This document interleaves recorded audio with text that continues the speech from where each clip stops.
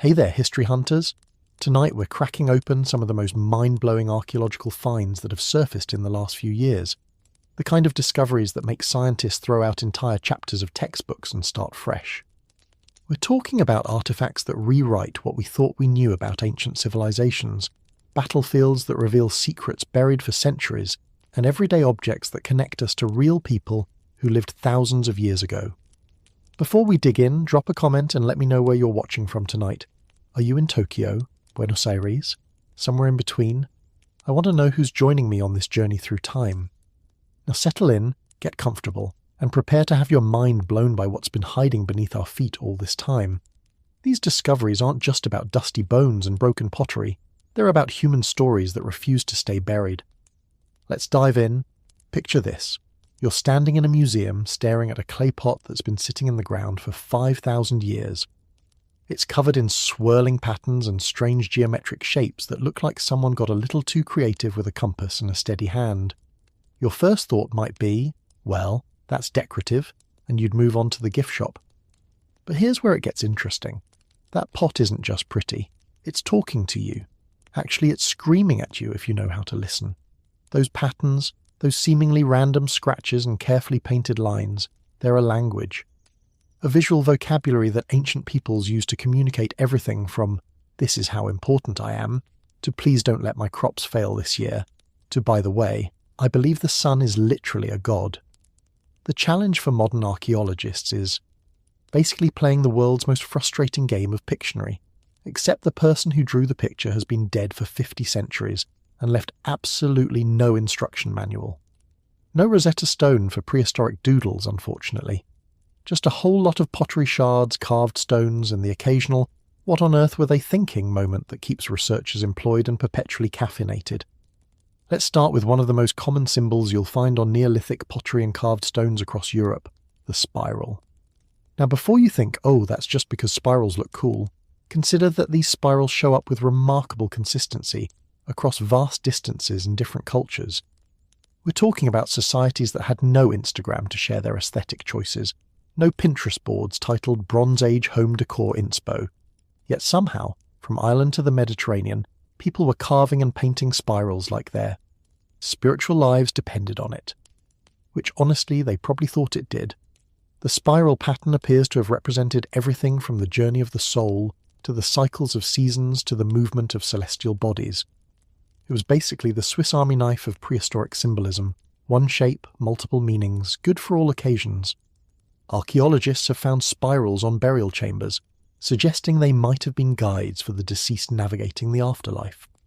Not exactly Google Maps, but you work with what you've got when GPS is still 5,000 years away from being invented. What makes these spirals particularly fascinating is the sheer effort involved in creating them. We're not talking about someone quickly sketching a design during their lunch break. These were painstakingly carved into stone using tools that would make modern sculptors weep with frustration.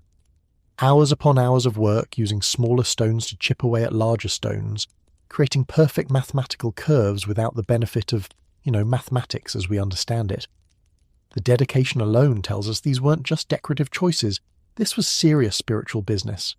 Then there's the matter of the sun cross, or solar wheel, which shows up repeatedly in Neolithic and Bronze Age art. It's essentially a circle with a cross inside it, dividing the space into 4 equal parts. Simple enough that a child could draw it, yet loaded with enough symbolic meaning to fuel academic debates for decades. Most scholars agree it represents the sun, which makes sense given that the sun was kind of a big deal for agricultural societies. When your entire survival depends on crops growing, you tend to pay attention to that massive burning orb in the sky that makes plants happen. But here's where it gets complicated. The sun cross doesn't just represent sun, it represents the sun's journey across the sky, the 4 seasons, the 4 cardinal directions, the cyclical nature of time itself. It's a cosmological diagram compressed into a shape so simple you could scratch it into clay while barely paying attention. Ancient peoples essentially created the world's first infographic, and they did it thousands of years before PowerPoint made everyone think they were graphic designers. The distribution of sun crosses across prehistoric Europe tells us something crucial about how ideas travelled in a world without telephones, internet, or even a decent postal system. These symbols didn't just spontaneously appear in multiple locations, They spread through trade networks, migration, and cultural exchange. When archaeologists find similar sun crosses in Britain and in sites hundreds of miles away in Central Europe, they're not looking at coincidence. They're looking at evidence that prehistoric peoples were far more connected and communicative than we often give them credit for. Let's talk about faces for a moment, because Neolithic artists had an interesting approach to portraying the human form. If you've ever seen prehistoric figurines or carved faces, you might notice they tend to be, shall we say, minimalist. We're talking about representations where facial features are reduced to the absolute basics. Eyes, maybe a nose, occasionally a mouth if the artist was feeling particularly ambitious. This isn't because ancient peoples couldn't do better. Archaeological evidence shows they were perfectly capable of realistic depictions when they wanted to be. The simplified faces were a choice, and like most artistic choices in prehistoric times, it was a choice loaded with meaning. These abstracted faces appear on everything from pottery to stone monuments to personal items like pendants and amulets. The working theory is that they represented something beyond individual humans, perhaps ancestors, deities, or spiritual entities that existed in a realm between the human and divine. By keeping the features simple and somewhat ambiguous, the image could serve multiple purposes. It could be your great-great-grandmother, a protective spirit, or a minor deity, depending on what you needed it to be at any given moment. Multitasking, prehistoric style. One of the more unsettling discoveries for modern researchers has been the prevalence of eye motifs in Neolithic art. Just eyes. Sometimes paired, sometimes single, staring out from pottery carved into stone painted onto walls. If you've ever felt like someone was watching you while examining a 5,000-year-old artifact, congratulations, that's exactly what the artist intended. These eyes served as protective symbols, warding off evil influences with their eternal gaze. They also probably made pottery thieves think twice, which was an added bonus in societies where personal property was still a developing concept. The eyes also appear in tomb contexts, where they may have served to help the deceased see in the afterlife, or to protect the burial chamber from malevolent forces. Nothing says, "Please don't disturb my eternal rest," quite like a bunch of carved eyes staring at potential tomb raiders. It's both deeply spiritual and mildly creepy, which describes a surprising amount of prehistoric religious practice, if we're being honest.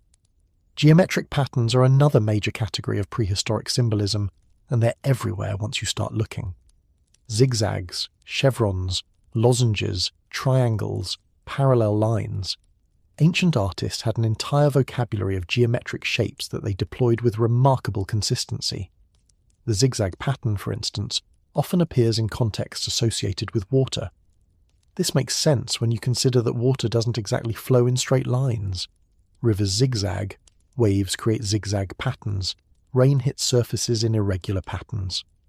The zigzag became visual shorthand for water, which in turn represented life, fertility, and the unpredictable forces of nature that could either sustain you or destroy you depending on their mood.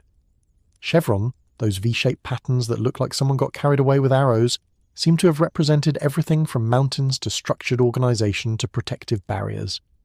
When you see repeated chevron patterns on pottery, you're potentially looking at a visual prayer for protection, or a claim about the owner's social status, or simply a decoration that also happened to be trendy in the Neolithic period.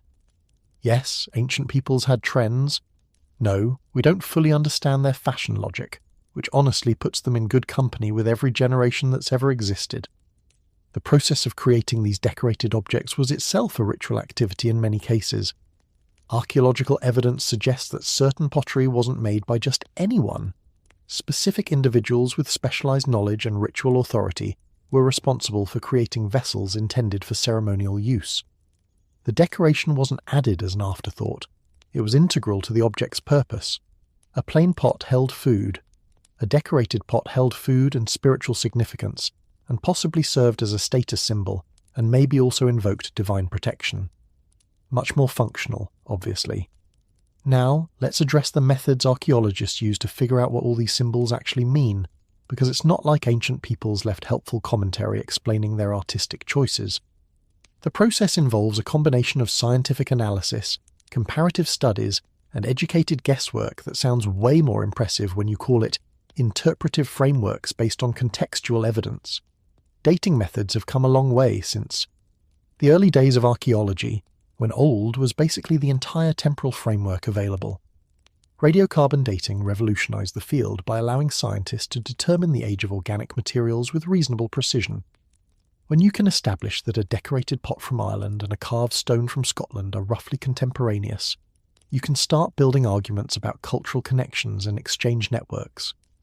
When you discover they're separated by 1,000 years, you're looking at either independent invention or one very persistent artistic tradition. Thermoluminescence dating helps with pottery that doesn't contain enough organic material for radiocarbon dating. It works by measuring the accumulated radiation dose in crystalline materials, which increases over time. Basically, pottery remembers when it was last heated, and scientists can read that memory. It's like asking the pot, "When were you born?" and actually getting a useful answer, though the pot responds in units of electromagnetic radiation rather than words, which makes the conversation somewhat one-sided. Conservation of ancient decorated objects presents its own challenges. You can't just scrub them with soap and water, though to be fair, early archaeologists absolutely tried that approach, which is why we now have very strict protocols and conservators who experience mild anxiety attacks when anyone gets too casual. Around ancient artifacts, the decorations on pottery and stone can be incredibly fragile. Pigments used in painting may have survived 5,000 years in the ground, only to start degrading the moment they're exposed to air and light. It's a race against time and chemistry has an unfair advantage. Modern conservation techniques involve everything from controlled environments with specific temperature and humidity levels to the application of consolidants that strengthen fragile materials without altering their appearance. It's like being a doctor for objects, except your patients are already dead and have been dead for millennia, and your job is to keep them from getting any more dead than they already are. The field attracts a special kind of person who finds satisfaction in preventing the decay of clay pottery, and thank goodness for them, because without their work we'd have far fewer ancient symbols to puzzle over. Let's pivot to the question of trade networks and cultural exchange, because those decorated pots and carved stones didn't just appear in isolation. They're part of a larger story about how prehistoric communities interacted across vast distances, sharing not just goods but ideas, technologies, and artistic traditions. The traditional image of prehistoric Britain and Ireland is one of isolated communities scratching out an existence in relative isolation. This image is spectacularly wrong. Archaeological evidence reveals sophisticated exchange networks that connected communities across hundreds of miles of land and sea. We're talking about peoples who didn't have wheeled vehicles, those wouldn't arrive in Britain for another few centuries, but who nonetheless managed to establish and maintain trade routes that would make modern logistics managers nod in respect. How do we know about these networks? Partly through the objects themselves. When you find stone axes made from rock that only occurs in one specific quarry in the Lake District showing up in archaeological sites across Britain and Ireland, you're looking at evidence of distribution networks. These weren't accidental migrations of axes that decided to go on walkabout. These were deliberate movements of goods, which implies organisation, trade relationships, and repeated contact between communities. But it's not just about stone axes, though those are admittedly pretty important when stone axes are basically your entire toolkit. Pottery styles also travelled, though pottery itself was less likely to survive long journeys given its unfortunate tendency to break when dropped or jostled or looked at wrong. What travelled were the ideas, the artistic techniques, the decorative patterns, the symbolic vocabulary that allowed communities to communicate shared beliefs, even when separated by significant distances. Amber from the Baltic region found its way to British burial sites. Irish gold ended up in Central European contexts. Bronze Age metalwork shows stylistic influences that cross multiple regional boundaries. These weren't just random wanderings of valuable materials, they represent sustained contact and exchange relationships that endured for generations. Someone in Denmark had to trade with someone who traded with someone who eventually got that amber to Britain, where it was valued enough to include in a burial, suggesting the deceased was important enough to be interred with exotic materials from places they'd never visited. The distances involved are genuinely impressive when you consider the transportation limitations. Prehistoric traders and travellers were working with human power, animal power, and boats that make modern kayakers look pampered. Walking from Central Europe to Britain is a serious undertaking even today with proper footwear and energy bars.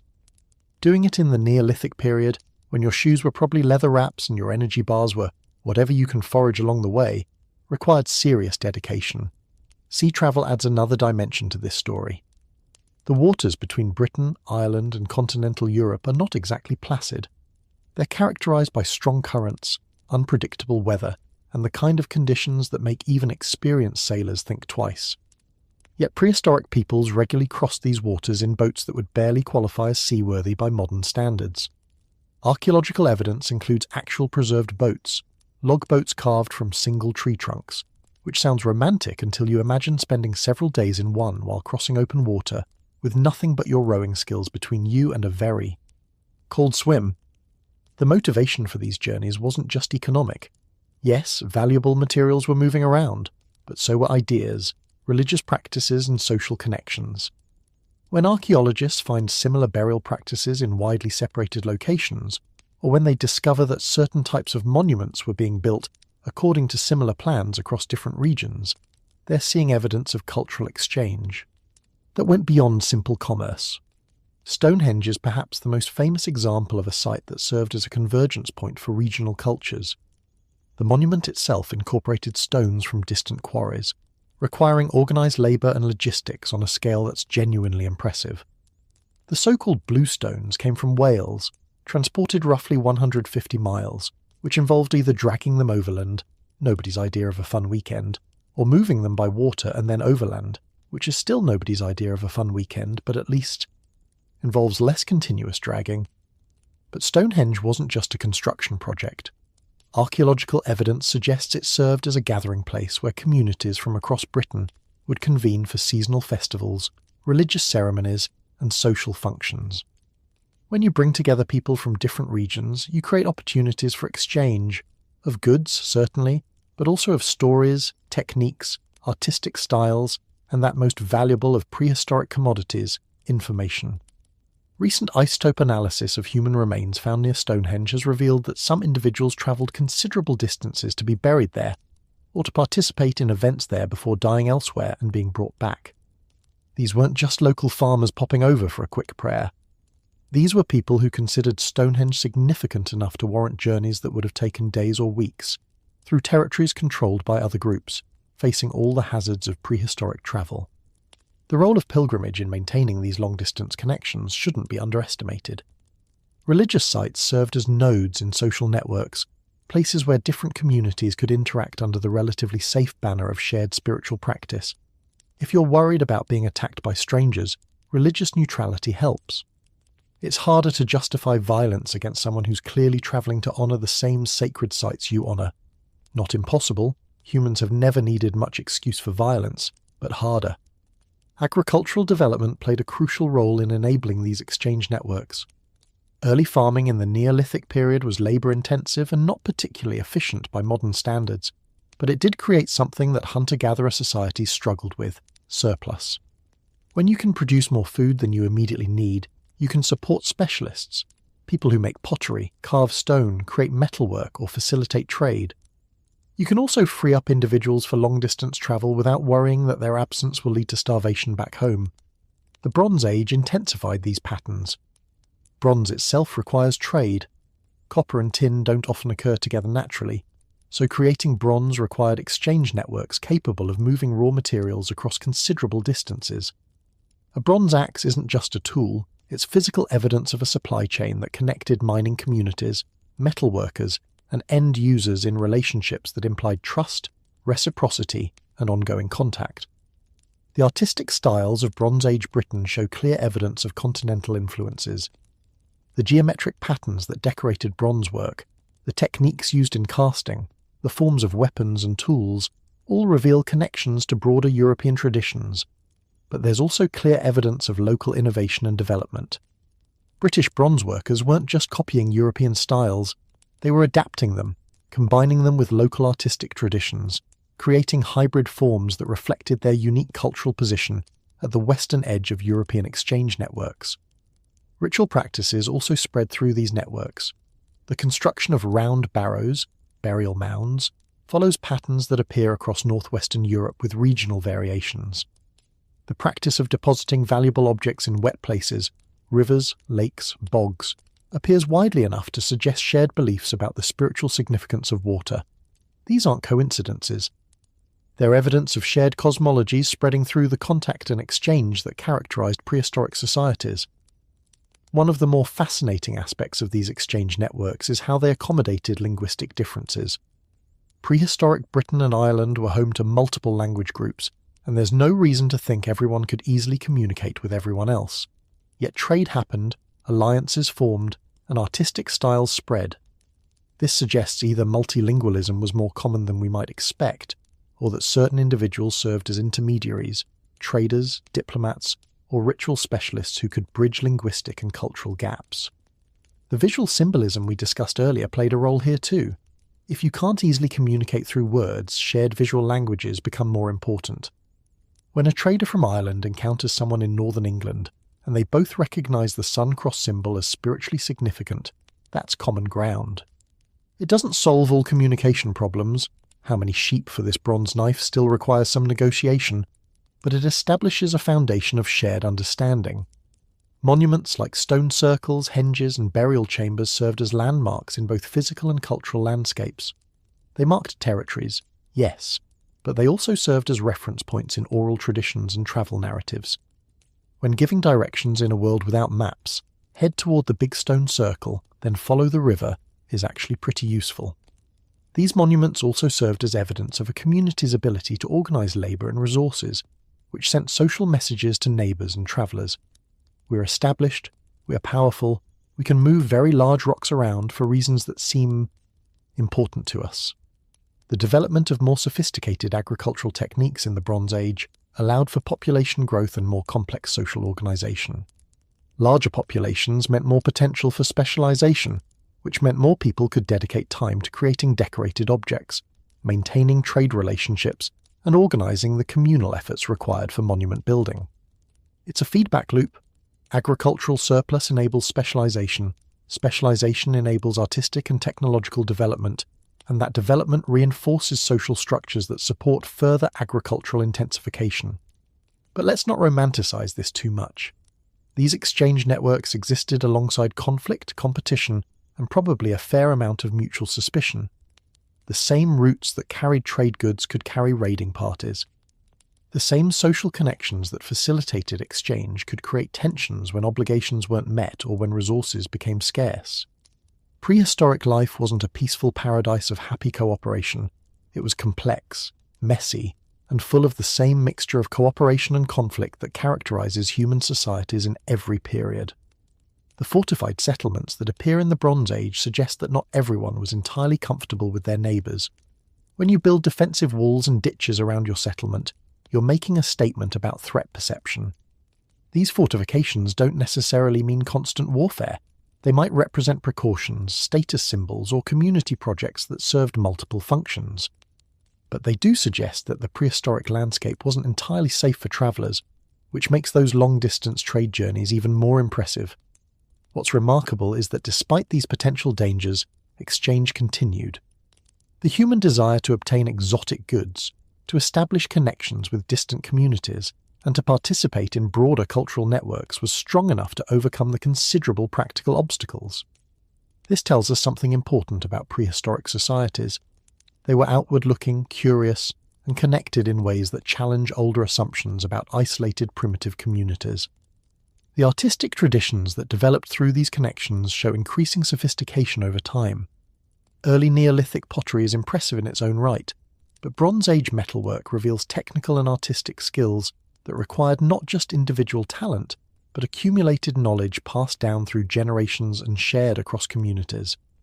The techniques for creating intricate bronze work, lost wax casting, metal inlays, complex geometric decoration, didn't spring up spontaneously. They developed through practice, experimentation, and the kind of information sharing that requires sustained cultural contact. Religious specialists probably played a crucial role in maintaining these connections.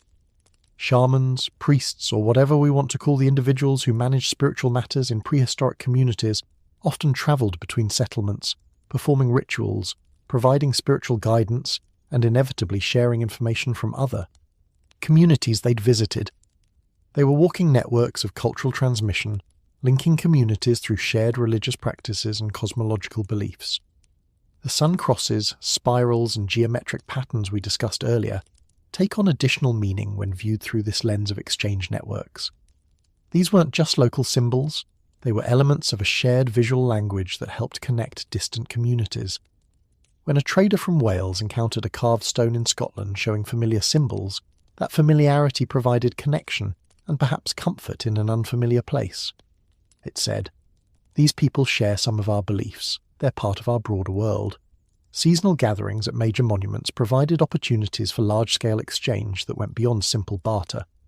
These events would have been occasions for arranging marriages between communities, always an important way of cementing alliances, for settling disputes, for sharing news and stories, and for young people to meet potential partners from outside their immediate community. The genetic evidence supports this picture. Prehistoric populations show evidence of genetic mixing that could only come from sustained contact and intermarriage between communities. The development of metallurgy intensified the need for long-distance exchange. Tin deposits in Britain were relatively rare and concentrated in specific areas like Cornwall. Copper was more widely available but still required mining operations and specialized knowledge. Creating bronze required bringing these materials together, which meant extensive trade networks were essential for bronze production. Communities that controlled access to these resources gained economic and political power, but they still needed to maintain trade relationships to convert raw materials into useful objects. The spread of agricultural innovations through these networks allowed communities to adopt more productive farming methods. New crop varieties, improved tools, animal husbandry techniques, all of these spread through the contact and exchange that characterised prehistoric Britain and Ireland. A farmer who learned about a better plough design from a travelling trader could pass that knowledge to neighbours, creating ripple effects that improved agricultural productivity across regions. What we're seeing in the archaeological record is a dynamic, interconnected world where communities maintained their distinct identities while participating in broader cultural and economic networks. They developed local artistic traditions that reflected their specific beliefs and circumstances, but those traditions were in dialogue with influences from near and far. They built monuments that served local needs while also functioning as nodes in regional networks of ritual and social significance.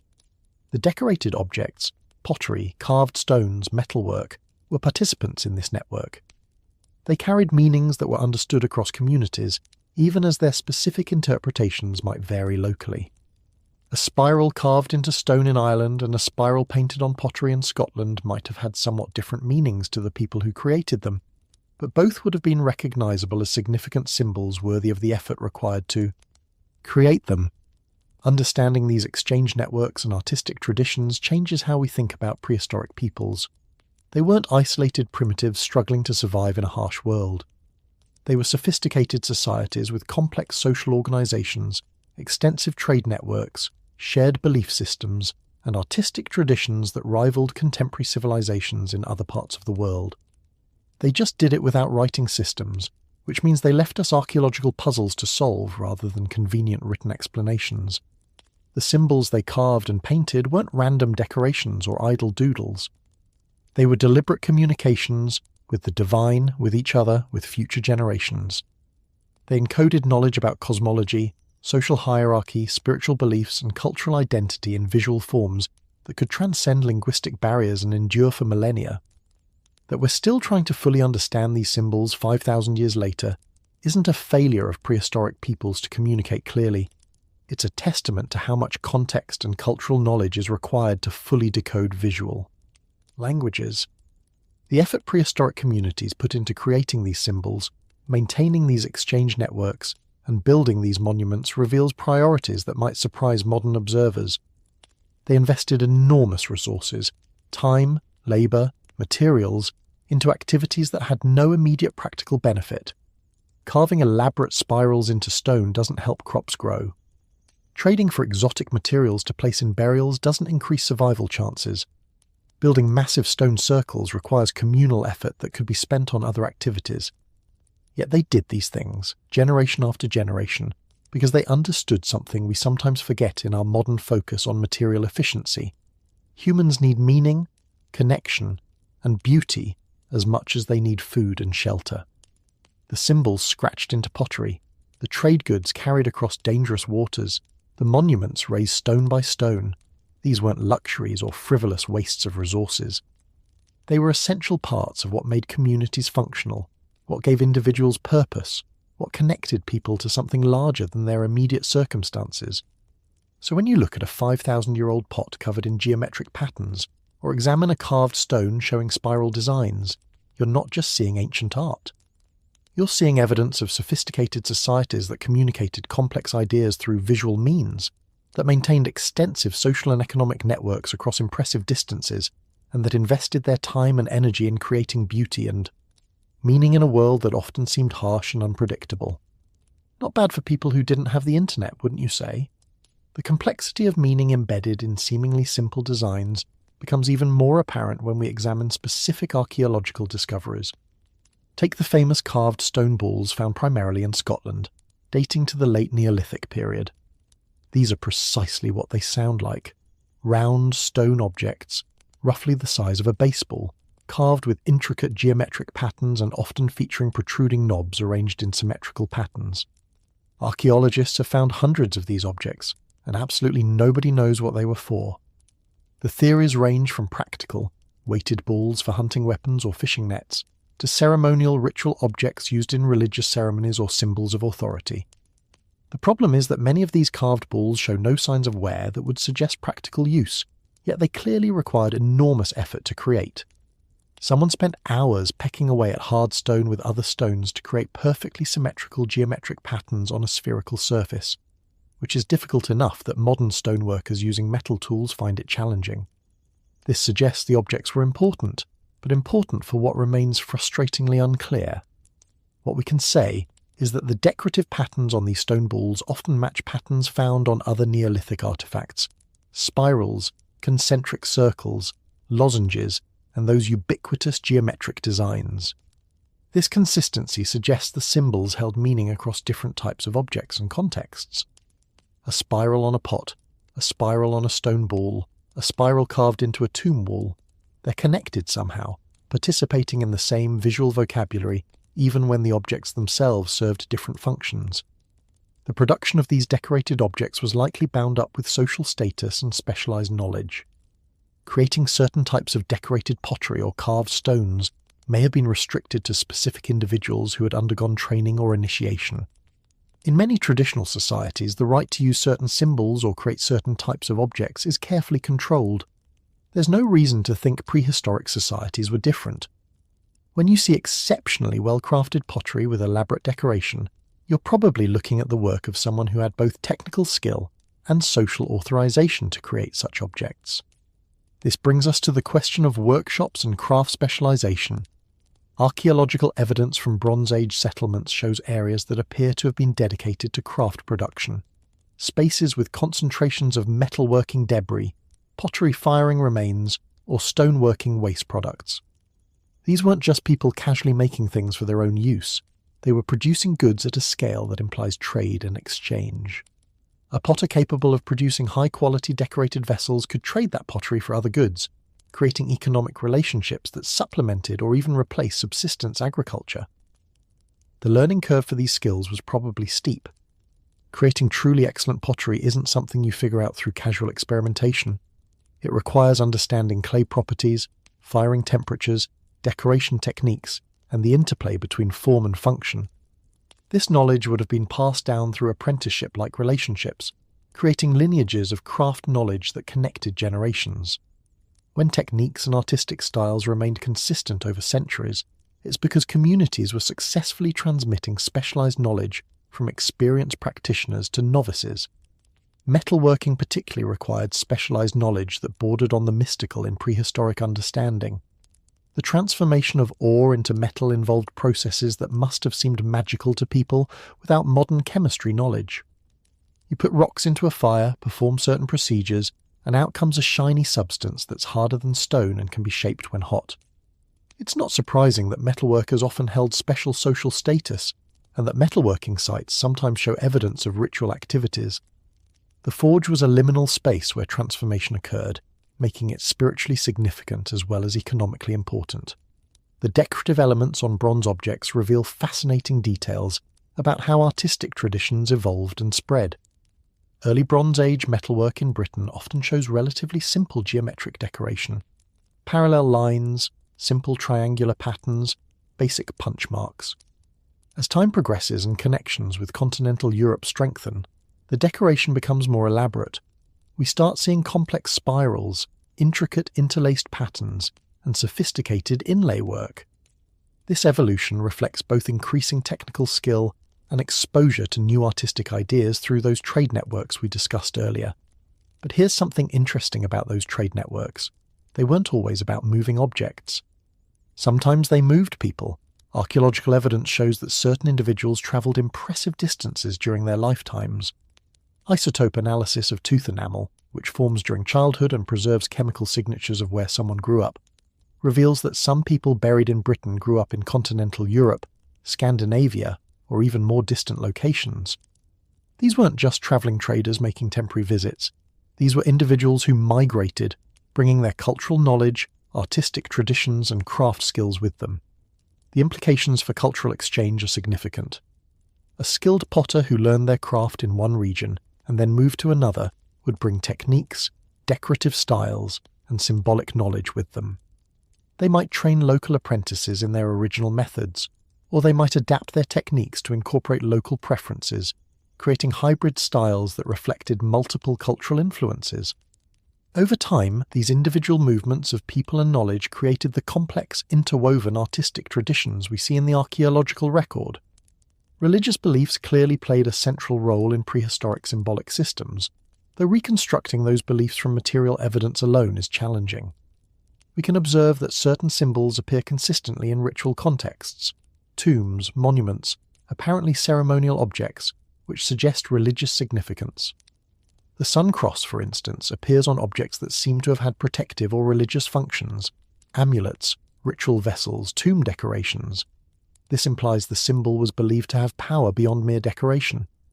The connection between agricultural cycles and religious symbolism is evident in many Neolithic and Bronze Age artifacts. Harvest symbols, fertility motifs, and representations of seasonal changes appear throughout the artistic record. This makes perfect sense for societies whose survival depended on successful harvests.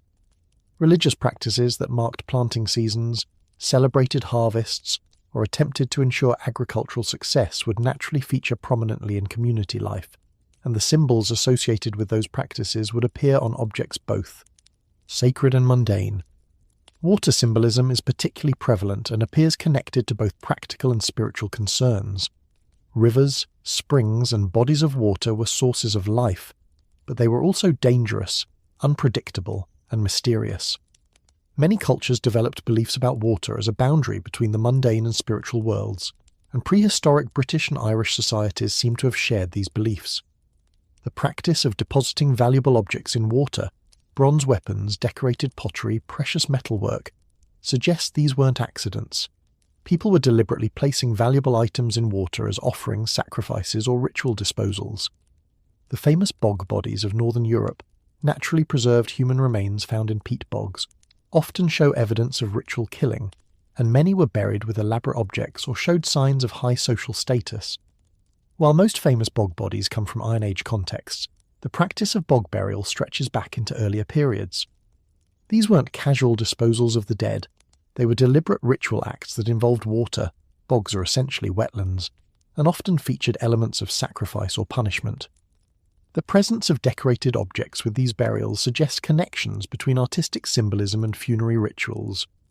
Megalithic tombs, those impressive stone structures that required enormous communal effort to construct, provide some of our best evidence for how prehistoric peoples thought about death, the afterlife, and the relationship between living and dead. The decorations on these tombs are far from random. The famous Passage tomb at Newgrange in Ireland features elaborate spiral carvings, geometric patterns, and designs that create dramatic shadow effects during the winter solstice, when sunlight penetrates deep into the tomb chamber. This wasn't accidental. The builders of Newgrange deliberately engineered a structure that connected solar movements with the realm of the dead, creating a moment of cosmic significance when light from the winter solstice sun illuminated the tomb interior. The effort required to create these effects is staggering. The stone slabs had to be precisely positioned, the passage aligned to capture solstice sunlight, and the entire structure built to last millennia, which it has. The carved decorations weren't added as afterthoughts. They were integrated into the structure's religious and astronomical functions. The spirals and geometric patterns aren't just pretty. They're part of a carefully designed symbolic program that communicated beliefs about death, rebirth, and cosmic cycles. Other megalithic sites show similar attention to astronomical alignments. Stone circles often mark significant solar or lunar positions, solstices, equinoxes, lunar maximums. This required sustained observation over years, understanding of astronomical cycles, and the mathematical knowledge to translate observations into structural alignments. Prehistoric astronomers, and that's what they were, even without telescopes or written calculations, tracked celestial movements with precision that rivals modern amateur astronomers who have the advantage of charts and computers. The decorated stones at these sites often feature symbols that reinforce the astronomical connections. Sun crosses, spiral forms that might represent celestial movement, and geometric patterns that could encode numerical relationships. Some researchers have suggested that certain geometric patterns represent calendrical systems, or astronomical calculations rendered in visual form. This is speculative, but not unreasonable. If you need to track complex astronomical cycles and pass that knowledge to future generations without writing, encoding it in permanent stone monuments with symbolic decorations is actually pretty smart. Let's return to pottery for a moment, because it deserves more attention as a medium for understanding prehistoric social structures. The quality of pottery decoration varied significantly based on context. Everyday cooking pots might have minimal decoration or simple patterns, while vessels apparently intended for ceremonial use featured elaborate designs that required skill and time to create. This distinction tells us about social hierarchy and the allocation of resources. Creating highly decorated pottery took time away from other productive activities, which means someone had to support the potter during creation. This implies surplus resources and social organisation sophisticated enough to support non-subsistence activities. Pottery also reveals information about gender roles, though we have to be careful about assumptions. In many societies, pottery production is associated with women, but this isn't universal. Some archaeological evidence suggests certain types of pottery, particularly ceremonial or high-status vessels, may have been created by specialists whose role transcended everyday gender divisions. What we can say is that decorated pottery appears in domestic contexts, funerary contexts, and ritual contexts, suggesting it played roles in multiple spheres of prehistoric life. The decoration techniques themselves are worth examining. Incised decoration, designs scratched into clay before firing, requires steady hands and planning, since mistakes can't be easily corrected. Painted decoration requires preparing pigments, maintaining them at the right consistency, and applying them with tools or fingers with enough precision to create recognizable patterns. Both techniques appear on prehistoric pottery, sometimes on the same vessel. This combination of techniques suggests decoration was important enough to warrant multiple approaches, and that potters had access to the materials and knowledge required for both methods. The firing process itself could be used decoratively. Different firing conditions create different colours and surface effects. Potters who understood these relationships could create vessels with multiple colour zones, intentional patterns of oxidation and reduction, or surface treatments that enhanced certain design elements. This wasn't just happy accident. It required experiential knowledge gained through repeated practice, and probably some spectacular failures before mastering the technique. Moving to the question of how these artistic traditions related to identity, decorated objects helped define who people were both individually and communally. At the individual level, possession of elaborately decorated objects signaled status, wealth, or ritual authority. At the community level, distinct artistic styles helped define group identity. When archaeologists find a cluster of pottery sharing the same decorative motifs, they're looking at evidence of cultural boundaries, not necessarily hard political borders, but areas where people shared artistic traditions and presumably other cultural elements.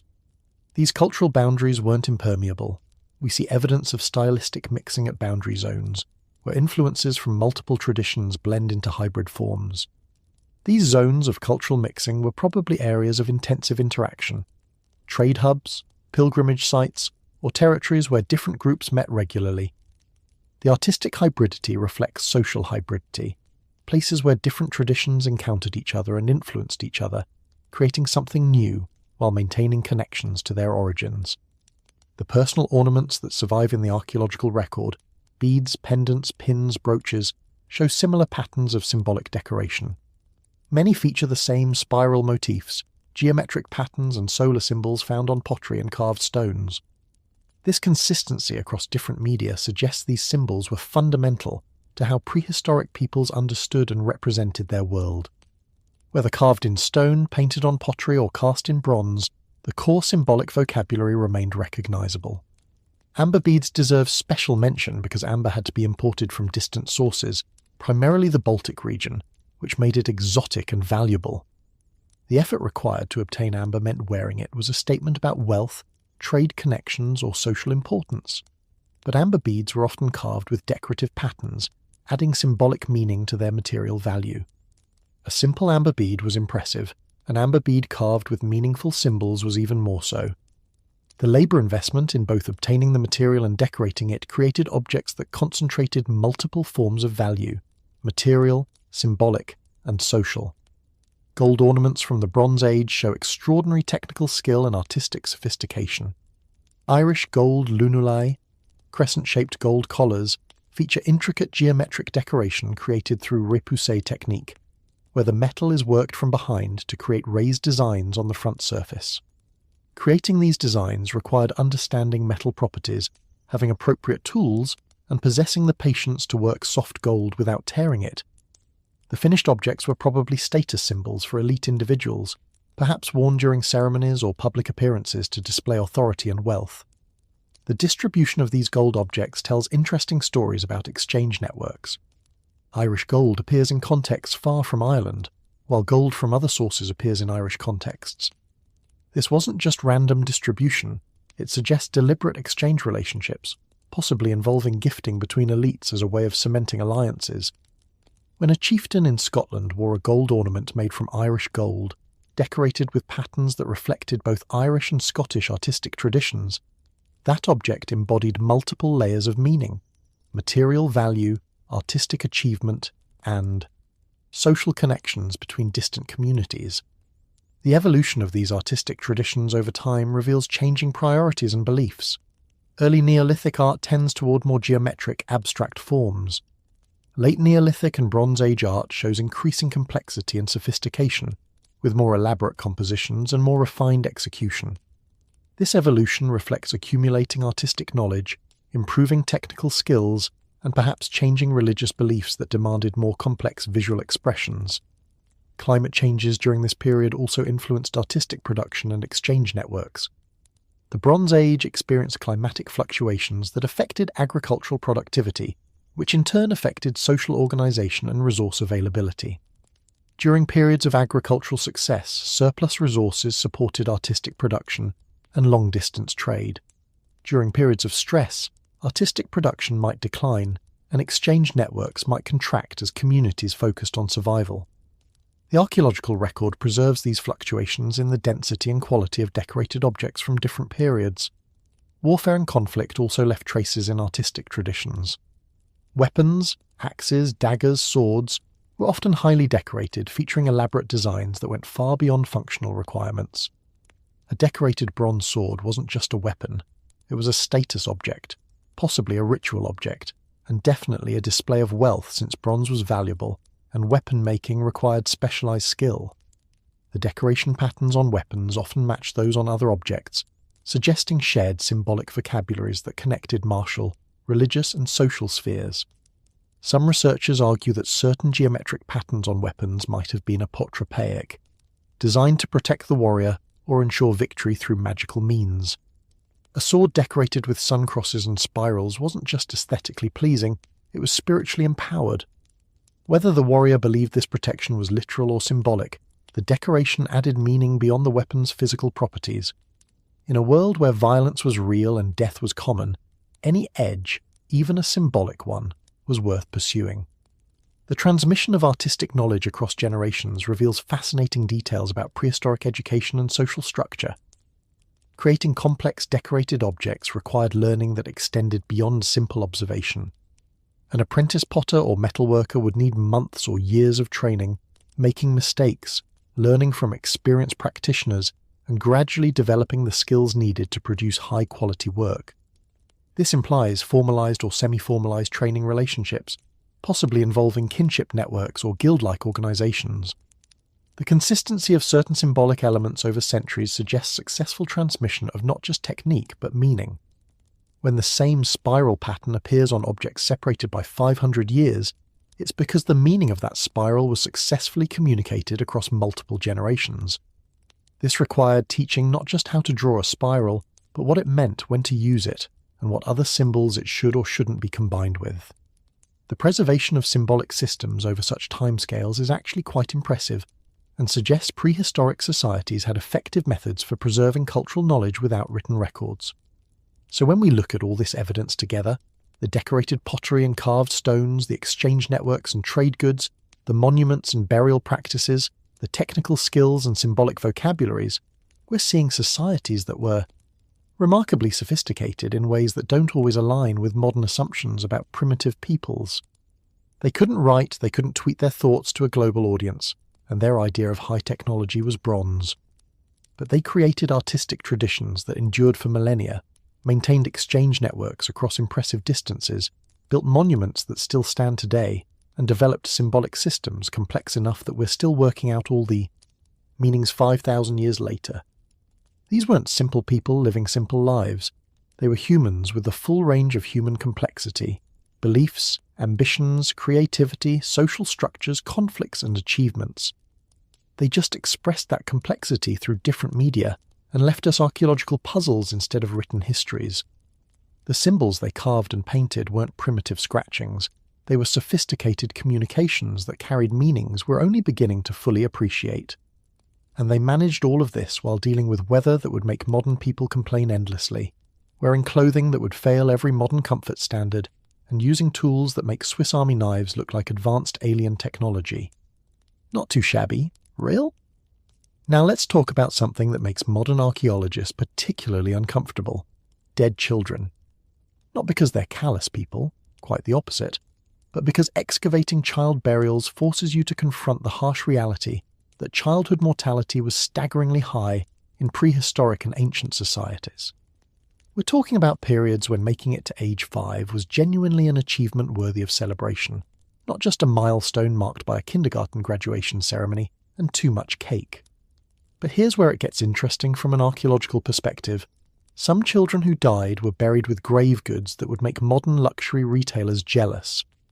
We're talking gold ornaments, bronze weapons, exotic imported materials, and decorative objects that represented months of skilled labour.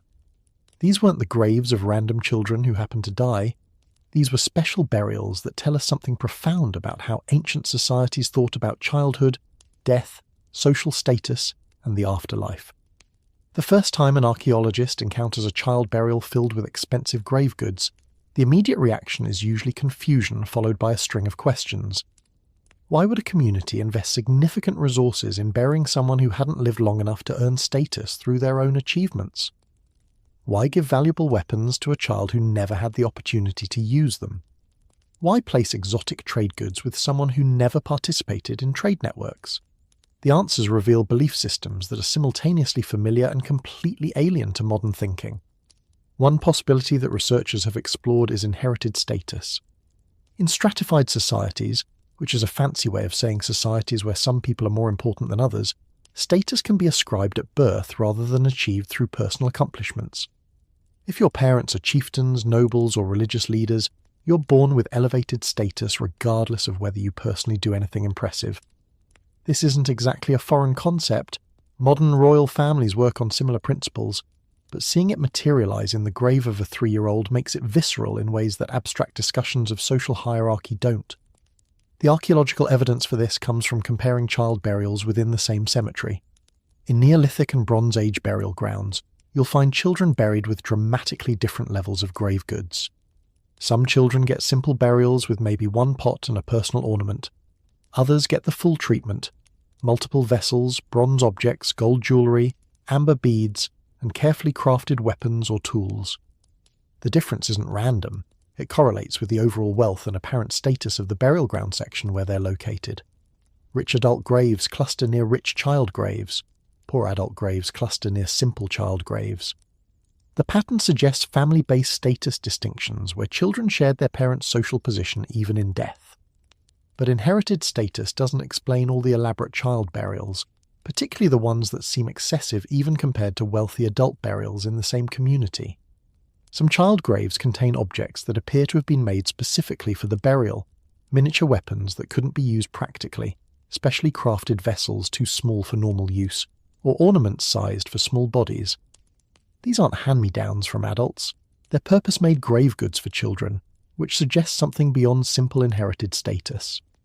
This is where we get into more speculative but fascinating territory, the idea that some children were believed to have special spiritual significance. In many cultures across human history, children who died young were thought to have particular relationships with the divine or supernatural. They might be considered closer to the gods because they hadn't yet been fully incorporated into human society. They might be seen as having special powers in the afterlife because their souls were pure or uncorrupted. Or they might be feared as potentially dangerous spirits who needed special treatment to ensure they didn't cause problems for the living. The archaeological evidence that points toward these beliefs comes from several sources. First, there's the spatial distribution of child burials. In some cemeteries, children aren't scattered randomly among adult graves. They're clustered in specific areas, sometimes in separate sections entirely. This segregation suggests children were conceptually different from adults in death just as they were in life. Not better or worse necessarily, but different, requiring different treatment and occupying different spaces in both the physical cemetery and the conceptual afterlife. Second, there are the objects themselves, which sometimes include items with clear protective or apotropaic functions. Amulets shaped like eyes, weapons positioned as if guarding the body, stones with carved symbols that appear on other protective objects, and shells or other materials believed to have magical properties. These aren't decorative flourishes, they're magical armor for a dangerous journey. The belief system seems to be that children's souls needed extra protection in the afterlife, either because they were more vulnerable or because the journey was particularly perilous for the young. Third, there's the positioning of bodies and the presence of unusual burial practices specifically in child graves. Some children are buried in ways that differ from adult burial customs in the same cemetery. Different orientations, different body positions, or additional layers of covering that aren't present in adult graves. In some cases, children are buried with their hands positioned in ways that suggest they're holding objects that didn't survive archaeologically, perhaps flowers, food, or other perishable items intended to comfort or sustain them in death. Let's talk about a specific example to make this concrete. Imagine excavating a Bronze Age burial ground in what's now southern England. You've uncovered several adult graves with the usual assortment of pottery, personal ornaments, and occasional bronze objects. Nothing too remarkable, fairly standard burials for farming communities with access to some trade goods. Then you encounter a child burial, maybe age 4 based on skeletal analysis.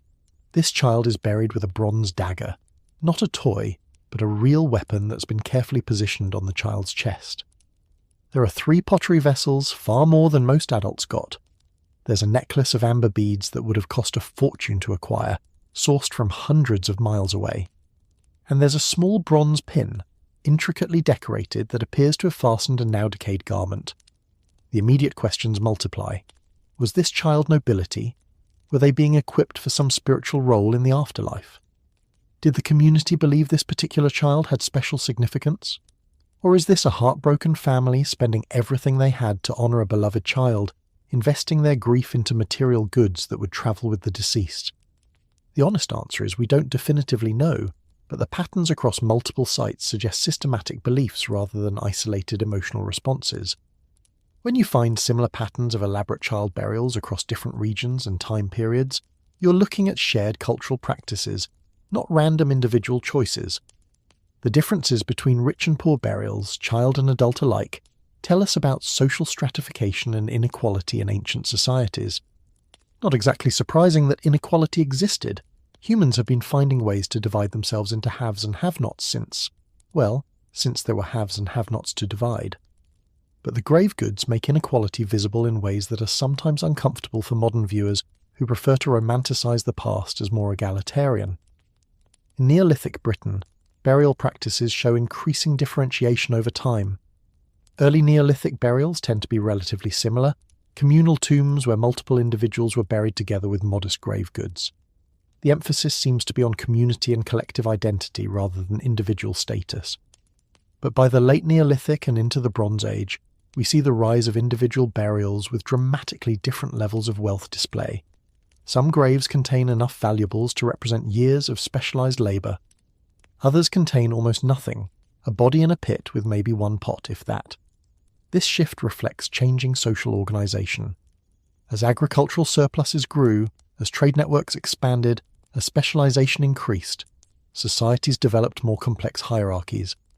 Chiefs, nobles, religious specialists, craft experts, and other elevated individuals emerged, and they took their status to the grave. Their children inherited that status, which is why you get Bronze Age child burials that would cost more than most people earned in a lifetime. But poverty in burial doesn't necessarily mean the person was unloved or unimportant to their family. It means they lacked resources. A poor farming family might grieve their dead child every bit as intensely as a wealthy family, but they couldn't afford to bury them with gold and amber. The grave goods reflect economic capacity as much as emotional attachment. This is worth remembering when examining ancient burials. The absence of valuable objects doesn't indicate absence of love, just absence of wealth. The treatment of infant burials presents particular puzzles. In many ancient societies, infants who died very young, within days or weeks of birth, were treated differently from older children. Sometimes they weren't buried in formal cemeteries at all, but rather under house floors, in settlement boundaries, or in other liminal spaces. This isn't callousness. It reflects different beliefs about when a baby became a full person deserving of standard funerary treatment. In some cultures, infants weren't considered fully human until they reached certain age milestones or underwent naming ceremonies or other social integrations. Before that point, they existed in an ambiguous state, not quite belonging to the community of the living yet. This sounds harsh to modern sensibilities, but it may have been a psychological adaptation to the brutal reality of infant mortality.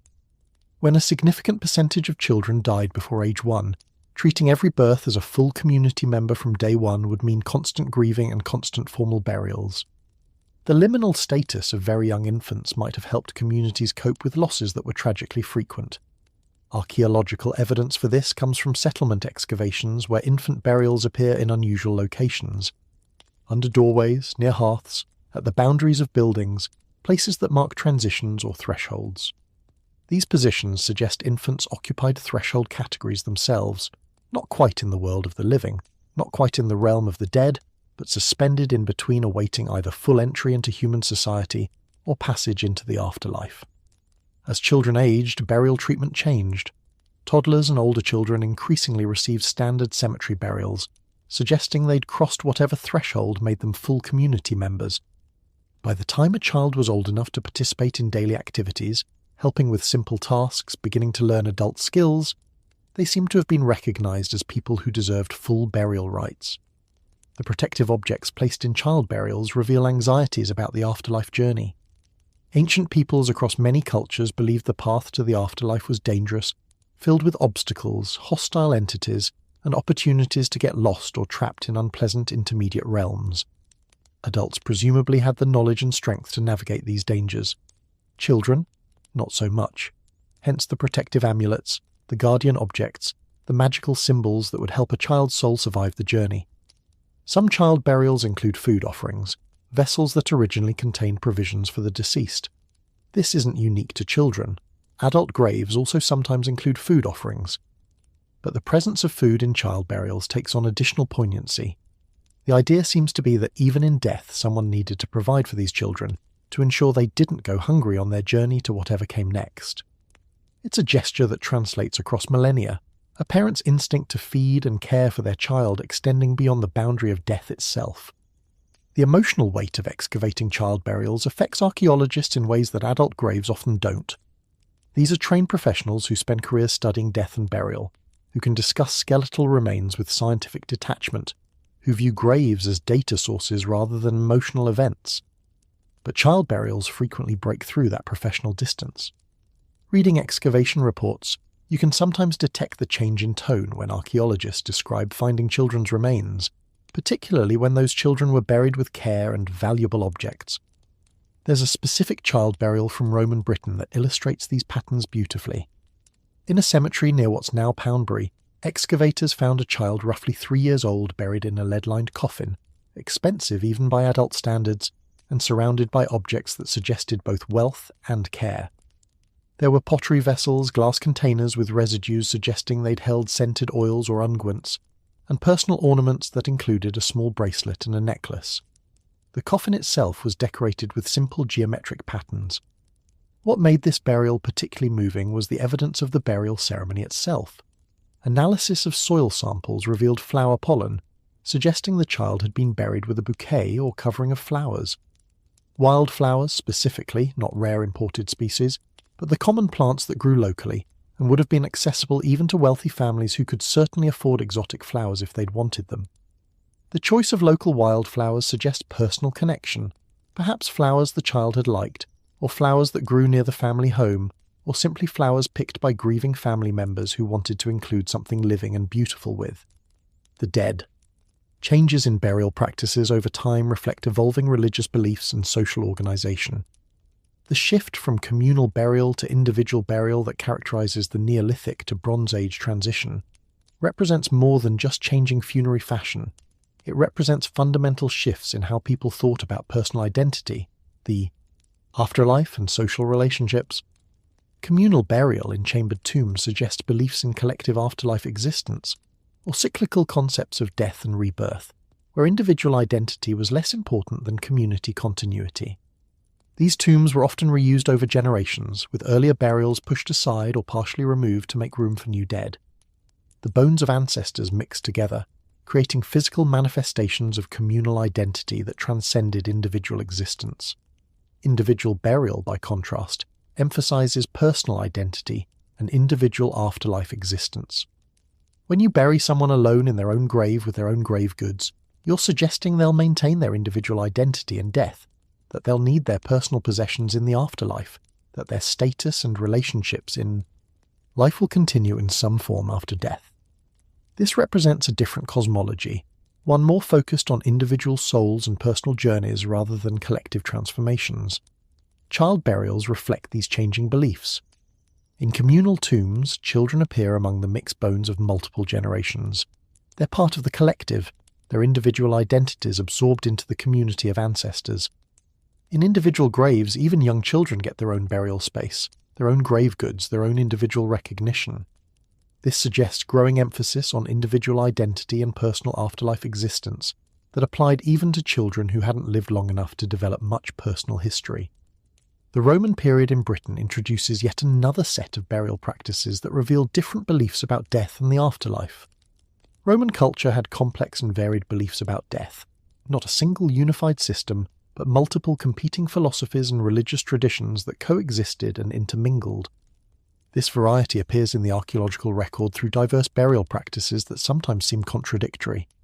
Some Roman period burials are cremations, where the body was burned and the ashes collected in urns for burial. Others are inhumations, where the body was buried intact. Sometimes both practices appear in the same cemetery, sometimes separated by only a few decades.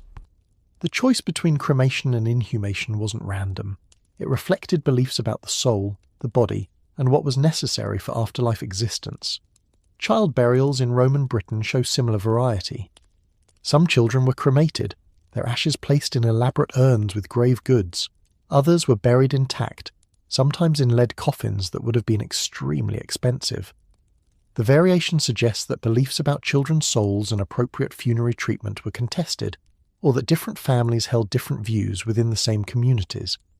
One particularly interesting aspect of Roman child burials is the presence of objects that seem intended for play or comfort rather than status display. Toys, essentially.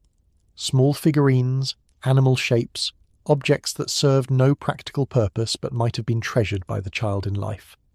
These appear less commonly than in later periods, but their presence suggests an understanding of children as beings with their own needs and preferences, not just miniature adults or blank slates waiting to be shaped by society. The frequency of child burials in archaeological contexts is itself informative. In any given ancient cemetery, children often make up a substantial proportion of burials, sometimes 30% or more. This reflects the harsh demographic reality of high childhood mortality. Modern people in developed nations have become so accustomed to children surviving that we forget this is a recent achievement. For most of human history, losing children was common enough that burial grounds needed to accommodate substantial numbers of child graves. This constant exposure to child death may have shaped ancient people's relationships with children in ways that are difficult for modern people to fully understand. When childhood death was statistically likely, how did parents bond with children? Did they hold back emotionally, protecting themselves against probable loss? Or did they love fully despite the risk, accepting grief as the price of parenthood? The archaeological evidence suggests the latter. The care evident in many child burials indicates deep emotional attachments, despite the ever-present possibility of loss. The objects placed in graves reveal what ancient peoples thought might be useful or comforting in the afterlife. For children, this sometimes included items that suggest continued growth and maturation after death. A small child buried with a larger-sized piece of clothing, for instance, might suggest beliefs that the child would continue growing in the afterlife. Weapons given to boys too young to have used them in life might indicate expectations that they'd mature into warriors in whatever realm came next. This raises interesting theological questions that ancient peoples presumably grappled with. Do the dead age? Do children remain children forever in the afterlife? Or do they continue developing? If they develop, at what rate? Do they eventually become adults? Or is there some fixed age at which development stops? Different cultures have answered these questions differently, and the grave goods provide hints about which answers different ancient societies favoured. The positioning of child burials within cemeteries sometimes follows patterns that suggest spatial organisation based on age. Areas where very young children cluster, separate from areas where older children and adolescents are buried, separate again from adult sections. This spatial segregation might reflect beliefs about age-based afterlife distinctions, or it might simply reflect practical cemetery organisation. But even practical organisation reflects beliefs and priorities. The decision to group children separately is itself a statement about how communities categorise the dead. Gender starts appearing as a burial distinction even in childhood during some periods and in some cultures. Girls buried with certain types of objects, spindle whorls, weaving tools, beads, specific ornament types. Boys buried with other objects, miniature weapons, tools, different ornament styles. This gendering of childhood burials tells us that gender roles were being imposed from early ages, that even children who died before they could fully participate in gendered labour divisions were being prepared for gendered afterlife existences. However, not all ancient societies showed clear gender distinctions in child burials. Some early periods show relatively undifferentiated treatment of boys and girls, suggesting either that gender wasn't considered important for young children, or that afterlife beliefs didn't emphasise gendered distinctions. The emergence of gendered child burials in later periods reflects evolving social structures where gender differentiation became increasingly important to social organisation. The Christian conversion of Roman Britain and subsequent Anglo-Saxon England transformed burial practices in ways that affected children's graves as much as adults. Early Christian burial emphasised simplicity. The body should be buried plainly, facing east toward the rising sun, symbolising resurrection, without elaborate grave goods. The soul's fate was determined by faith and divine judgment, not by the material provisions buried with the body. This theological shift created tension with existing burial customs that emphasized grave goods, protective objects, and material provisions for the afterlife journey.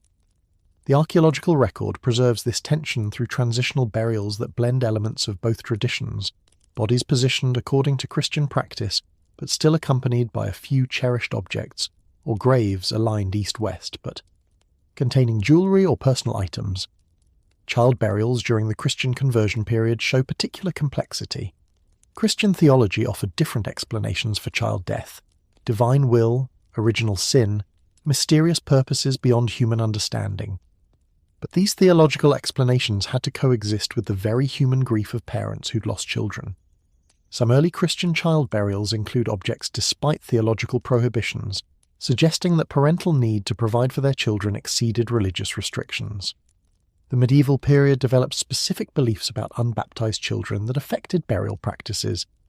Infants who died before baptism couldn't be buried in consecrated ground according to church law. creating the cruel situation where grieving parents couldn't lay their children to rest in the community cemetery. This led to alternative burial locations, unconsecrated ground near churches, crossroads, boundary areas, and probably a fair amount of surreptitious burial in consecrated ground anyway, with sympathetic clergy looking the other way. The archaeology of medieval child burials reveals the human cost of these theological rules. Infants buried hastily at settlement boundaries, sometimes without coffins or grave markers, representing profound grief constrained by religious law. Parents who'd lost children had to navigate both their personal loss and the social stigma of having an unbaptized child who couldn't receive proper burial. The archaeological evidence of these burials is a reminder that theological systems, however internally logical, could create tremendous suffering when applied to real human situations. But let's return to prehistoric and ancient periods, because there's more to explore about pre-Christian burial beliefs. The recurrence of specific objects across many child burials suggests shared symbolic systems.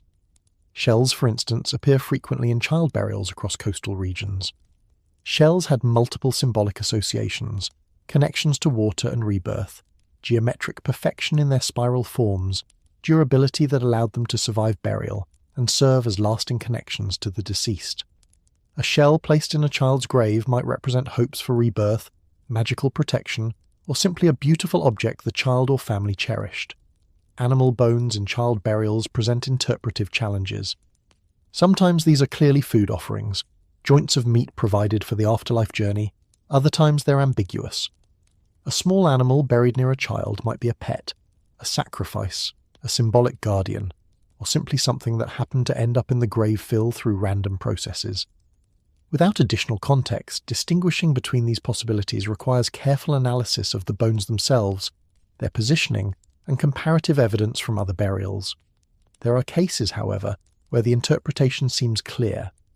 A dog buried carefully positioned next to a child, in a deliberate arrangement rather than casual disposal, probably represents an intentional inclusion in the burial. Whether this was the child's pet in life, or whether the dog was specifically killed to accompany the child in death, it represents the belief that the child would benefit from canine companionship in the afterlife. Dogs as guardian animals and faithful companions appear in many mythological traditions, and their presence in burials suggests these associations have deep roots in human belief systems. The quality of craftsmanship in objects made specifically for child burials deserves attention. When communities commissioned purpose-made grave goods for children, miniature weapons, specially sized jewellery, custom pottery, they were investing skilled labour in objects that would be buried and never used. This investment itself is meaningful.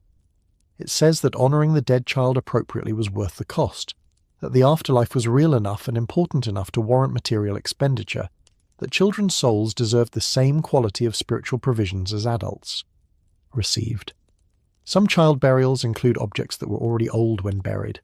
Heirlooms, essentially, passed down through families and then buried with a child as particularly valuable or meaningful grave goods.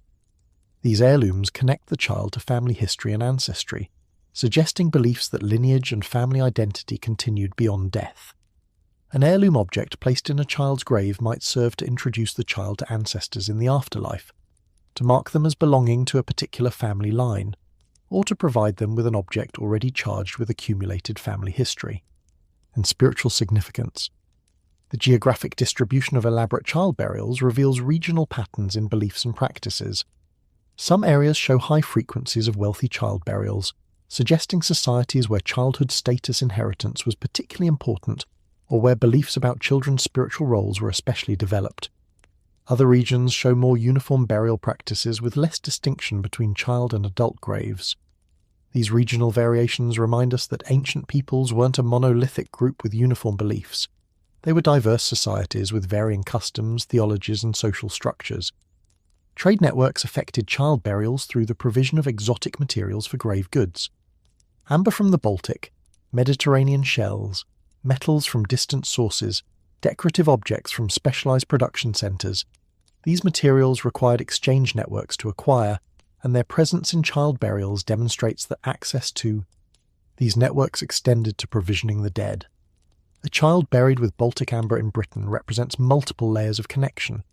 The trade networks that brought the amber, the family resources that acquired it, and the beliefs that made it appropriate for child burial.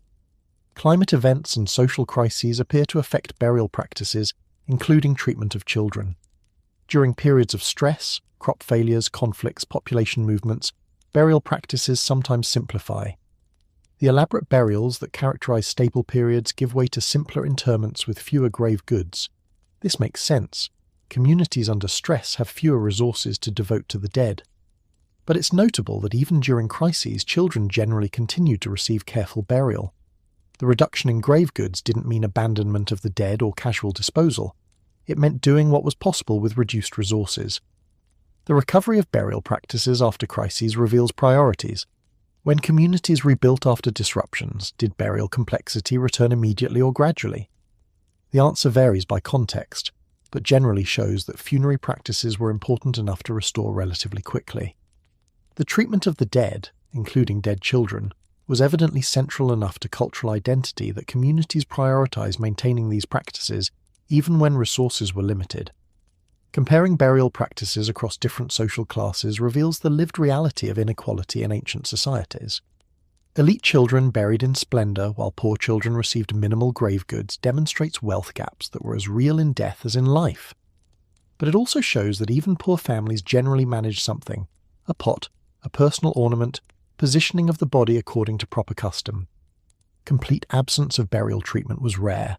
Even impoverished communities found ways to honor their dead according to prevailing beliefs, even if those ways were materially humble.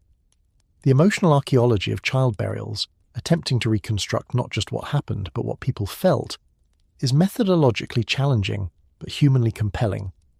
When you see evidence of flowers, toys, personal treasures buried with children, you're seeing love made archaeological. The challenge is keeping analytical rigor while acknowledging the emotional realities these burials represent. Too much emotional projection, and you're no longer doing good archaeology.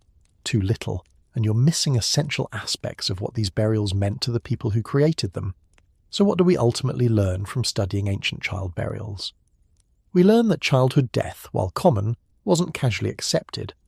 We learn that status and inequality operated from birth, with some children receiving material privileges that extended into death. We learn that beliefs about the afterlife were complex and varied, involving concepts of journey, transformation, protection, and continuation that required material provisions and spiritual safeguards. We learn that ancient peoples were neither more callous nor more sentimental than modern people about child death. They were people like us, grieving losses, expressing love through material means, and trying to make sense of mortality through religious belief and ritual action. The children buried thousands of years ago with their toys and treasures, their protective amulets and carefully positioned bodies, they're no longer just anonymous archaeological specimens.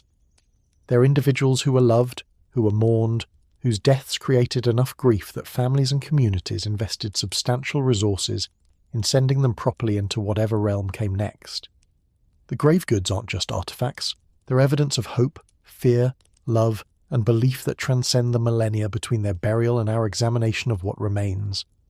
And if that's not enough to make modern archaeologists uncomfortable, while simultaneously driving them to keep excavating, documenting, and trying to understand these ancient lives and deaths, I don't know what would be.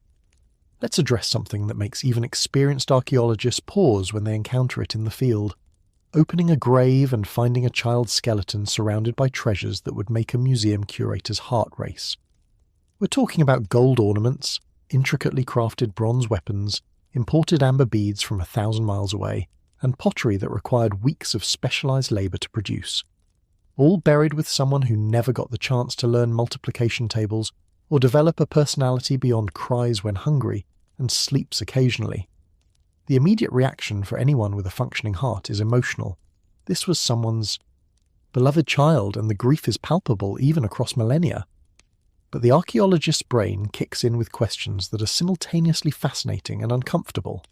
Why did this particular 3-year-old get buried like royalty, while another child in the same cemetery got a simple pit and maybe one pot? What belief system justifies spending a family's entire wealth on grave goods for someone who never contributed to the family economy? And perhaps most puzzling, why are there miniature bronze swords in graves of children too young to have lifted them, let alone used them in any meaningful way? The answers to these questions reveal belief systems that are equal parts logical and completely bonkers by modern standards, which honestly describes most ancient religious practices when you examine them closely enough. Let's start with the concept of inherited status, because apparently being born to the right parents has been a cheat code for life and death for at least 5,000 years. In stratified societies, where some people are definitely more equal than others despite any philosophical claims to the contrary, status isn't always earned through personal achievement. Sometimes you're just born important, which must have been nice for the infants who had no idea they were supposed to act important, but got the fancy burial anyway. The archaeological evidence for this comes from cemetery patterns that would make modern sociologists nod knowingly. When you excavate a Bronze Age burial ground, you don't find grave goods randomly distributed as if some ancient bureaucrat spun a wheel of fortune to decide who got what. Instead, you find clusters. The northwest corner has simple graves, a body, maybe a pot, perhaps one modest ornament. The southeast corner, meanwhile, looks like someone emptied a jewellery store into the ground. And here's the key part. The children buried in the wealthy section got wealthy grave goods, regardless of whether they lived long enough to do anything worth rewarding. There's a burial from what's now Wessex that perfectly illustrates this pattern. Archaeologists designate it somewhat impersonally as Burial 3B, because apparently giving it a more evocative name like the child who got more gold than most kings seemed unprofessional.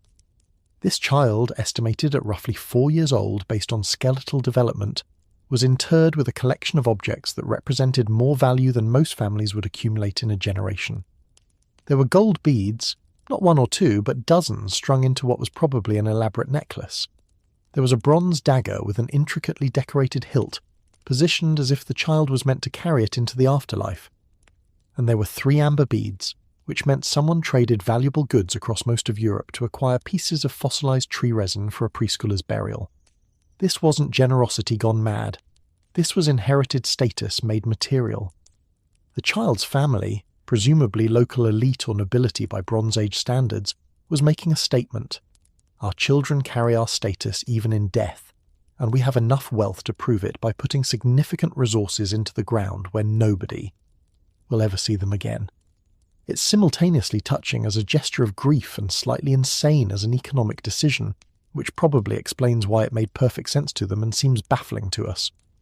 But inherited status doesn't explain all the elaborate child burials, particularly the ones that include objects with clear ritual or magical significance. This is where we transition from they were important to they were spiritually special, which opens up a whole other dimension of belief systems about children, souls, and the afterlife. Many cultures throughout history have believed that children occupy a liminal space between the human and divine realms. They're not fully incorporated into human society yet. They haven't learned adult roles, they haven't undergone coming-of-age rituals, they haven't accumulated the kind of social baggage that comes with being a fully formed person.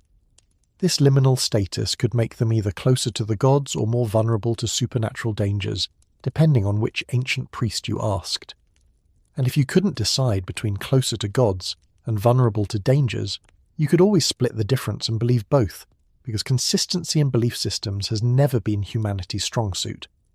The archaeological evidence for these beliefs comes from the objects themselves, particularly items that seem designed for protection rather than status display. Take the carved bone amulets that appear in multiple child burials across Neolithic Britain. These aren't elaborate or valuable, they're simple objects, often showing wear, suggesting they were carried or worn during life before being buried with the deceased. The carvings typically show protective symbols, eyes, geometric patterns associated with warding, or animal forms believed to have guardian properties. These weren't heirlooms or status markers, they were magical armour for a dangerous afterlife journey. There's something simultaneously heartbreaking and fascinating about excavating a child burial and finding these protective amulets. You're looking at evidence of parents or community members who believed their child's soul would face dangers after death, and who took concrete steps to provide protection. Whether they believed in hostile spirits, difficult passages to the afterlife, or divine tests that souls must pass, they weren't leaving a child's soul to face these challenges unarmed. Not exactly the same as packing your kid a lunch for a field trip, but spiritually speaking, probably the same parental instincts. The spatial distribution of child burials within cemeteries reveals more about ancient beliefs regarding children's spiritual status. In some burial grounds, Children aren't scattered among adult graves like random sprinkles on a cupcake. Instead, they cluster in specific areas, sometimes entirely separate from adult burial zones. This segregation suggests that children were conceptually different in death, requiring different afterlife accommodations or occupying different spiritual real estate in whatever realm came next. There's a particularly interesting cemetery from the late Neolithic period in what's now Yorkshire, where the spatial pattern is almost architectural in its precision. Adults occupy the central area, arranged roughly according to what appears to be family groups or status hierarchies. Children under approximately age 5 occupy the eastern edge, grouped by age cohorts. Older children and adolescents occupy an intermediate zone between the young children and adults. It's like someone designed a neighbourhood plan for the dead, with different districts for different age groups, which suggests beliefs about age-related afterlife distinctions that were specific enough to require physical separation even in burial. The objects placed specifically in child burials, as opposed to objects that might appear in any grave, reveal anxieties and hopes about childhood death. Miniature versions of adult objects appear frequently: tiny pots sized for small hands, scaled-down jewellery, weapons that couldn't function practically but represented symbolic equipment for the afterlife. These miniature objects weren't recycled adult items that happened to fit children. They were purpose-made for burial, which meant someone invested specialised labour in creating objects specifically designed to go into the ground. Let's talk about those miniature weapons for a moment, because they're simultaneously adorable and deeply strange when you think about them. Multiple Bronze Age child burials include bronze daggers or spearheads that are perfect replicas of adult weapons, just scaled down to child size. These weren't toys in the modern sense. The edges were sharp, the construction was serious metalwork, and the decoration matched adult weapon patterns.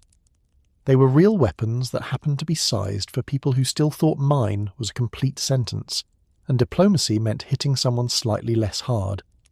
The presence of these weapons suggests beliefs about what children might need in the afterlife. Perhaps the journey to the afterlife involved dangers requiring protection, even for young souls. Perhaps children were expected to grow into warriors in whatever realm came next, and they needed appropriate equipment from the start. Or perhaps weapons served as status markers even for children who would never use them, displaying family position and preparing the child for an afterlife that mirrored the social hierarchies of the living world. All of these explanations make sense within different belief frameworks, and all of them require accepting that ancient peoples thought about the afterlife as a real place with real requirements. Not a vague spiritual concept, but an actual destination needing actual provisions. Now let's address the uncomfortable reality of inequality that child burials reveal with uncomfortable clarity. Not all ancient children got elaborate burials with purpose-made weapons and imported jewellery. In fact, most didn't. For every child buried like Bronze Age royalty, there were dozens buried with minimal grave goods or none at all. These weren't unloved children. Archaeological evidence suggests even simple burials received care in terms of body positioning, grave preparation, and respect for funerary customs. But they were poor children, and poverty in ancient societies meant your afterlife provisions were as limited as your provisions in life. The differences are sometimes starkly visible within single cemeteries. Excavating a Bronze Age burial ground, you might encounter a sequence like this. Grave 1 contains an adult with 2 pots and a bronze pin. Grave 2 contains a child with similar provisions. Appropriate, expected, nothing remarkable.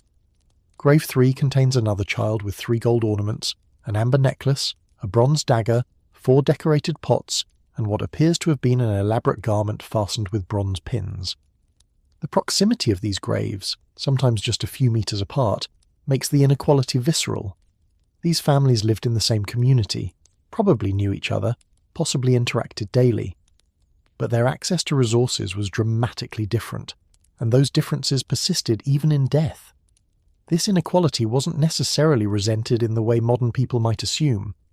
Many ancient societies had well-established hierarchies that most people accepted as natural or divinely ordained. The wealthy family burying their child with gold probably didn't feel guilty about the disparity, and the poor family burying their child with simple pots probably didn't feel envious in the modern sense. They lived in a worldview where inequality was how things were supposed to work, where different people had different roles and different resources, and where challenging that order would be like getting angry at gravity for making things fall down. But here's where it gets interesting from an anthropological perspective. Even the poorest burials usually include something. A single pot, a simple bead, careful positioning of the body, stones arranged around the grave, evidence that even families with virtually nothing found ways to honour their dead according to prevailing customs. The complete absence of any burial treatment is rare in the archaeological record. This suggests that funerary ritual was considered essential regardless of economic status, that some minimal level of proper burial was expected even when resources were desperately scarce. There's a burial from Roman Britain that illustrates this pattern poignantly. The grave contained a child approximately 2 years old, positioned carefully with head to the west in standard Roman fashion. The only grave good was a single ceramic vessel, not fine pottery but rough utilitarian ware that probably saw daily use before being buried. The vessel was placed near the child's head, positioned as if it had contained something, though whatever that was had long since decomposed. This family clearly had limited resources. They couldn't afford multiple vessels, bronze objects, or imported goods, but they could afford one pot, and they made sure their child had it for the journey to whatever came next. That single pot represents both grinding poverty and determined respect for the dead. They had almost nothing, but they still provided what they could. The treatment of infants, children who died within days or weeks of birth, presents particular puzzles that reveal different belief systems at work. In many ancient societies, infants who died very young weren't buried in standard cemeteries at all. Instead, they appear under house floors, near hearthstones, at property boundaries, or in other liminal spaces that mark thresholds and transitions. This isn't neglect or disrespect, it's different respect, operating according to different rules. The working theory is that very young infants weren't yet considered fully human in the social sense. They hadn't undergone naming ceremonies, hadn't been formally presented to the community, hadn't crossed whatever cultural threshold marked entry into full personhood. Before that threshold, they occupied an ambiguous category, not quite living, not quite dead, but suspended in between. This sounds harsh to modern ears, but it may have been a psychological survival mechanism in societies where infant mortality was devastating. If every birth was treated as a full community member from moment one, societies would be in constant mourning. The archaeological evidence for this comes from settlement excavations where infant burials appear in strange locations. There's a Neolithic settlement where multiple infant burials were found under the thresholds of doorways, literally buried where people would walk over them daily. This wasn't random disposal or casual neglect. These were carefully positioned burials in symbolically significant locations. Doorways are threshold spaces, marking transitions between inside and outside, domestic and wild, safe and dangerous. Burying infants at thresholds placed them in spaces that matched their own threshold status, not quite in the world of the living, not quite in the realm of the dead, but occupying the boundary between. As children aged, burial treatment shifted. By the time a child reached toddler age, walking, talking, participating in daily life, they consistently received standard cemetery burial. This suggests they'd crossed whatever threshold made them full community members deserving of full funerary treatment. The age at which this shift occurred varied by culture and period, but the pattern itself is remarkably consistent. Very young infants get special liminal treatment, older children get standard burials. Food offerings in child burials deserve their own discussion because they reveal beliefs about afterlife provisions that are both practical and heartbreaking. Many child burials include vessels that originally contained food, meat, grain, fruits, or other provisions for the journey to the afterlife. Chemical analysis of residues in pottery sometimes reveals what these vessels contained, allowing archaeologists to reconstruct the final meal provided to a dead child. These food offerings weren't unique to children. Adult graves also sometimes include provisions. But there's something particularly moving about the pattern in child burials. The placement of food suggests beliefs that children would need sustenance in the afterlife, that even in death someone needed to provide for them, that parental obligations extended beyond the boundary of mortality itself. It's the same instinct that makes modern parents pack school lunches translated into afterlife provisions, the fundamental drive to ensure your child doesn't go hungry, even when rational thought would suggest hunger isn't a concern for the dead. There's a Romano-British cemetery where multiple child burials included small ceramic bowls positioned near the head, often containing residues of what appears to be a grain-based porridge. These weren't elaborate feasts or expensive offerings, just simple food, the kind of thing children might have eaten daily. The ordinariness of it is what makes it affecting. Nobody was trying to impress the gods or display wealth through exotic foods. They were just making sure their children had something to eat, extending daily care into the realm of death because the alternative, accepting that death ended their ability to provide, was apparently unacceptable. The emotional reality of child burial affects modern archaeologists in ways that other excavations don't. These are professionals trained to maintain analytical distance, who can discuss skeletal remains with scientific detachment, who view graves as data sources yielding information about past societies. But child burials frequently break through that professional armour. Reading excavation reports, you can sometimes detect the shift in tone when archaeologists describe finding children's remains, particularly when those children were clearly buried with love and care. There's one excavation report from a Roman cemetery that's notable for its usually stoic lead archaeologist, including a personal note about a particular child burial. The child was approximately 18 months old, buried in a small wooden coffin that had mostly decayed but left distinctive staining in the soil. The coffin had been lined with fabric, silk, based on fibre analysis, which was expensive and exotic in Roman Britain. Inside were the child's remains, positioned as if sleeping, with a small ceramic lamp placed near the head. The lamp still contained residues of oil, suggesting it had been lit during the burial ceremony. The archaeologist's note acknowledged the difficulty of excavating this burial, the clear evidence of grief in every careful detail, and the challenge of maintaining professional objectivity when confronted with a parent's love made archaeological. It's a rare moment of personal reflection in typically dry scientific literature, and it captures something important about how these burials affect even experienced professionals. Changes in burial practices over time reveal evolving beliefs about death, the afterlife, and children's spiritual status. The transition from communal burial to individual burial that characterizes the Neolithic Bronze Age shift represents more than changing funerary fashion. It represents fundamental transformations in how people thought about personal identity and afterlife existence. Communal burial in chambered tombs suggests beliefs in collective afterlife existence. These tombs were used over generations, with earlier burials pushed aside to make room for new dead, bones mixing together in ways that created physical manifestations of collective identity transcending individual existence. Children buried in these tombs became part of the community of ancestors, their individual identities less important than their membership in the collective. Individual burial, by contrast, emphasizes personal identity and individual afterlife journeys. When each person gets their own grave with their own grave goods, it suggests belief in individual souls maintaining personal identity after death.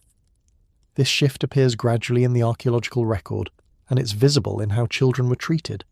In communal tombs, children were part of the undifferentiated collective. In individual graves, even young children get personal burial space, suggesting they're recognized as individuals with their own afterlife existence, rather than just small components of family or community identity. The appearance of gendered burial practices, even for young children, reveals something about how societies impose social categories. By the Bronze Age, in many regions, girls and boys started receiving different grave goods even when they died quite young. Girls might be buried with spindle whorls, for spinning thread, beads, certain types of jewellery. Boys might receive miniature weapons, different tool types, different ornament styles. A 3-year-old girl hadn't done any spinning in life, and a 4-year-old boy hadn't wielded any weapons, but their burials prepared them for gendered roles in whatever afterlife existence awaited them. This gendering of childhood burials wasn't universal across all periods and regions.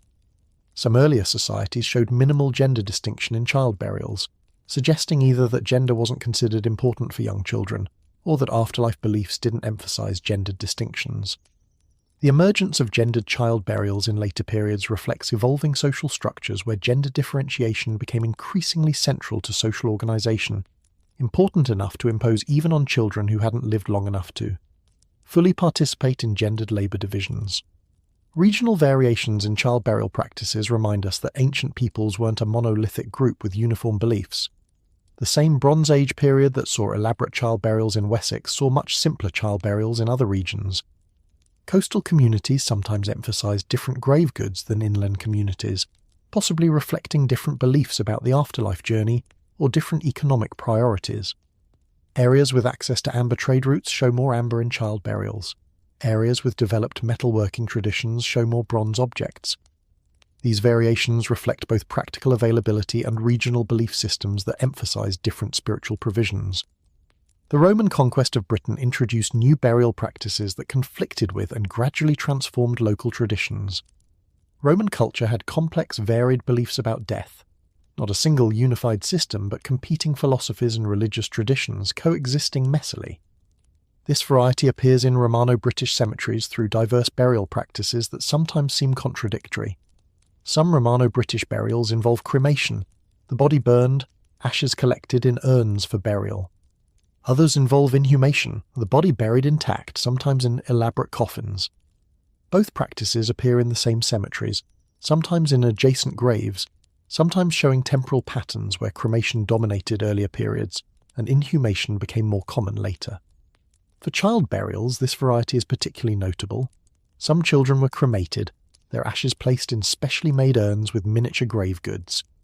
Others were buried intact, sometimes in lead coffins that were extraordinarily expensive, suggesting wealthy families making maximum possible investment in their children's afterlife arrangements. The lead coffins deserve special mention because they represent extreme investment in burial. Lead was valuable, difficult to work, and heavy enough that transporting and installing a lead coffin required significant labour. Yet multiple Romano-British child burials use lead coffins, sometimes with additional decoration or inscription. The practical benefit of lead coffins was preservation. They protected the body from decomposition longer than simple earth burial. But the symbolic meaning was probably more important. Lead was permanent, durable, protective. Encasing a child's body in lead was making a permanent statement about that child's importance and ensuring maximum protection for their remains. Christian conversion transformed burial practices in ways that affected children as dramatically as adults. Early Christian theology emphasized spiritual salvation over material provisions, suggesting that elaborate grave goods were unnecessary or even counterproductive. The soul's fate depended on faith and divine judgment, not on the jewelry buried with the body. This represented a fundamental shift from earlier belief systems that treated afterlife existence as requiring material provisions. The archaeological record preserves tension between Christian theology and existing burial customs. Early Christian burials in Britain show transitional forms, bodies positioned according to Christian practice, extended facing east toward resurrection, but sometimes still accompanied by objects that Christian teaching officially discouraged. Child burials during this transitional period are particularly interesting because they reveal parental love overriding theological strictness. A child buried in Christian manner but with a favourite toy or comfort object shows parents who accepted Christian teaching intellectually but couldn't quite bring themselves to send their child into the afterlife entirely unprovided for. Medieval Christian burial practice created particular cruelty around unbaptized infants, who couldn't be buried in consecrated ground according to church law. This meant families who lost infants before baptism faced both grief and the additional trauma of being unable to bury their child in the community cemetery, alongside ancestors and family members. The archaeological evidence of this appears in infant burials at settlement boundaries, in unconsecrated areas near churches, or sometimes surreptitiously in consecrated ground where sympathetic clergy apparently looked the other way. These liminal burials of unbaptized infants represent theological doctrine creating real human suffering. The infants buried at boundaries and crossroads weren't there because families didn't care. They were there because religious law forbade proper burial, while parental love still demanded some form of burial ritual. The locations chosen often had symbolic significance. Crossroads, boundaries, threshold spaces, suggesting attempts to work within theological restrictions while still providing proper burial. These parents couldn't place their children in blessed ground, but they could place them in locations with their own spiritual significance, creating alternative sacred spaces where official religion denied them access to formal ones. But let's return to prehistoric beliefs before Christianity, because there's more richness there to explore. The recurrence of specific object types across many child burials suggests shared symbolic systems extending across regions and periods. Shells, for instance, appear frequently in coastal child burials throughout prehistory. Shells carry multiple symbolic associations, connections to water and rebirth through their aquatic origin, geometric perfection in their spiral forms, durability allowing them to survive burial and serve as permanent markers. A shell placed in a child's grave might represent hopes for rebirth, magical protection derived from the shell's form, or simply a beautiful object the family cherished and wanted the child to have. Perforated stones, natural stones with holes worn through them by water or other natural processes, appear in some child burials, particularly in earlier periods. These holy stones or hag stones carried protective significance in many cultures, with the hole representing a window into other realms or a barrier against evil influences. Placing one in a child's grave provided spiritual protection for the vulnerable soul travelling through dangerous afterlife territory. The fact that these were natural objects rather than crafted artifacts gave them additional power. They were formed by nature itself, carrying inherent magic rather than human-made enchantment. Animal representations in child burials take various forms. Sometimes actual animal bones appear, joints of meat as food offerings, or sometimes whole small animals that might have been pets or sacrificial companions. Other times representations appear, carved animal figures, pottery decorated with animal motifs, or jewellery shaped like animals. These animals served multiple functions: food for the journey, spiritual guardians, symbolic representations of qualities the child might need, courage, strength, cunning, or companions for a journey that shouldn't be undertaken alone. Dogs appear with enough frequency in child burials to suggest special significance. In several cases, dogs were buried adjacent to children in positions suggesting intentional association rather than random coincidence. Dogs as guardian animals and faithful companions appear throughout Indo-European mythology and probably have deeper roots in human belief systems. Providing a child with a dog, whether a beloved pet or a specially selected animal, gave them a guardian and companion for the afterlife journey. It's simultaneously practical, if you believe the afterlife is a real place with real dangers, and moving, providing companionship for a child who must travel alone. The quality of craftsmanship in purpose-made child grave goods reveals something about ancient values and priorities. When communities commissioned specially crafted objects for children who would never use them, miniature weapons, custom jewellery, pottery made in child-appropriate sizes, they were investing skilled labour in objects destined for the ground. This investment itself is meaningful. It demonstrates that proper afterlife provisions for children were valuable enough to warrant significant economic expenditure, that honouring dead children appropriately was a priority even when resources were limited. Some child burials include objects that were old when buried. Heirlooms passed down through families and then buried with a child as particularly meaningful grave goods. These heirlooms connect children to family history and ancestry, marking them as members of particular lineages even in death.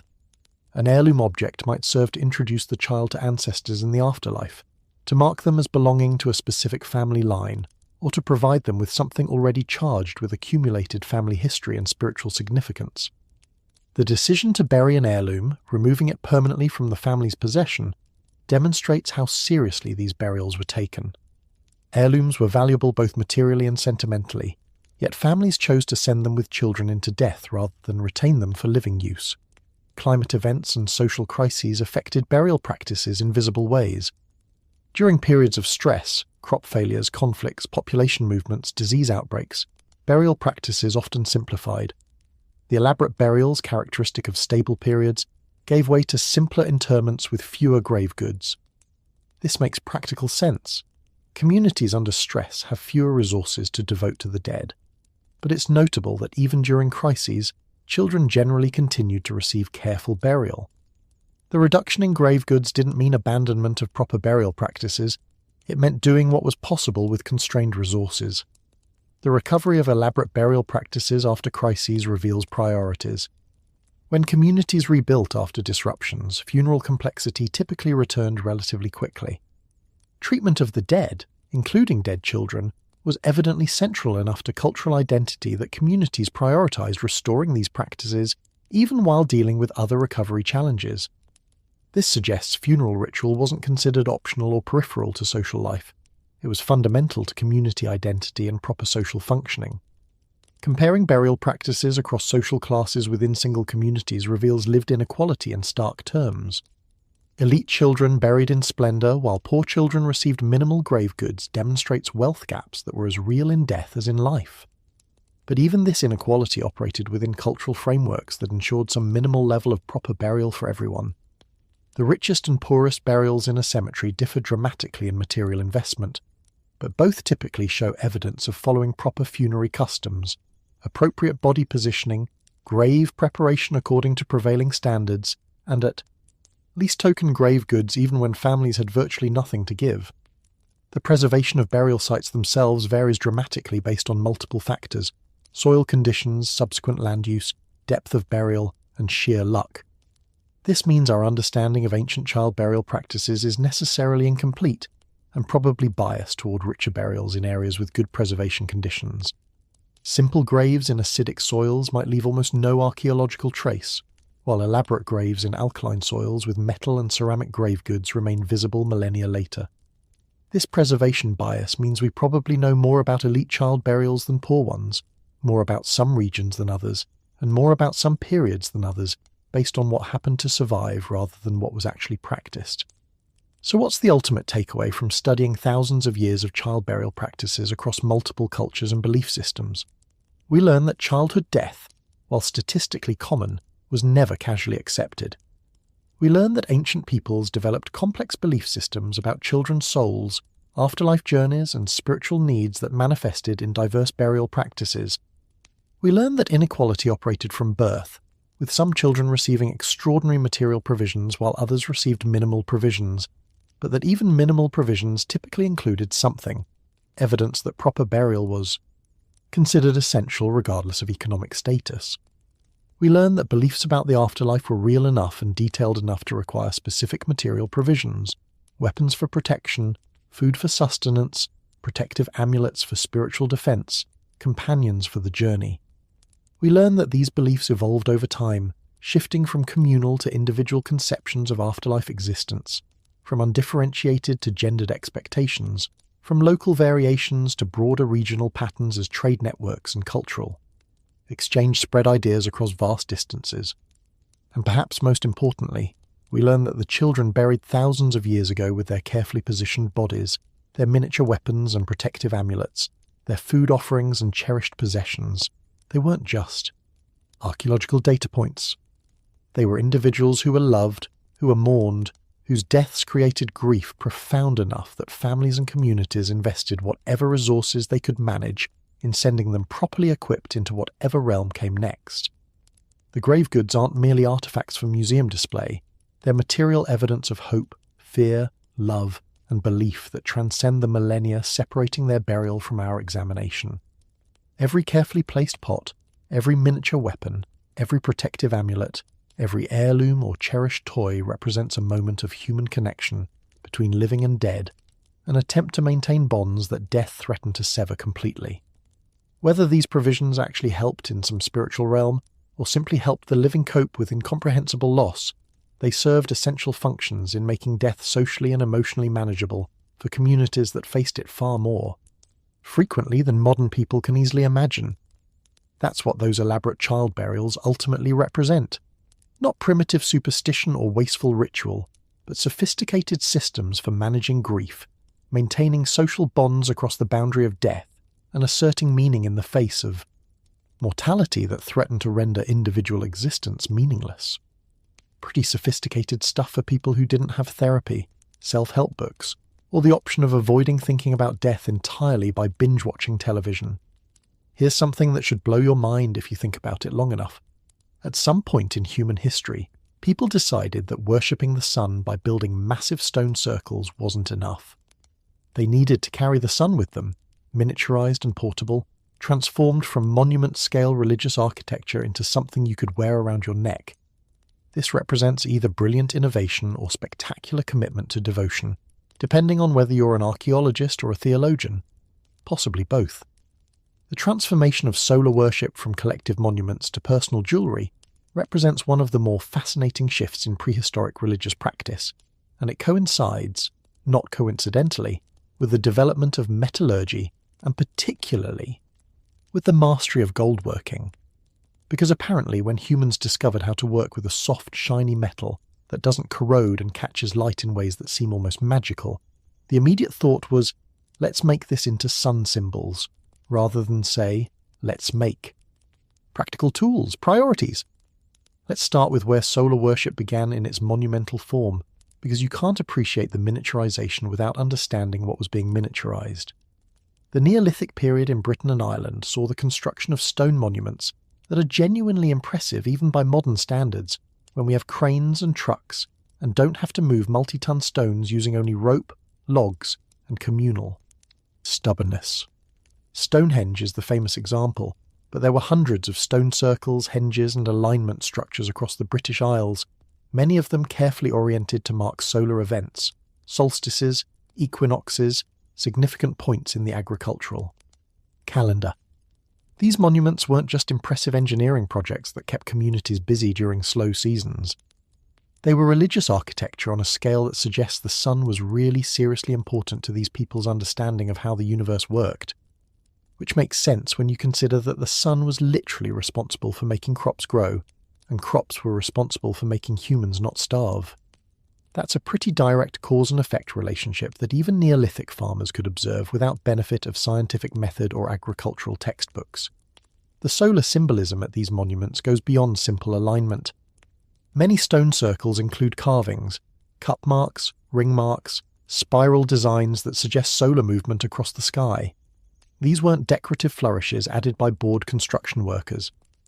They were deliberate symbolic programs that encoded beliefs about the sun's power, movement, and relationship to human existence. The spirals particularly seem to represent cyclical movement, the sun's daily and annual journeys, the recurring patterns that governed agricultural life, and presumably everything else that mattered. Standing at these monuments during solstice events, you can see the careful astronomical engineering involved. The sun rises at specific points, light enters chambers at specific angles, shadows create specific effects. These weren't happy accidents. They were designed features that required sustained observation, mathematical understanding, and precision construction.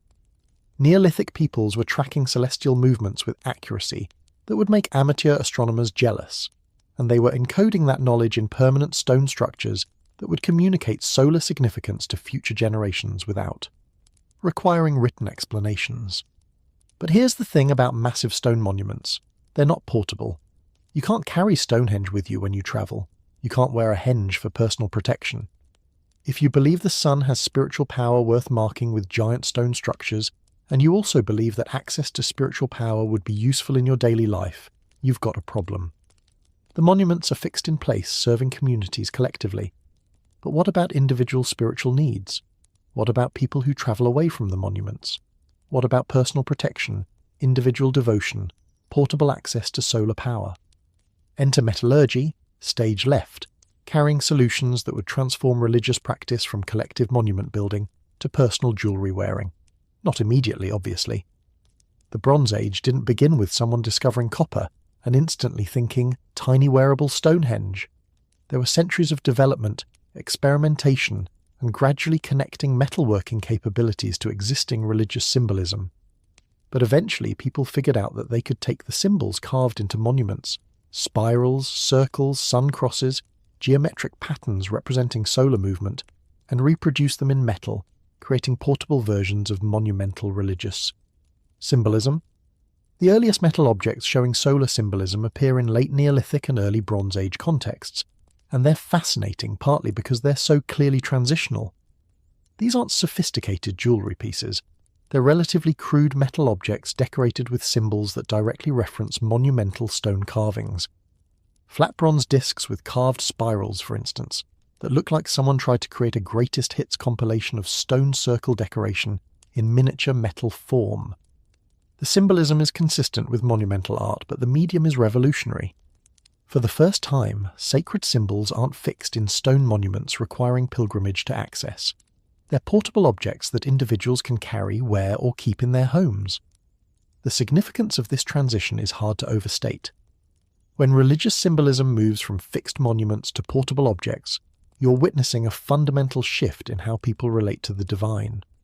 Monuments create sacred geography, places where spiritual power concentrates, where you must go to access divine presence.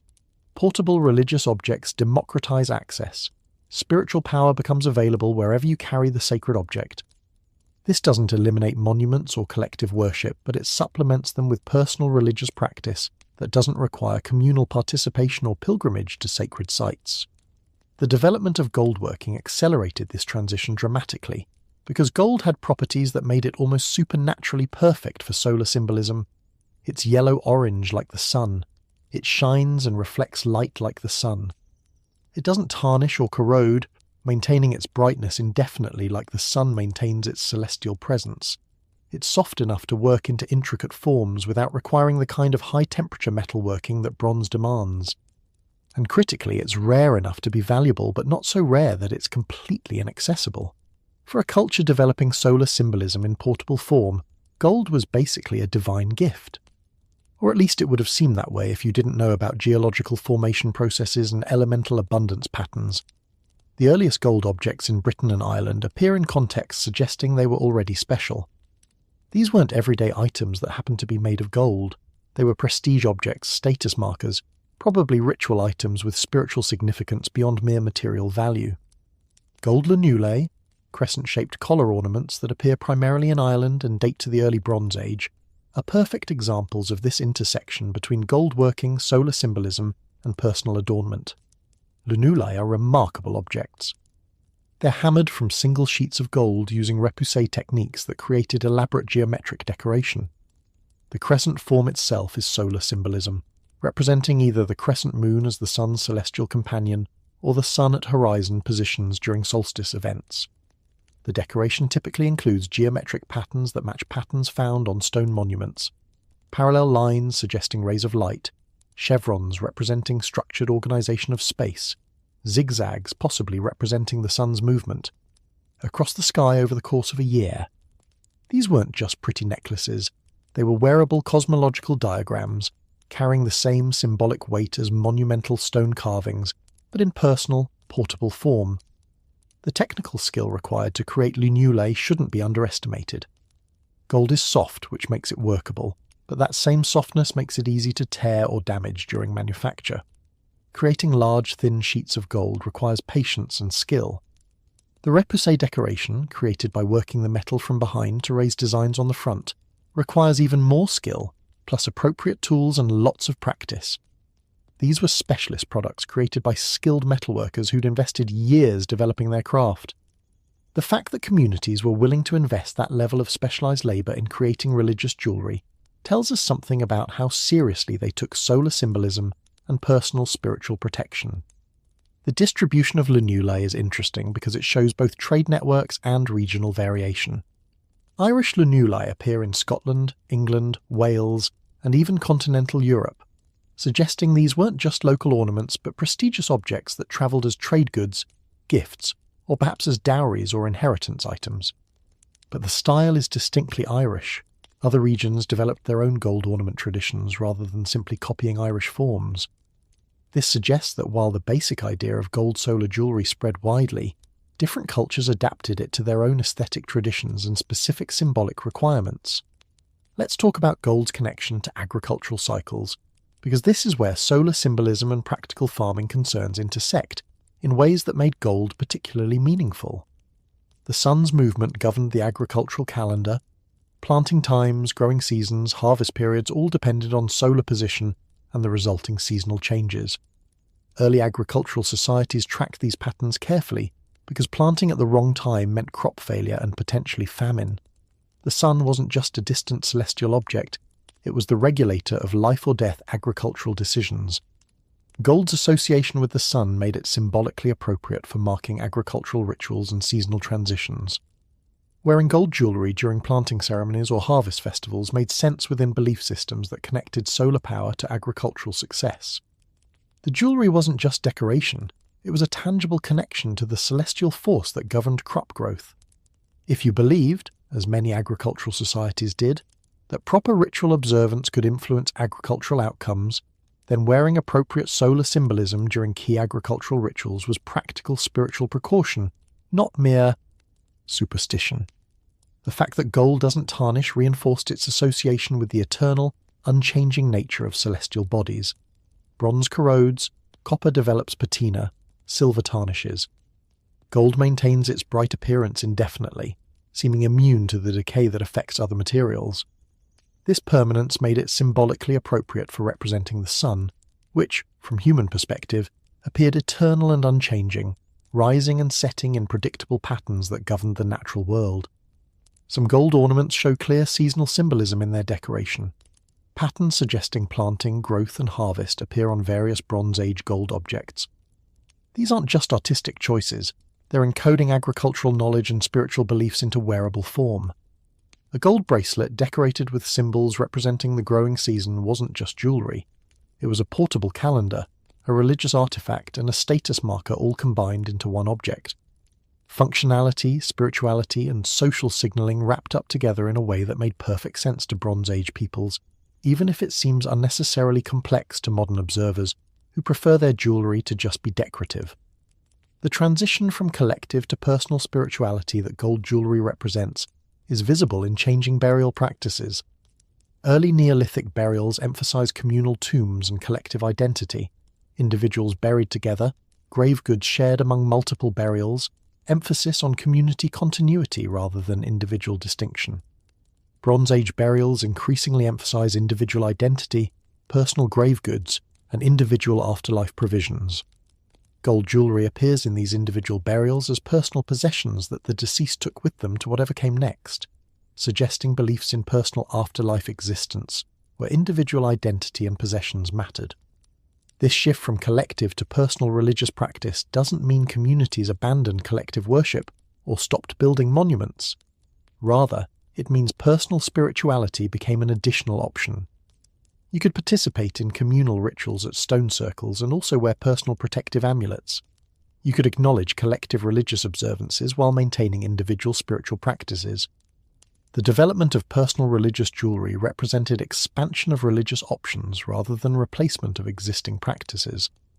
The symbolism on Bronze Age gold jewellery shows clear continuity with earlier monumental symbolism, while also developing new forms appropriate to smaller scale and personal use.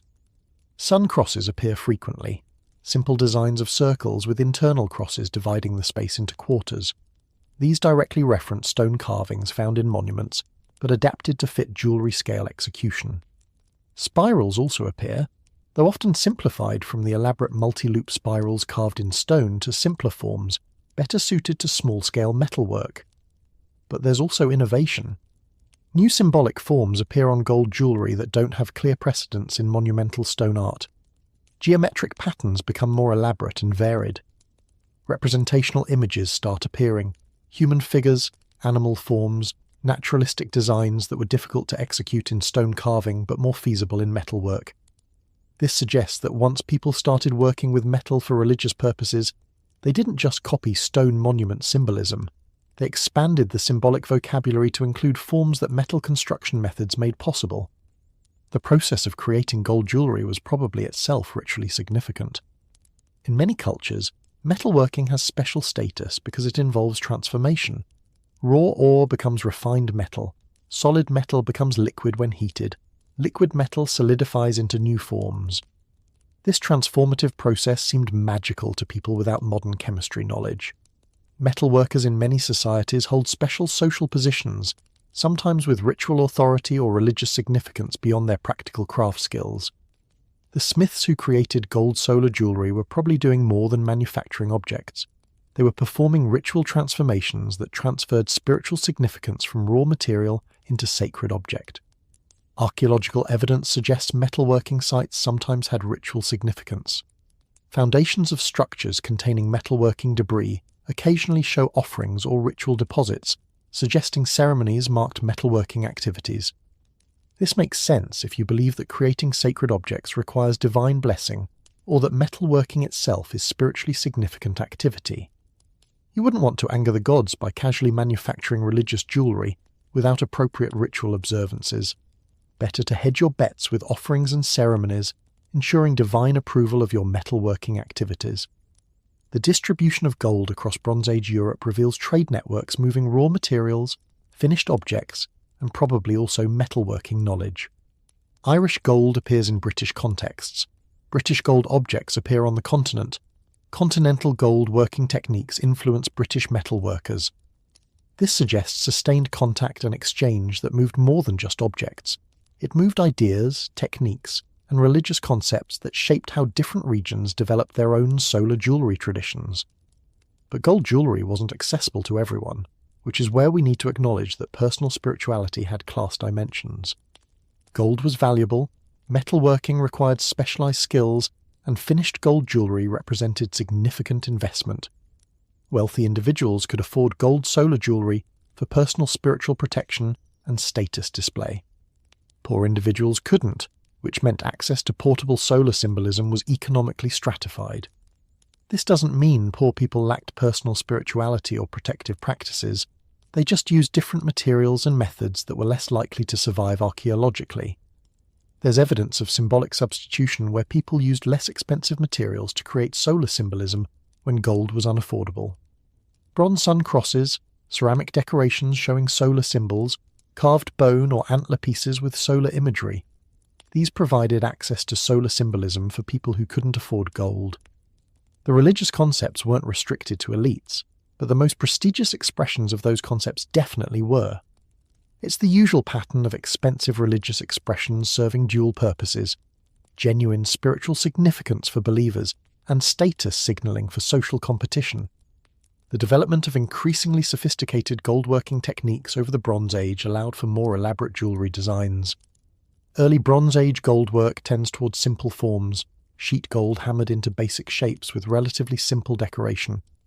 Later Bronze Age goldwork shows mastery of complex techniques: twisted gold wires, granulation, tiny gold spheres fused to larger gold surfaces, filigree, delicate patterns created from fine gold wire, and complex layering of different decorative elements.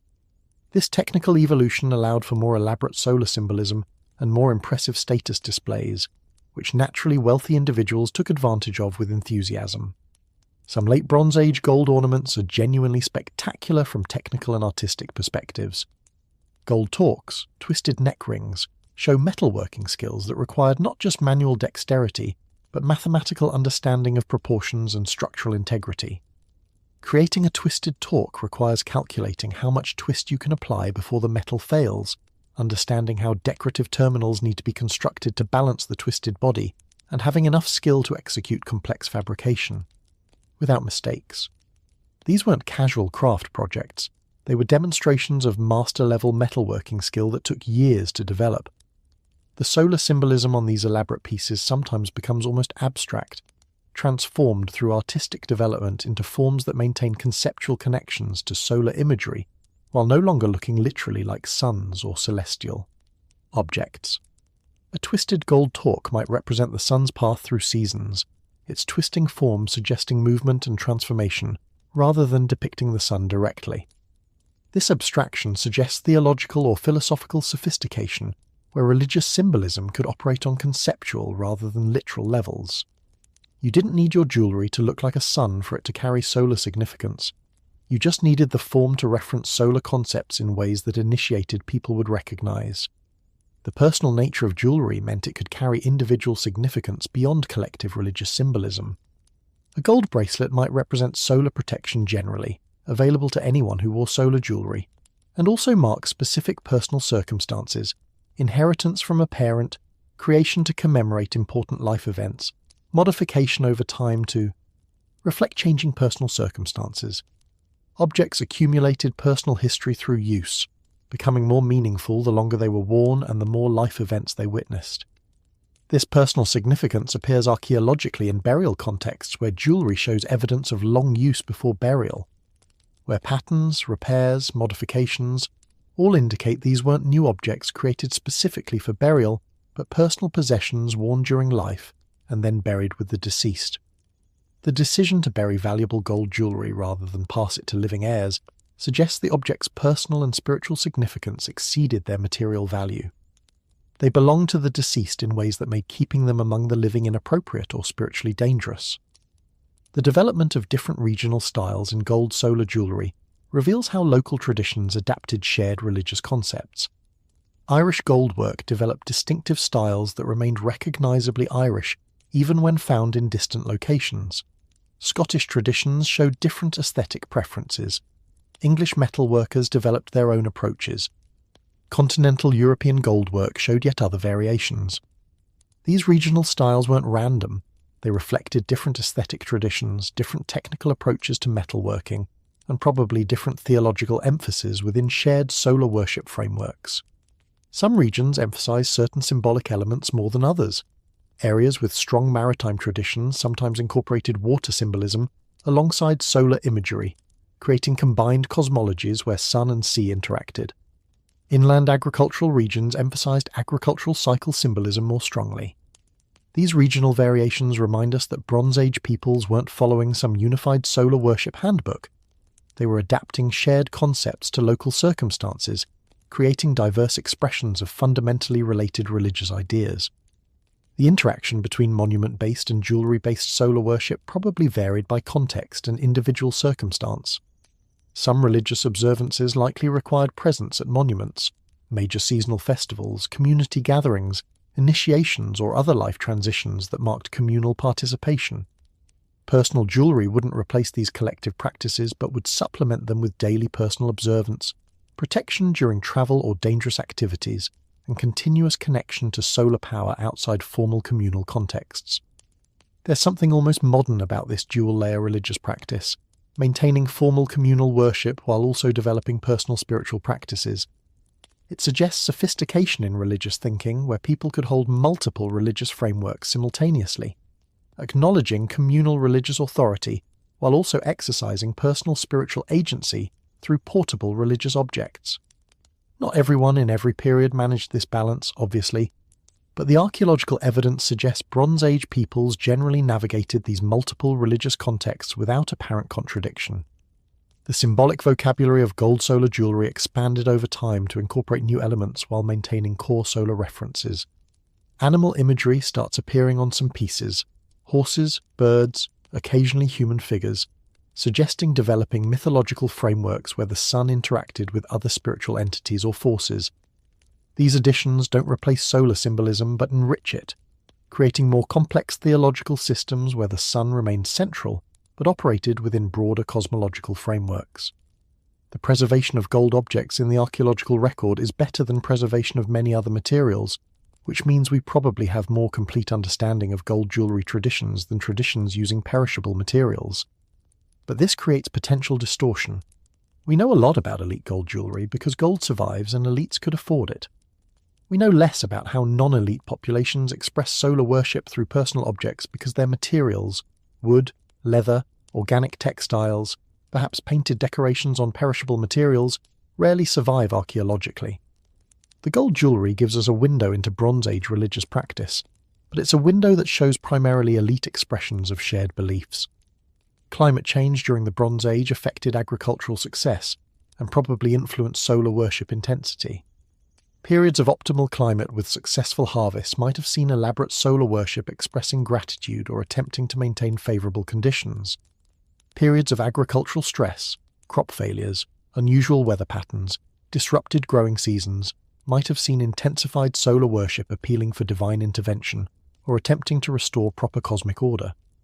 The archaeological record shows fluctuations in gold deposition and monument use that correlate roughly with climate patterns, suggesting religious practice responded to environmental conditions. The end of the Bronze Age and transition to the Iron Age brought changes in metalworking technology and religious practice that affected solar jewelry traditions. Iron became increasingly important as a practical metal for tools and weapons, though it lacked gold's symbolic associations with the sun and permanence. Gold jewelry continued, but styles evolved, incorporating new influences from expanding trade networks and changing religious frameworks. The basic concept of personal solar jewelry persisted, but specific forms and decorative schemes shifted to reflect Iron Age aesthetic and religious sensibilities. So what do we ultimately learn from tracing solar worship from monuments to jewelry? We learn that religious practice is adaptable, that technological developments enable new forms of spiritual expression, and that collective and personal religion can coexist and reinforce each other. We learn that gold's physical properties made it almost perfect for solar symbolism, combining visual similarity to the sun with permanence and workability that bronze or copper couldn't match. We learn that personal religious jewelry represented democratization of access to sacred symbolism. Not complete democratization, since gold remained expensive, but movement away from pure, monument-based collective worship towards supplementary personal practices. We learn that the same symbolic vocabulary could function at different scales, from monument-sized stone carvings to jewellery-sized metal decorations, maintaining meaning across size transformations. We learn that Bronze Age metalworkers possessed sophisticated technical skills, and that creating religious jewellery required both practical craft expertise and understanding of religious symbolism significant enough to transform raw metal into sacred object. And we learn that for Bronze Age peoples, carrying the sun wasn't metaphorical. It was literal practice enabled by gold jewellery that concentrated solar power into portable form worn on the body for protection, status, and spiritual connection. The gold ornaments surviving from Bronze Age contexts aren't just pretty historical artifacts or examples of ancient craftsmanship. They're material evidence of a fundamental transition in human religious practice, the moment when sacred power stopped being exclusively associated with fixed monuments and became portable through technological innovation. That transition has echoes throughout religious history, from amulets to prayer books to smartphones with religious apps. But the Bronze Age gold jewellery represents one of the earliest examples of this pattern. People figuring out how to carry their gods with them rather than having to travel to where their gods lived, enabled by the discovery that if you hammer soft, shiny metal into appropriate shapes and decorate it with meaningful symbols, you can create portable access to divine power. Not a bad achievement for people whose only reference point was massive immovable stones, and whose technological toolkit was pretty limited by modern standards. They looked at the transportation problem inherent in monument-based worship and solved it through metallurgy, artistic creativity, and theological flexibility. The result was jewellery that was simultaneously beautiful, spiritually significant, socially meaningful, and technically impressive, a combination that explains why these objects remain compelling thousands of years after their creation, even for people who don't share Bronze Age beliefs about solar deities or the spiritual properties of gold. Though honestly, even without believing in solar gods, it's hard not to appreciate gold jewellery that reflects light beautifully, while carrying geometric patterns refined over centuries by societies who took their sun worship seriously enough to turn it into wearable art. That's a level of commitment to aesthetic religious expression that deserves recognition regardless of whether you think the sun is a deity or just a massive fusion reaction happening to occur at a convenient distance from Earth. The Bronze Age folks clearly had opinions about the sun's nature, and they expressed those opinions through some genuinely impressive metalwork that still looks good in museums several millennia later.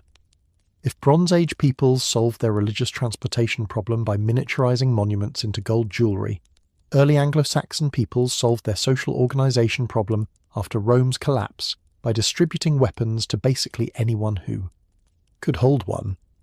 The result was a society where military capability became the primary measure of status, where your worth as a person was largely determined by what weapons you owned and whether you were competent enough to use them without immediately stabbing yourself. Not exactly a peaceful transition to post-Roman life, but certainly a militarily focused one. The fall of Roman Britain created a power vacuum that nature, in this case human nature with its fondness for violence and territorial acquisition, rushed to fill. Roman administration withdrew, Roman military protection evaporated, and suddenly communities that had relied on imperial infrastructure for security found themselves needing to handle their own defence. The traditional response to this situation throughout human history has been, get weapons and figure out how to use them, which is exactly what happened in 5th and 6th century Britain. The archaeological evidence for this militarization is impossible to ignore. Burial grounds from this period are absolutely packed with weapons to a degree that earlier periods simply weren't. Before we dive into the weapon-heavy burial grounds, let's establish what Roman Britain was like militarily, because the contrast matters. Roman Britain had a professional military. Soldiers who trained full-time, received standardized equipment, operated within formal command structures, and got paid for their service. Civilians weren't expected to be warriors. That's what the legions were for. This created a society where military force was centralized and specialized, rather than distributed throughout the population. Most people never owned military-grade weapons and never needed to develop combat skills because the state handled violence professionally. When Roman administration collapsed, this specialized military system collapsed with it. There were no more legions to call when neighbours got aggressive or raiders appeared. Communities suddenly needed their own military capability, which meant communities needed warriors, which meant communities needed people with weapons who knew how to use them. The solution that emerged was broader weapon ownership and development of military skills among free men, creating a warrior culture where adult males were expected to be capable of fighting and where possession of weapons became both practical, necessity and status marker. Early Anglo-Saxon cemeteries reflect this shift dramatically. Excavating a Roman period cemetery, you find relatively few weapon burials, maybe a handful in a cemetery of hundreds, usually associated with military personnel who'd been stationed in Britain. Excavating an early Anglo-Saxon cemetery from the same region a century or two later, weapons appear in substantial percentages of male burials, sometimes 30 to 50% or more depending on the cemetery. This isn't a subtle change, it's transformation from a society where weapons were specialist equipment to a society where weapons were common enough that burying them with the dead was routine rather than exceptional. The types of weapons buried reveal status hierarchies within this emerging warrior culture. At the top of the weapon prestige scale were swords, which were expensive, difficult to manufacture, and marked their owners as elite warriors. Below swords came spears, which ranged from simple utilitarian weapons that anyone could afford to elaborate spears with decorated shafts and high-quality points that indicated significant investment. At the lower end were axes and knives, practical tools that could serve as weapons but lacked the pure military specialization of swords and spears. The combination of weapons buried with an individual told you where they stood in the military hierarchy and, by extension, where they stood in society generally. Let's talk about swords first, because they're the glamour weapons of early Anglo-Saxon military culture, despite being relatively rare in the archaeological record. A good sword represented months of skilled labour by specialised smiths who understood pattern welding, the technique of forging multiple iron bars together to create blades that combined flexibility and hardness. Creating a pattern-welded sword required understanding metallurgy at a level that went beyond simple blacksmithing. You needed to know which iron had the right carbon content, how to forge weld multiple bars without creating weak points, how to grind and polish the blade to reveal the characteristic pattern that gave pattern welding its name. This wasn't casual craftsmanship, it was master-level work that took years to learn. The result was a weapon that cost about as much as several livestock animals or a substantial plot of agricultural land. Owning a sword meant you or your family had serious wealth. It meant you could afford to invest in a specialised weapon rather than making do with adapted agricultural tools. And it meant you had status worth displaying through expensive military equipment. Swords weren't just weapons, they were status symbols that communicated, I am important enough and wealthy enough to own the best weapons available, and you should probably not mess with me or my community. The burial evidence shows that swords were treated with enormous respect, often buried in positions suggesting they were placed carefully with the deceased rather than simply thrown in the grave. Some sword burials show evidence of ritual treatment, weapons that were deliberately bent or broken before burial, possibly to kill the weapon so it could accompany its owner to the afterlife, or possibly to prevent grave robbery, or possibly both. Because if you're going to bury a sword worth several cows, you want some assurance nobody's going to dig it up next week and walk away with your expensive afterlife provision. Pattern-welded swords often show distinctive decorative patterns on their blades, twisted patterns, herringbone designs, or other visual effects created by the forge welding process. These patterns weren't just pretty, they were proof of quality construction and smith skill. A sword with good pattern welding was advertising its own excellence every time you drew it. Modern people might compare it to wearing designer labels, except the designer label in this case was created through hammering hot iron bars together in very specific ways while preventing oxidation and achieving proper carbon distribution across. The blade. Slightly more challenging than sewing a logo onto fabric. The hilts of swords received decorative attention that matched the blade quality. Pommel caps with geometric decoration, grips wrapped in now-decayed organic materials, leather, textiles, wire, guards with inlaid patterns or precious metal fittings, these weren't budget weapons receiving minimal finish work. They were prestige objects receiving maximum decorative treatment to enhance both their functionality and their visual impact. When you drew your sword in public, you wanted everyone to notice not just that you had a sword, but that you had an exceptionally fine sword worthy of your elevated status. Spears represent the backbone of early Anglo-Saxon military capability, more common than swords and more purely military than axes or knives. Every cemetery with weapon burials includes spears, ranging from simple iron points on wooden shafts to elaborate spears with decorated metalwork and high-quality forging. The ubiquity of spears reflects their practical utility. They're effective weapons that don't require the same level of metalworking skill as swords. They can be used from different ranges depending on shaft length, and they're affordable enough that most free men could obtain one without bankrupting their families. But not all spears were created equal, and the differences mattered for status purposes. A basic spear might be a simple iron point socket mounted on an ash shaft. Functional, affordable, nothing fancy. A high-status spear might have an elaborately shaped point with decorative inlay, silver or bronze rings on the shaft, and careful finish work that elevated it from simple weapon to prestige equipment. The difference wasn't always visible at distance, but up close it was obvious whether someone carried a basic infantry spear or an elite weapon that represented significant investment. The variety of spear forms found in Anglo-Saxon contexts suggests specialized uses and preferences. Some spears have broad, leaf-shaped points suited for slashing as well as thrusting. Others have narrow points optimized for penetration. Some show evidence of decorative patterns or inlay work. This variety indicates that spear warfare was sophisticated enough to accommodate different fighting styles, tactical situations, and personal preferences, rather than being a one-size-fits-all approach to poking your enemies with sharp metal on. Sticks.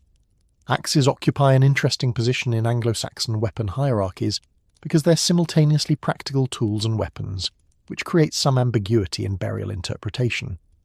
A simple hand axe could be a woodworking tool buried with someone for practical afterlife provisions. A large fighting axe with minimal utilitarian application is clearly a weapon. In between are axes that could serve both purposes, functional tools that would work perfectly well for splitting skulls if military situations arose. The presence of an axe in a burial doesn't automatically indicate warrior status, but the presence of multiple weapons, including an axe, probably does. Some Anglo-Saxon axes show decorative treatment suggesting they were prestige weapons rather than simple tools. Inlaid silver patterns, carefully forged blades with pattern welding decorative additions to the hafts. These indicate axes that were weapons first and tools second, if they were tools at all.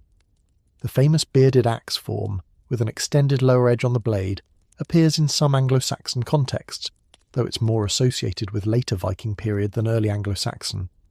But the basic concept of axes as status weapons rather than just tools was definitely present in early Anglo-Saxon military culture. Shields appear in many weapon burials, typically represented by iron boss, the central metalwork that reinforced the shield's centre and protected the hand grip.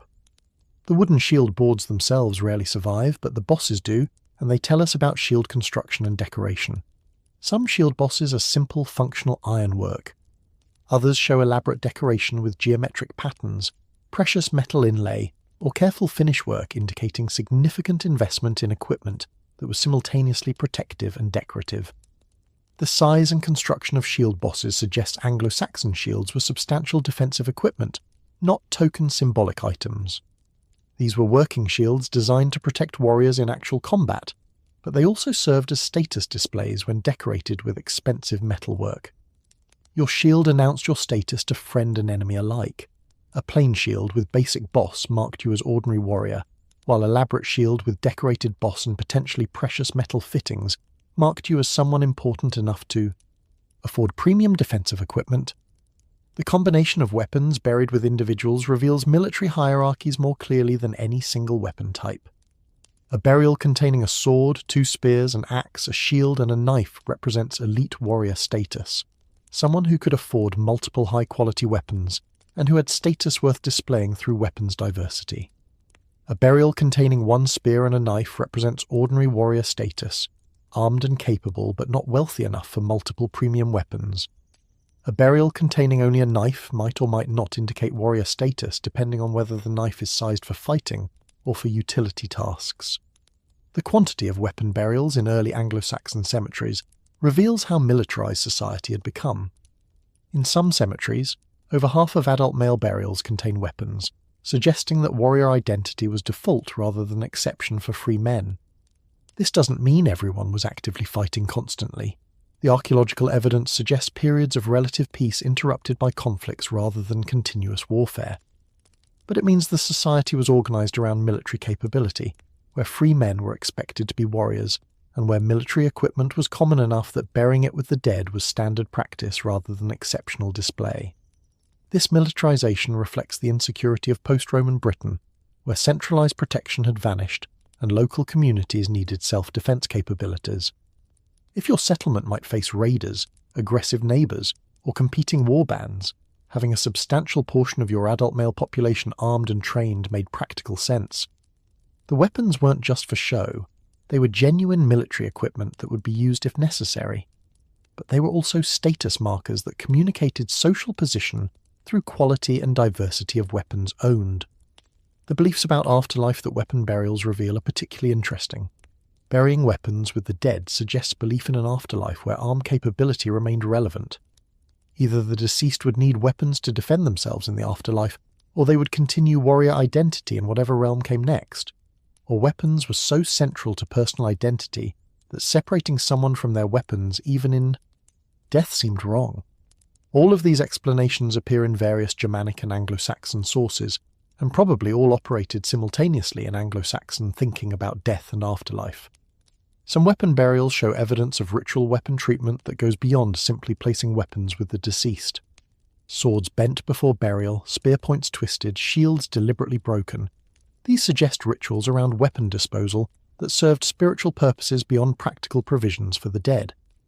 The weapon might need to be killed to follow its owner into death, or the ritual destruction might prevent the weapon from being used by anyone else, or it might serve symbolic purposes we can only guess at from the physical evidence alone.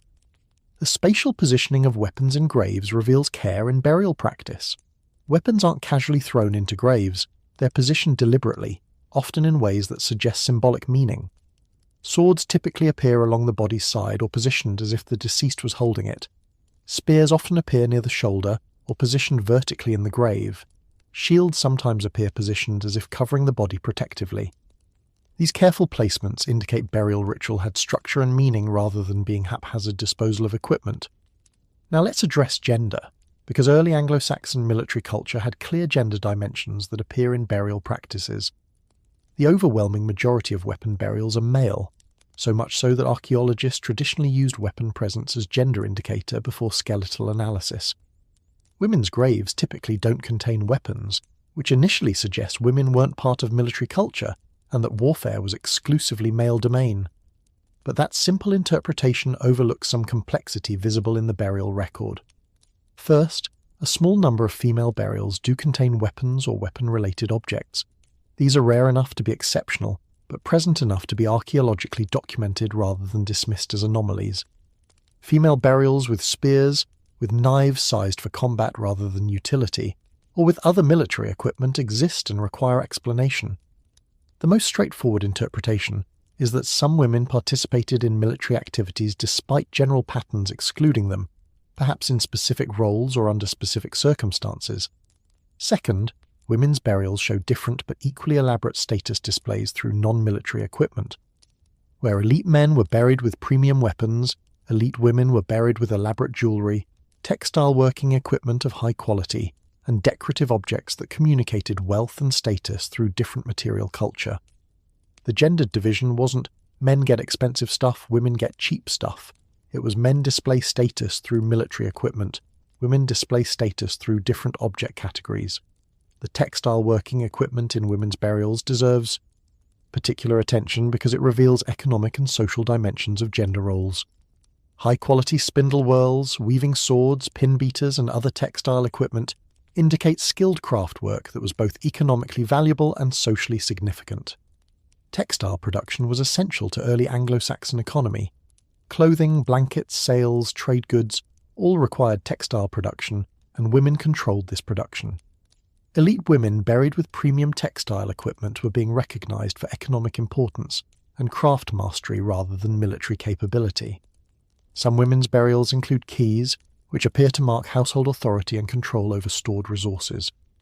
A woman buried with keys was being recognised as someone who managed household resources, controlled access to valuable goods, and exercise domestic authority.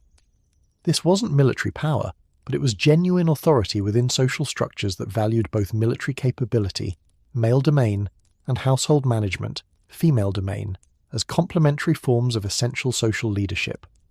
The question of whether any early Anglo-Saxon women actually fought in battles remains debated among archaeologists. The burial evidence is ambiguous. A few weapon burials that might be female, but not enough to indicate common female warrior participation. Written sources are similarly unclear, providing occasional references that might indicate female warriors, but not confirming it definitively. The safest conclusion is that warfare was predominantly male activity, but might have included exceptional women in specific circumstances, while women's primary roles in military culture were economic support, household management, and continuation of craft production that supplied military equipment and maintained community sustainability during male absence for warfare. The burial evidence also reveals age dimensions in military identity. Young adult males often receive weapon burials even when they probably lacked extensive combat experience, suggesting weapon ownership and warrior identity began relatively early in life. Older males sometimes receive particularly elaborate weapon burials, possibly reflecting accumulated status through lifetime military service. Children rarely receive weapons, though occasional exceptions exist, typically older children or adolescents receiving smaller weapons or training equipment that indicates emerging warrior identity rather than established military status. The few instances of children buried with weapons are interesting because they reveal ideas about inherited status and early military socialization.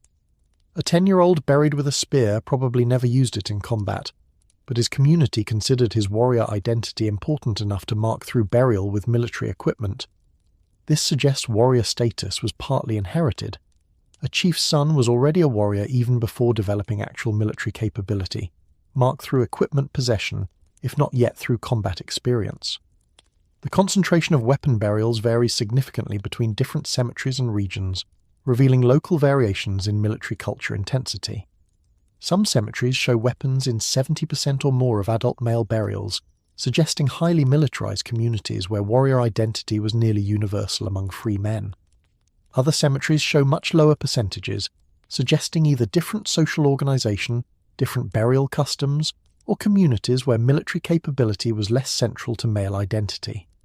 These variations remind us that early Anglo-Saxon culture wasn't monolithic. Different communities developed different relationships to warfare and military identity, depending on local circumstances and traditions. The relationship between Romano-British traditions and incoming Anglo-Saxon practices appears in burial evidence through transitional forms. Some cemeteries show mixed practices, burials that combine Romano-British positioning and grave goods with Anglo-Saxon weapon burial customs. These transitional burials suggest cultural mixing rather than simple replacement, with communities adopting some Anglo-Saxon practices while maintaining some Romano-British traditions. The weapon burials eventually dominate, but the transition wasn't instantaneous cultural replacement. It was a gradual process where military burial customs spread through existing populations rather than simply being imported by immigrant warriors. The distribution of high-quality weapons across cemeteries reveals settlement hierarchies. Some settlements clearly had substantial numbers of elite warriors with premium equipment, multiple sword burials, elaborate spears, high-quality shields. Other settlements show fewer elite warriors and more ordinary weapon burials. This pattern suggests some settlements served as power centers, with concentrated military elite, while other settlements housed more ordinary populations with basic military capability, but less elite warrior presence. These patterns helped establish regional hierarchies where some settlements dominated neighbors through superior military capacity. The provision of weapons for the afterlife reveals beliefs about continued conflict in whatever realm came next. If you believe the afterlife is peaceful and all conflict ends at death, burying weapons makes little sense. If you believe the afterlife involves challenges, dangers, or continued need for armed capability, providing weapons becomes essential spiritual provision. The consistency of weapon burial suggests Anglo-Saxon peoples generally believed afterlife existence would involve situations where weapons remained useful, whether defending against spiritual threats, maintaining status in warrior afterlife, or simply continuing the identity and capabilities that defined life. Some weapon burials include evidence of ritual feasting or ceremonial activities accompanying burial. Animal bones showing butchering marks and burning from fire suggest meals were consumed at graveside during burial ceremonies. These feasts marked the deceased's passage to afterlife, provided community gathering around death, and reinforced social bonds through shared food and ritual. The inclusion of weapons in these ritualized burials gave them additional significance, not just disposing of equipment, but consecrating weapons to accompany the warrior through ritual procedures that marked proper burial according to cultural expectations. The preservation of weapons in burials provides modern archaeologists with excellent data about Anglo-Saxon metalworking capabilities. The swords, spears, and axes that survive in graves reveal forging techniques, metallurgical knowledge, and craftsmanship levels that written sources alone couldn't document. X-ray analysis shows internal structure of blades, revealing pattern welding construction and iron quality. Chemical analysis indicates ore sources and refining methods. Microscopic examination shows manufacturing techniques and useware patterns that indicate these weren't ceremonial objects, but working weapons that saw actual use before burial. The trade networks supplying weapons and weapon materials appear through burial distributions. High-quality sword blades might originate from specialized production centers, serving wide regions rather than being locally manufactured. Decorative materials like garnets, often found in sword pommels and decorative fittings, came from distant sources, indicating trade networks connecting Anglo-Saxon Britain to continental Europe and beyond. The presence of these imported materials in weapon contexts demonstrates that military equipment participated in broader exchange networks, moving prestige goods across substantial distances. The social organization required to maintain warrior culture shouldn't be underestimated. Warriors need economic support. Someone has to produce food, manufacture equipment, maintain households, and handle all the daily survival tasks that warriors neglect while training and fighting. Anglo-Saxon warrior culture rested on agricultural and craft production that supported military specialist activity. The weapon burials represent the visible tip of social organization iceberg. Beneath the warriors were farmers, craftspeople, textile workers, and support populations making warrior culture economically sustainable. The military training necessary to use weapons effectively represents significant time investment. Learning sword fighting takes years of practice. Spear combat requires training in footwork, distance management, and coordination with shield work. Even basic weapon competency requires repeated practice that takes time away from agricultural labor or craft production. Communities that could support substantial warrior populations were communities with enough surplus productivity to allow men time for military training, rather than requiring full-time subsistence labor from everyone. The evolution of weapon burial practices over early Anglo-Saxon period reveals changing military culture. Earlier burials tend toward more elaborate weapon provisions with diverse equipment and careful ritual treatment. Later burials sometimes show simplified weapon sets or reduced burial elaboration, possibly reflecting changing beliefs about afterlife provisions or changing economic circumstances affecting burial expenditure. These evolutionary patterns remind us that culture was dynamic rather than static, continuously adapting to changing circumstances even while maintaining core practices like weapon burial. The influence of Christianity on weapon burial practices appears gradually as conversion progressed through Anglo-Saxon regions. Christian theology emphasized spiritual rather than material afterlife, suggesting grave goods became theologically problematic. But weapon burial persisted well into Christian period, creating interesting hybrid practices where bodies were positioned according to Christian custom, extended facing east, but still accompanied by weapons. The tension between Christian theology and traditional warrior culture burial practices played out over centuries rather than resolving immediately upon conversion. So what do we ultimately learn from studying Anglo-Saxon weapon burials? We learn that post-Roman Britain underwent militarization that transformed social organization and male identity, making warrior capability central to free male status. We learn that weapons served dual purposes as functional military equipment and status markers, communicating social position through quality and diversity.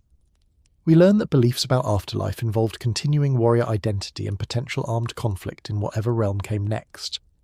We learn that gender roles were clearly defined but not necessarily simple, with men displaying status through weapons while women displayed status through different but equally valuable object categories.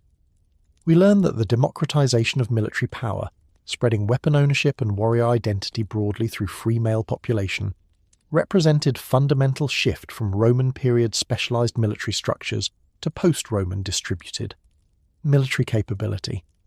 This wasn't democracy in modern political sense, but it was democratization in the sense that military capability and warrior status became available to broader population segments rather than being restricted to specialized professional military class.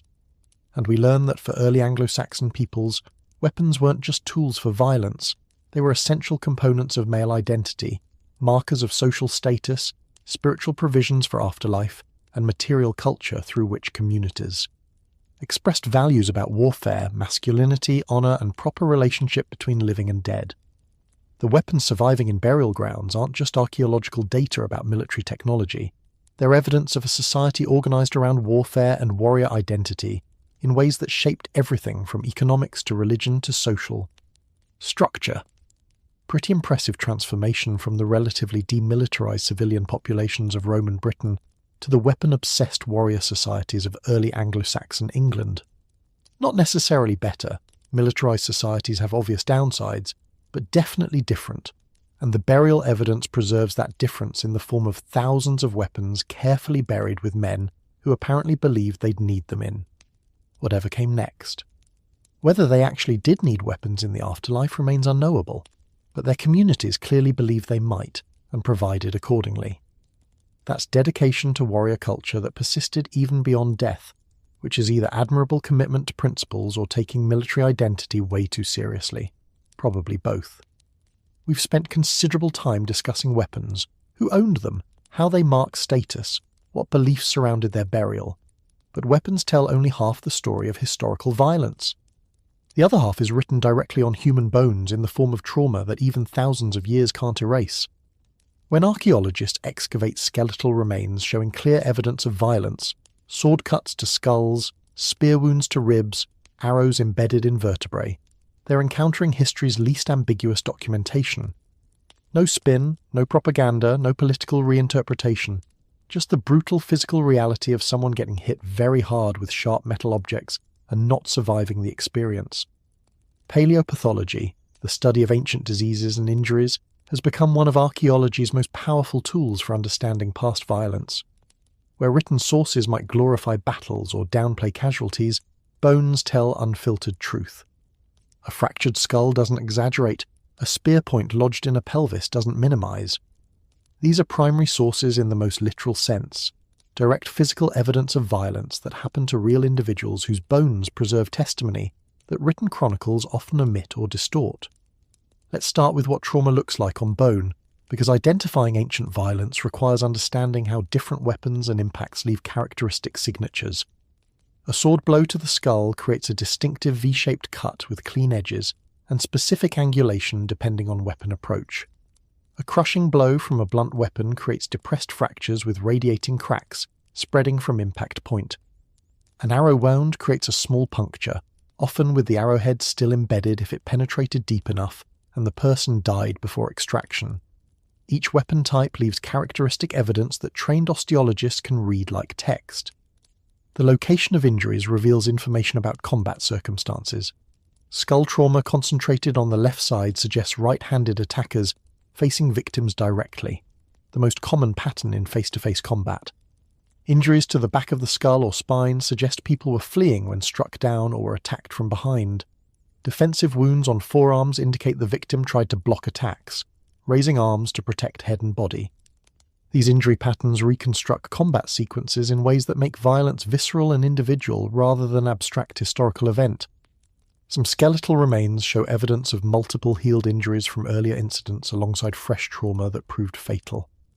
These are people who survived previous combat encounters.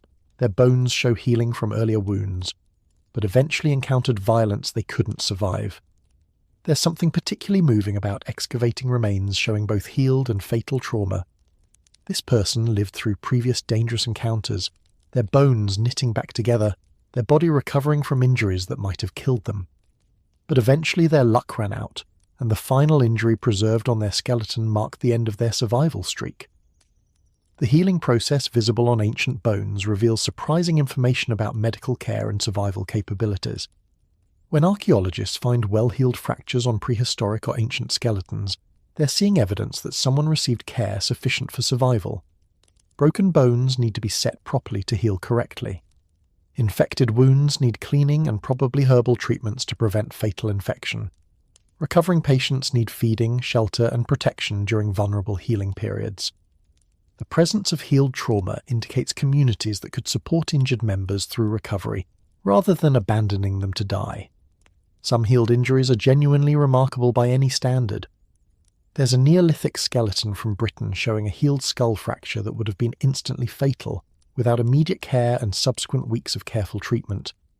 The bone shows clear evidence of healing, new bone growth filling the fracture, edges smoothing, infection avoided. This person survived a massive skull injury in a period roughly 4,000 years before modern emergency medicine, and not only survived but healed well enough that they lived years afterward before eventually dying from unrelated causes. That's either exceptional luck, exceptional medical care, or both. The evidence of surgical intervention on ancient bones is particularly fascinating and occasionally disturbing by modern standards. Trepanation, cutting holes in skulls, appears in archaeological contexts across multiple continents and time periods. The procedure involved using stone tools or bronze implements to cut through skull bone, creating openings that range from small perforations to substantial sections of skull removal. Many trepanned skulls show clear healing, indicating the patient survived the procedure and lived afterward, sometimes for years based on the extent of bone regrowth around the surgical site. Why ancient peoples performed trepanation remains debated.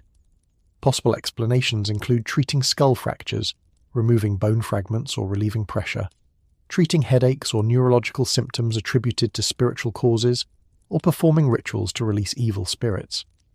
Probably all of these explanations apply in different contexts. Trepanation might have started as treatment for traumatic head injuries and expanded to treating other conditions once people noticed some patients improved afterward.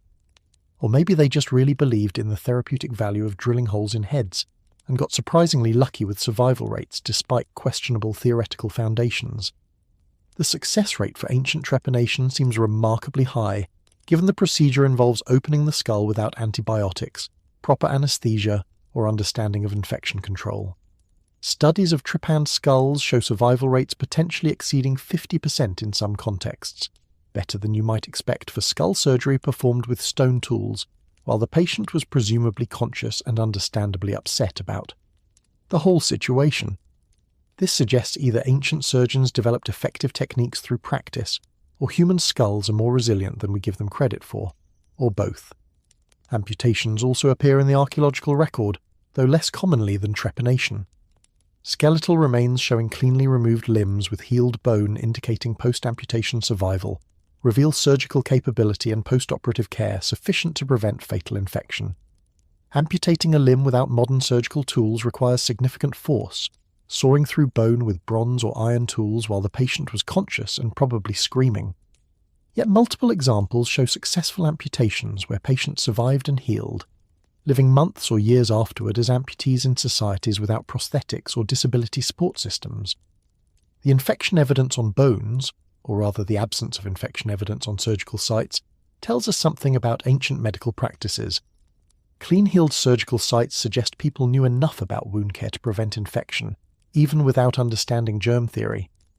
They probably used clean tools, cleaned wounds with water or herbal preparations with antimicrobial properties, and kept surgical sites covered and protected during healing. Whether this knowledge came from practical experience, wounded people who we keep clean survive more often, or from beliefs about wound spirits and purification doesn't matter. The practices worked well enough to allow surgical survival. Now let's compare skeletal evidence to written historical sources, because this is where paleopathology gets particularly interesting for historians. Written sources frequently minimize casualties, exaggerate enemy losses, and generally spin military encounters to favor the writer's perspective. Bones don't spin. When written sources describe a battle as a glorious victory with minimal friendly casualties, and skeletal evidence from mass graves shows extensive trauma consistent with desperate last stands and overwhelming defeat, the bones provide important corrective to literary accounts. There are cases where skeletal evidence fundamentally changes historical interpretation. A site described in chronicles as minor skirmish yields mass burial containing dozens of individuals with fatal trauma, suggesting the encounter was more significant than written sources acknowledged. A population described as peacefully transitioning to new rulers shows high frequency of violent trauma, consistent with armed resistance and brutal suppression. The bones don't contradict written sources so much as reveal what those sources omitted, the violence that victors prefer not to emphasize when writing their own histories. The evolution of medical knowledge becomes visible through examining healed injuries across different time periods. Neolithic healed fractures tend to show less precise bone setting compared to Bronze Age examples, suggesting improving medical knowledge over time. Roman period Britain shows evidence of sophisticated surgical techniques including amputation, wound suturing, and complex fracture treatment that then largely disappeared during early medieval period before gradually recovering. Medical knowledge wasn't linear progress. It involved advances, losses, and regional variations depending on what knowledge communities maintained and transmitted. Some specific examples help illustrate what paleopathology reveals about historical violence. There's a Viking Age skeleton from a cemetery in what's now Denmark showing multiple sword cuts to the skull, at least 5 distinct blows that would each have been potentially fatal. The victim apparently took repeated sword strikes to the head during combat, but remained standing long enough to sustain multiple injuries rather than falling after the first blow. This person died violently in what was clearly intense close-quarters combat, where someone methodically hacked at their skull until they finally went down.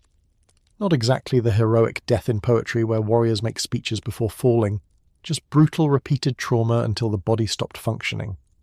Another example comes from a Roman military cemetery in Britain, showing arrow wounds in multiple skeletons. The arrow trajectories reconstructed from bone damage indicate shots coming from above, suggesting the victims were struck while attacking uphill positions or siege fortifications. This matches written descriptions of specific military engagements in the region, providing archaeological confirmation of historical accounts. The arrows themselves, still embedded in bone in several cases, can be analysed for manufacturing techniques, materials, and origin, potentially identifying specific military units or tribal groups involved in the combat. Medieval battle sites provide spectacular evidence of mass violence concentrated in short periods. Mass graves from battles show trauma patterns consistent with weapons described in contemporary accounts: sword cuts, spear wounds, blunt force trauma from maces or hammers, and occasional arrow wounds. The injury patterns reveal battle progression, initial casualties showing arrow wounds from ranged combat, later casualties showing close-quarters weapon trauma from hand-to-hand fighting. Some burials show individuals with both healed earlier injuries and fresh fatal wounds, indicating experienced warriors who'd survived previous battles before finally encountering violence they couldn't survive. The Towton battlefield from the Wars of the Roses provides particularly dramatic paleopathological evidence. Mass graves contain remains showing extreme trauma, multiple sword cuts, catastrophic skull injuries, fatal wounds concentrated on heads and upper bodies suggesting victims were struck while defenseless. Contemporary accounts describe the battle as particularly brutal with extensive casualties, and the skeletal evidence confirms this wasn't rhetorical exaggeration. These people died violently in close-quarters combat, often receiving multiple fatal wounds that suggest attackers continued striking even after victims were incapacitated. Now let's shift focus to very different archaeological evidence of warfare, the personal artifacts that reveal everyday soldier life rather than combat violence. Because between the dramatic moments of combat trauma, soldiers spent most of their time being bored, trying to stay entertained, maintaining equipment, writing letters home, and generally enduring the tedious stretches that characterize military service across all time periods. These everyday realities appear archaeologically through small finds that official military chronicles never mention, but that reveal more about soldier experience than any battle description. Personal artifacts from military contexts humanize abstract historical conflicts in ways that skeletal trauma and weapons alone can't achieve. A soldier's button isn't dramatic. It's a small brass disc that fastened a coat closed. But that button was touched daily by someone who wore it, who perhaps worried about losing it, who maybe polished it before inspections. Finding that button archaeologically connects you to that specific individual's existence in ways that reading casualty statistics never could. The button isn't just military equipment, it's a tangible link to someone's daily life, someone's routine, someone's concern about looking proper despite miserable field conditions. Military buttons are actually remarkably informative artifacts despite their mundane nature. They identify regiments through specific designs and markings unique to different units. They indicate rank through size, material, and placement patterns. They reveal supply chain information, locally manufactured buttons versus imported ones, brass versus pewter versus bone indicating material availability. And they appear in contexts that tell stories. Buttons concentrated in camp areas suggest soldiers doing laundry or repairs. Buttons found near battle sites might indicate hasty burials, where bodies were interred fully clothed. Solitary buttons in field contexts suggest losses that some soldier probably cursed about while trying to keep his coat closed with remaining buttons. Musical instruments from military camps reveal soldiers' efforts to create entertainment and maintain morale during extended campaigns. Harmonicas, Jews' harps, fragments of fiddles, broken drum pieces, these indicate someone brought or acquired instruments specifically for entertainment purposes, prioritizing music over other potential uses of limited baggage space. Military life involved extended periods of waiting to move, waiting for supplies, waiting for orders, waiting for weather to improve. Musical instruments provided entertainment during these tedious stretches, and their presence in archaeological contexts demonstrates that armies understood morale required more than just food and weapons. There's something poignant about excavating fragments of musical instruments from military contexts. Someone carried this harmonica through campaigns, perhaps playing for campmates, perhaps playing alone during quiet moments. Eventually the harmonica broke or was lost or discarded, ending up in archaeological layers where it waited centuries to be found and inform modern researchers about soldier life. The music that an instrument produced is lost. We'll never hear the specific tunes played around Civil War campfires or WWI trenches. But the instruments themselves survive as evidence that people facing violence and death still valued beauty and entertainment enough to carry fragile musical instruments into war zones. Personal grooming items appear frequently in military camp excavations. Combs, razors, toothbrushes once they were invented, mirrors, even items suggesting vanity that seems incongruous with rough field conditions. Soldiers apparently cared about appearance despite circumstances that made maintaining grooming standards challenging. A broken comb from a Roman military camp suggests someone tried to keep their hair neat, according to military regulations even while stationed in distant frontier posting. A mirror fragment from a medieval military site indicates someone wanted to check their appearance despite limited material comfort and constant dirt. Gambling equipment appears in virtually every military context where small artifacts preserve well enough to identify. Dice, gaming pieces, improvised checkerboards scratched into stone or wood, playing cards once those developed.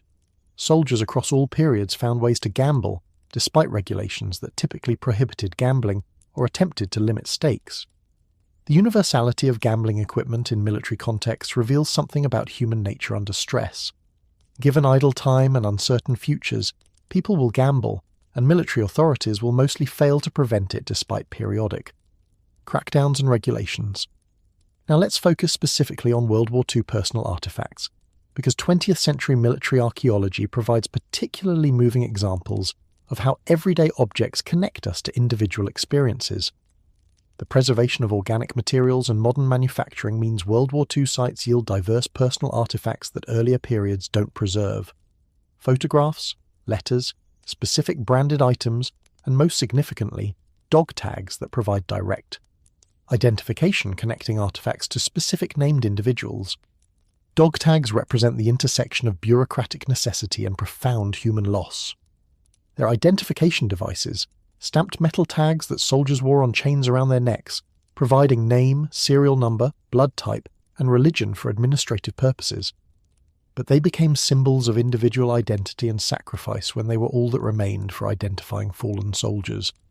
Finding a dog tag archaeologically means finding someone's name, someone's identity, someone who can potentially be connected to surviving family members or military records, providing biographical information that transforms unknown soldier into specific person with specific life story. The emotional weight of finding dog tags in archaeological contexts affects researchers profoundly. These aren't anonymous artifacts. They're connected to real people whose names are stamped on the metal. Reading a name on a dog tag recovered from battlefield or crash site immediately personalizes the excavation. This wasn't just a soldier. This was Private John Miller or Lieutenant William Thompson or whoever's name appears on the tag. Modern researchers can potentially contact surviving family members, return the identification to families who've spent decades without closure about missing relatives, and restore specific individuals to historical memory rather than leaving them as anonymous casualties. The process of identifying remains using dog tags and personal artifacts has reunited families with long-missing relatives and provided closure decades after losses occurred. Soldiers listed as missing in action sometimes receive proper identification and burial once their remains are located and dog tags recovered. Families who spent lifetimes wondering about missing relatives' fates receive confirmation and can properly mourn with knowledge of what happened. The archaeological recovery of personal identification doesn't change the tragedy of death, but it does restore dignity and recognition to people who otherwise would remain anonymously lost. Personal letters found in military contexts provide intimate glimpses of soldier experiences that official records never capture. A letter home describing homesickness, expressing love for family members, complaining about food quality, or discussing mundane details of daily routine reveals emotional reality behind military service. These aren't strategic documents or battle reports. They're personal communications expressing feelings, fears, hopes, and the mundane concerns that occupied soldiers' thoughts between combat moments. Reading letters written by soldiers who died shortly afterward creates profound connection to their humanity in ways that casualty statistics or battle descriptions never could. Photographs carried by soldiers add visual dimension to personal artifact collections. Wallet-size photographs of sweethearts, wives, children, or family groups that soldiers carried for emotional comfort and connection to home. Finding photographs archaeologically means finding windows into soldiers' personal relationships and the people they cared about. Some photographs can be identified through research, connecting images to specific families and potentially returning photographs to surviving relatives who never saw these specific prints their family member carried during service. Tobacco-related items appear constantly in 20th century military contexts: cigarette packages, lighters, pipes, chewing tobacco tins.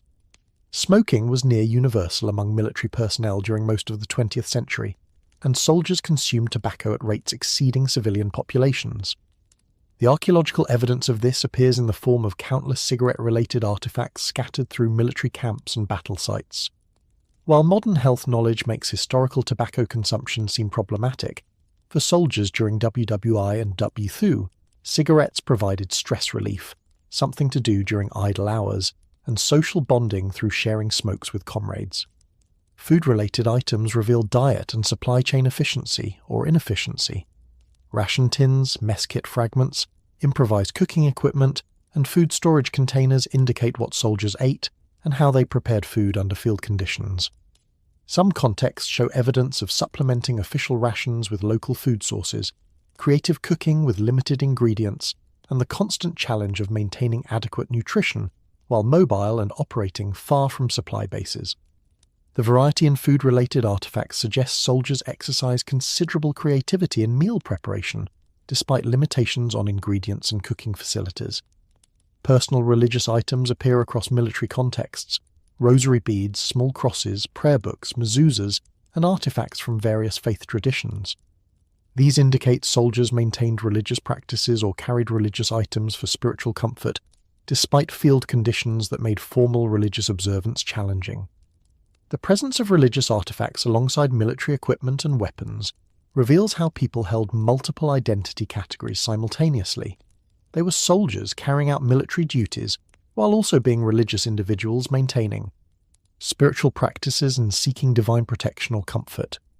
Writing materials, pens, pencils, paper fragments, notebooks indicate soldiers documented experiences, maintained journals, or simply had means for writing letters. The preservation of writing materials in archaeological contexts varies dramatically by environment, but where they survive, they reveal soldiers' efforts to record experiences, communicate with loved ones, and maintain literacy despite circumstances. They didn't prioritize written communication beyond official military correspondence. Some military journals have survived archaeologically, providing first-person accounts of military service that complement official records and reveal personal perspectives on historical events. Souvenir collecting appears in military contexts as evidence of soldiers taking objects as mementos of service or specific experiences. Collected enemy equipment, local artifacts from areas where troops were stationed, or simply objects that seemed interesting or meaningful get incorporated into personal belongings and sometimes end up discarded or lost in ways that preserve them. Archaeologically. These collected items reveal soldiers' interest in their surroundings, desire for tangible memories of service, and sometimes problematic trophy-taking that treated enemy possessions or even human remains as collectibles. The distribution of personal artifacts around military camps reveals spatial organization and activity areas. Latrines concentrate certain artifacts where soldiers spent private time. Sleeping areas show different artifact patterns than cooking areas or administrative zones. The spatial patterning of small finds allows archaeologists to reconstruct camp layout, identify functional areas, and understand how soldiers organized their living spaces despite temporary nature of military encampments. Even short-term bivouacs leave archaeological traces through discarded materials and lost objects that pattern according to how people used the space. Medical supplies appear in military contexts as evidence of field medicine capabilities and injury treatment. Bandages, morphine containers, medical instruments, pharmaceutical bottles, and first aid supplies indicate what medical support was available and how injuries were treated under field conditions. The quantity and variety of medical supplies reveals whether units had adequate medical support or were operating with minimal medical resources. Medical waste disposal sites concentrate medical-related artifacts in ways that allow reconstruction of medical practices and assessment of care quality provided to wounded soldiers. Repair and maintenance items reveal soldiers' efforts to keep equipment functional, despite hard use and limited replacement availability. Sewing kits for clothing repair, weapon cleaning supplies, boot repair materials, and improvised tools for fixing equipment all indicate soldiers did considerable maintenance work to extend equipment lifespan. Military service involved constant equipment stress, and soldiers who couldn't obtain replacements needed to repair what they had. The archaeological evidence of repair activities shows this wasn't occasional work, but constant necessity requiring creativity and practical skills. Transport-related artifacts, fragments of vehicles, harness equipment, horseshoes before mechanization, tire fragments, vehicle parts, reveal mobility and logistics challenges. Military effectiveness depended heavily on transportation capabilities, and transport equipment wore out, broke down, or was damaged requiring replacement or repair.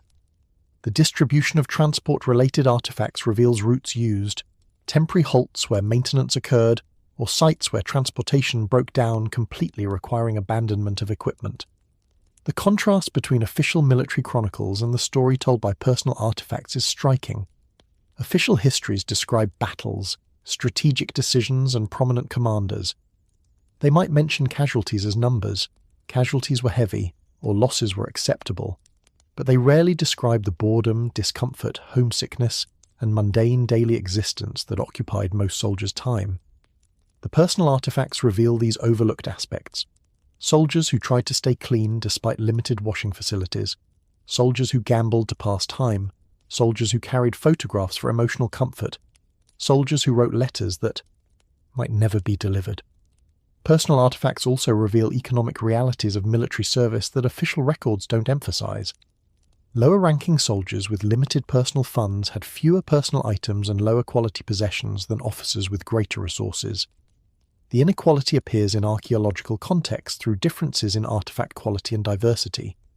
Officers' quarters yield more diverse personal items, better quality possessions, and more evidence of comfort items beyond bare necessities. Enlisted men's areas show more utilitarian artifacts and less variety in personal possessions. This archaeological evidence of economic inequality reminds us that military hierarchies involved material advantages beyond command authority. The preservation of organic personal items like textiles, leather goods, or wooden objects varies dramatically by environment, creating preservation bias affecting what survives archaeologically. Waterlogged sites preserve organic materials that would decay in normal soil. Arid environments preserve different materials than wet environments. Frozen contexts preserve materials that would decompose elsewhere. This means archaeological understanding of personal artifacts is skewed toward materials that preserve well in specific conditions, while underrepresenting materials that don't survive. We probably know more about metal and ceramic military artifacts than about textile or leather items that would have been equally common but rarely survive. Modern technology has enhanced ability to recover and analyze military personal artifacts. Metal detectors allow discovery of small metal objects that visual survey would miss. Ground-penetrating radar identifies subsurface features indicating where excavation might be productive. Chemical analysis identifies residues in containers revealing contents. DNA analysis potentially identifies remains when dog tags aren't present. These technological capabilities allow more complete recovery and analysis of personal artifacts than earlier archaeological methods permitted. The ethical considerations around excavating military sites and recovering personal artifacts require careful attention. These aren't ancient anonymous burials, they're relatively recent deaths where surviving family members might still live. Recovering personal effects and remains requires respect for deceased and consideration of family wishes. Archaeologists working on military sites typically cooperate with military casualty identification programs, follow regulations about handling human remains, and work to return personal effects to families when possible. The goal isn't just recovering artifacts for research, but honouring deceased and providing closure to families. So what do we ultimately learn from combining paleopathological evidence of violence with personal artifact analysis?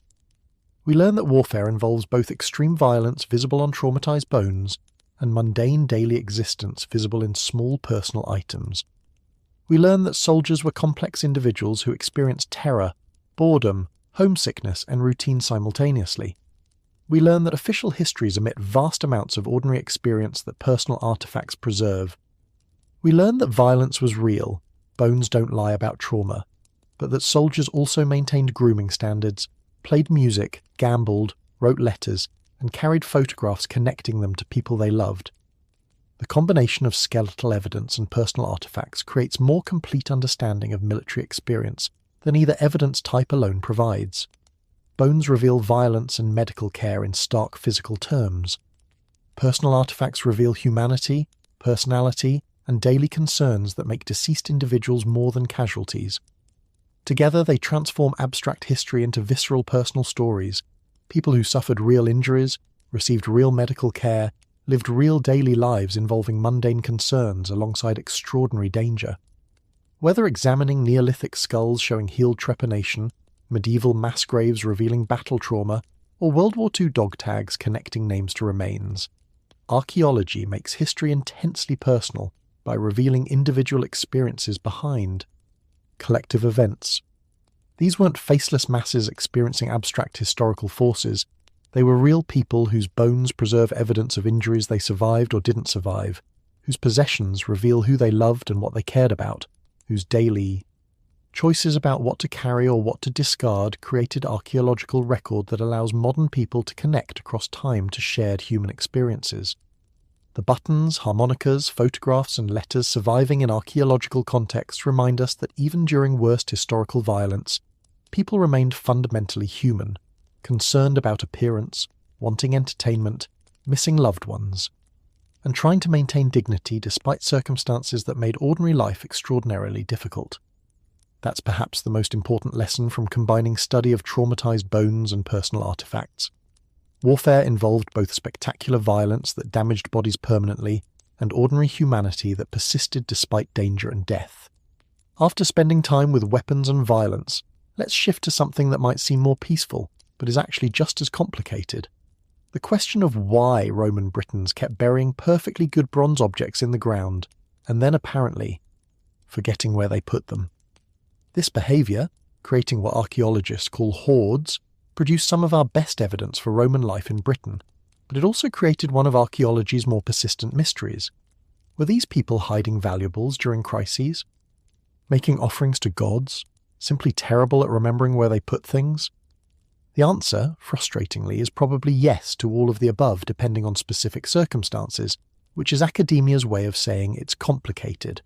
Roman Britain offers particularly rich evidence for understanding how ancient peoples integrated religious belief with practical daily life, largely because Romans were spectacularly good at documentation, loved making durable bronze objects, and apparently had complex relationships with permanently depositing valuable items in ways that ensured nobody would use them again.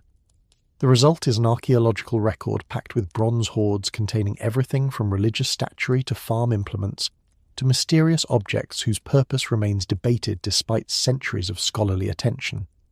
Let's start with what these hoards actually look like when archaeologists encounter them, because context matters enormously for interpretation.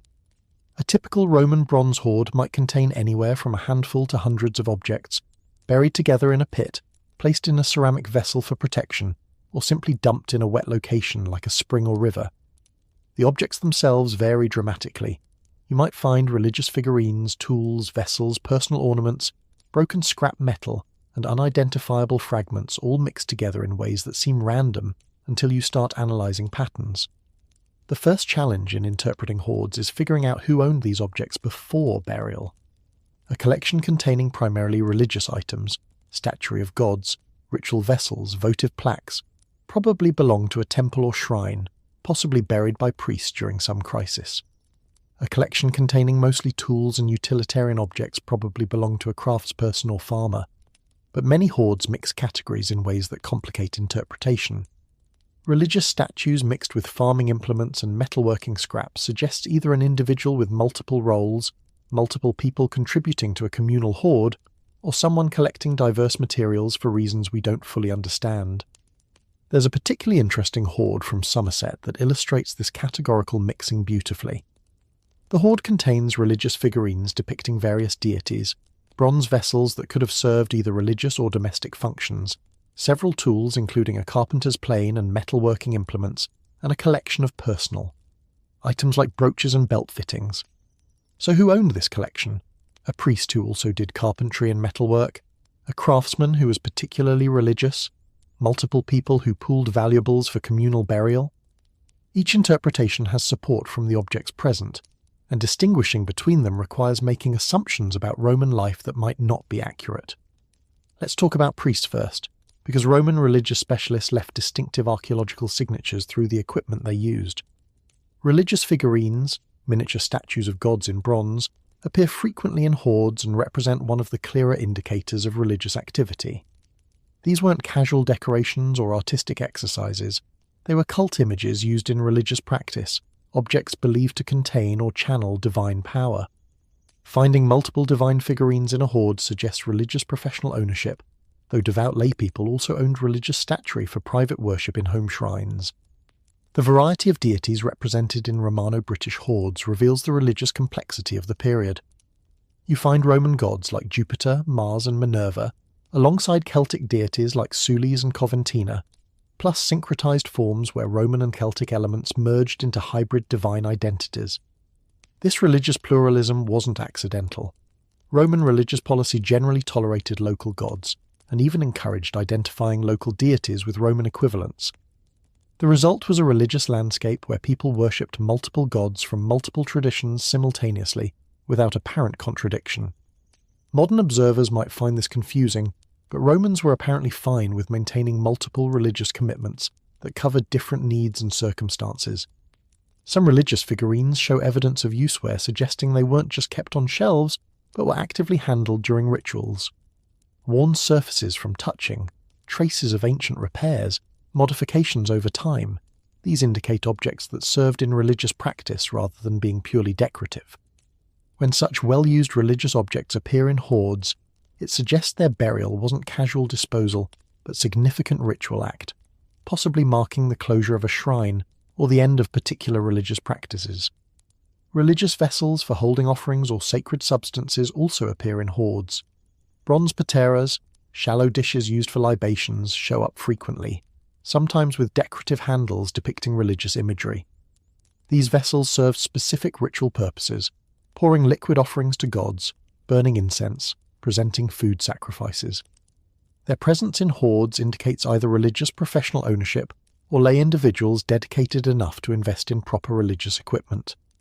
The quality of craftsmanship varies from simple functional pieces to elaborate vessels with extensive decoration, suggesting different levels of wealth and religious commitment among owners. Now let's consider craftspeople, because the tools in hoards reveal diverse trades and crafts that Romans practiced in Britain.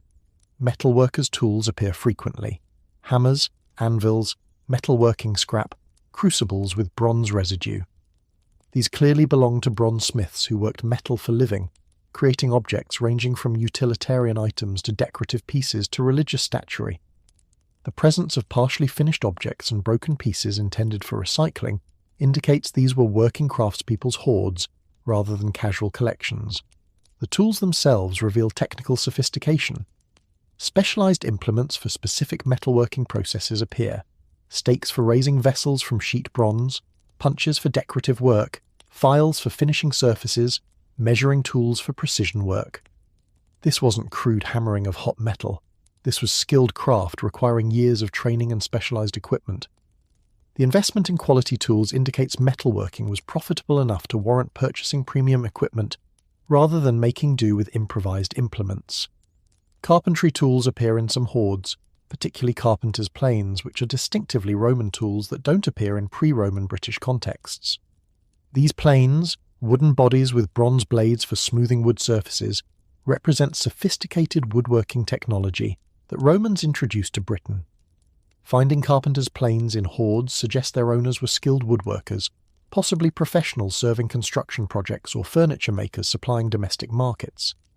The tool quality often indicates professional use. These weren't casual hobbyist implements, but working tools that saw regular use. Agricultural implements appear less frequently in hoards than religious or craft tools, possibly because iron was more common for agricultural equipment, while bronze was reserved for items where corrosion resistance or decorative appearance mattered. But some agricultural bronze does appear: ploughshares, sickles, specialized tools for specific farming tasks. These indicate farmers who either could afford bronze equipment or who needed bronze's specific properties for particular agricultural applications. The presence of agricultural implements mixed with other object types suggests individuals who combined farming with other occupations, which was probably common in rural Roman Britain, where subsistence farming supported craft specialization. The concept of multiple occupational roles is important for understanding Roman life, because modern specialization doesn't perfectly map onto ancient economic organization. A person might be primarily a farmer but also practice metalworking during agricultural off-seasons, or primarily a craftsperson who maintained agricultural plots for food security, or a religious specialist who supported themselves through craft. Work when religious duties didn't provide adequate income.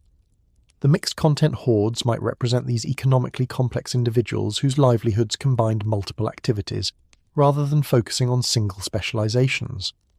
Let's address the sacred practical inseparability that characterized Roman religious life, because this is where interpretation gets particularly interesting. Modern people tend to separate religious activity from practical daily life. You go to religious services on specific occasions, but don't necessarily integrate religious practice into every daily activity. Romans didn't operate this way. Religious observance permeated daily life, with household shrines receiving daily attention, protective deities invoked before various activities, and religious concerns influencing practical decisions about everything from business partnerships to agricultural timing. This means objects that modern people would categorize as purely practical often had religious dimensions for Romans. A farmer's plough wasn't just a tool, it was equipment whose success depended partly on divine favor, requiring proper ritual observances before use. A craftsperson's tools weren't purely utilitarian. They were implements whose quality and effectiveness could be enhanced through religious dedication or invocation of appropriate patron deities. The boundary between sacred and secular that modern observers take for granted simply didn't exist in the same way for Romans. This integration appears archaeologically in hoards mixing religious and practical objects in ways that seem random, until you understand that all the objects had religious dimensions, even if some were also functionally utilitarian.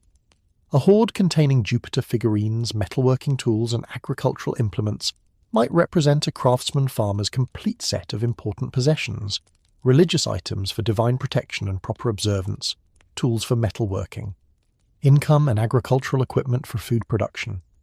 All these categories were interconnected in the owner's life and religious understanding. Magical practices in Roman Britain blur sacred practical boundaries even further. Magic, using rituals, objects, or words to influence outcomes through supernatural means, was ubiquitous despite official religious and sometimes legal ambiguity about its acceptability. People used magic for practical purposes, ensuring crop success, protecting property, attracting romantic partners, harming enemies, preventing theft, healing illness, These weren't separate from religion. They were religious practices focused on immediate practical results rather than general divine favour or afterlife concerns. Archaeological evidence for magical practices appears through curse tablets, protective amulets, deliberately deposited ritual objects, and assemblages suggesting magical activities. Some hoards show characteristics suggesting magical rather than purely religious or economic motivations for burial. Objects deliberately broken or ritually killed before deposition, arrangements suggesting intentional symbolic meaning, locations chosen for supernatural significance. These indicate magical thinking influenced how and why objects were buried. The curse tablets found at Roman religious sites like Bath provide spectacular evidence of magical practices integrated with official religion. These lead tablets inscribed with curses asking gods to punish thieves, harm rivals, or address grievances were deposited in sacred springs as petitions to deities.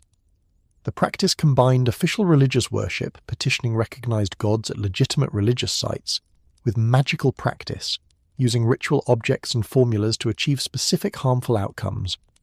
The boundary between prayer and curse was apparently quite permeable in Roman religious practice. Now let's address why people buried valuables, because this question drives interpretation of hoard evidence. The traditional archaeological explanation emphasizes economic crisis. People buried valuables during dangerous times, invasions, civil unrest, economic collapse, intending to retrieve them later, but dying or being displaced before recovery.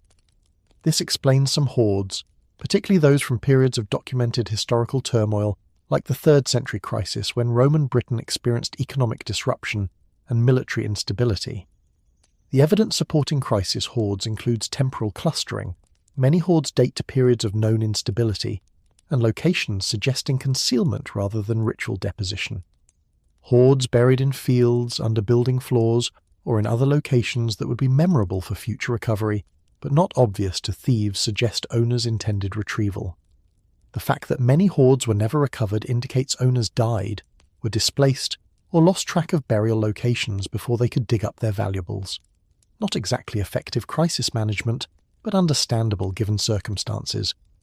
However, crisis explanation doesn't work for all hoards, particularly those in locations suggesting religious or magical motivations.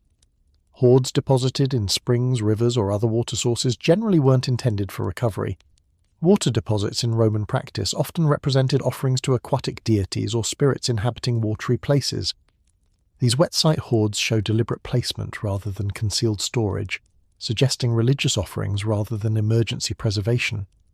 The religious offering interpretation explains hoards containing specifically religious objects, hoards in ritual locations, and hoards showing evidence of ceremonial treatment before burial. A collection of divine figurines deposited in a sacred spring wasn't crisis hoarding. It was religious offering, possibly marking temple closure, commemorating significant events, or fulfilling vows made to deities. The objects weren't meant to be recovered. They were gifts to gods that became permanently removed from human use through ritual deposition. Some hoards seem to represent metalworkers' scrap collections, broken objects, damaged items, pieces intended for melting and recycling.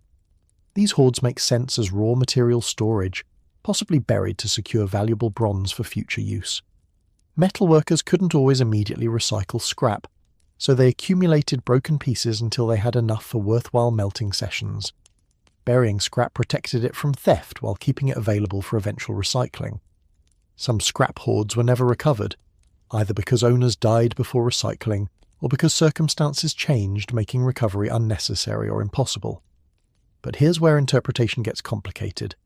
Distinguishing between scrap hoards and ritually broken object hoards requires making assumptions about intentions that archaeological evidence alone doesn't definitively prove. A hoard containing broken bronze objects might be scrap awaiting recycling, or it might be ritually damaged religious items being deposited as offerings after ceremonial destruction. Physical evidence, broken bronze objects in a pit, is identical.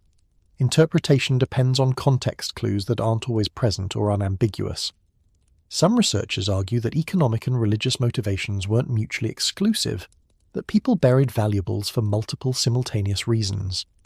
Facing economic crisis, someone might bury valuables both to protect them from theft and to petition gods for help through offering part of the collection.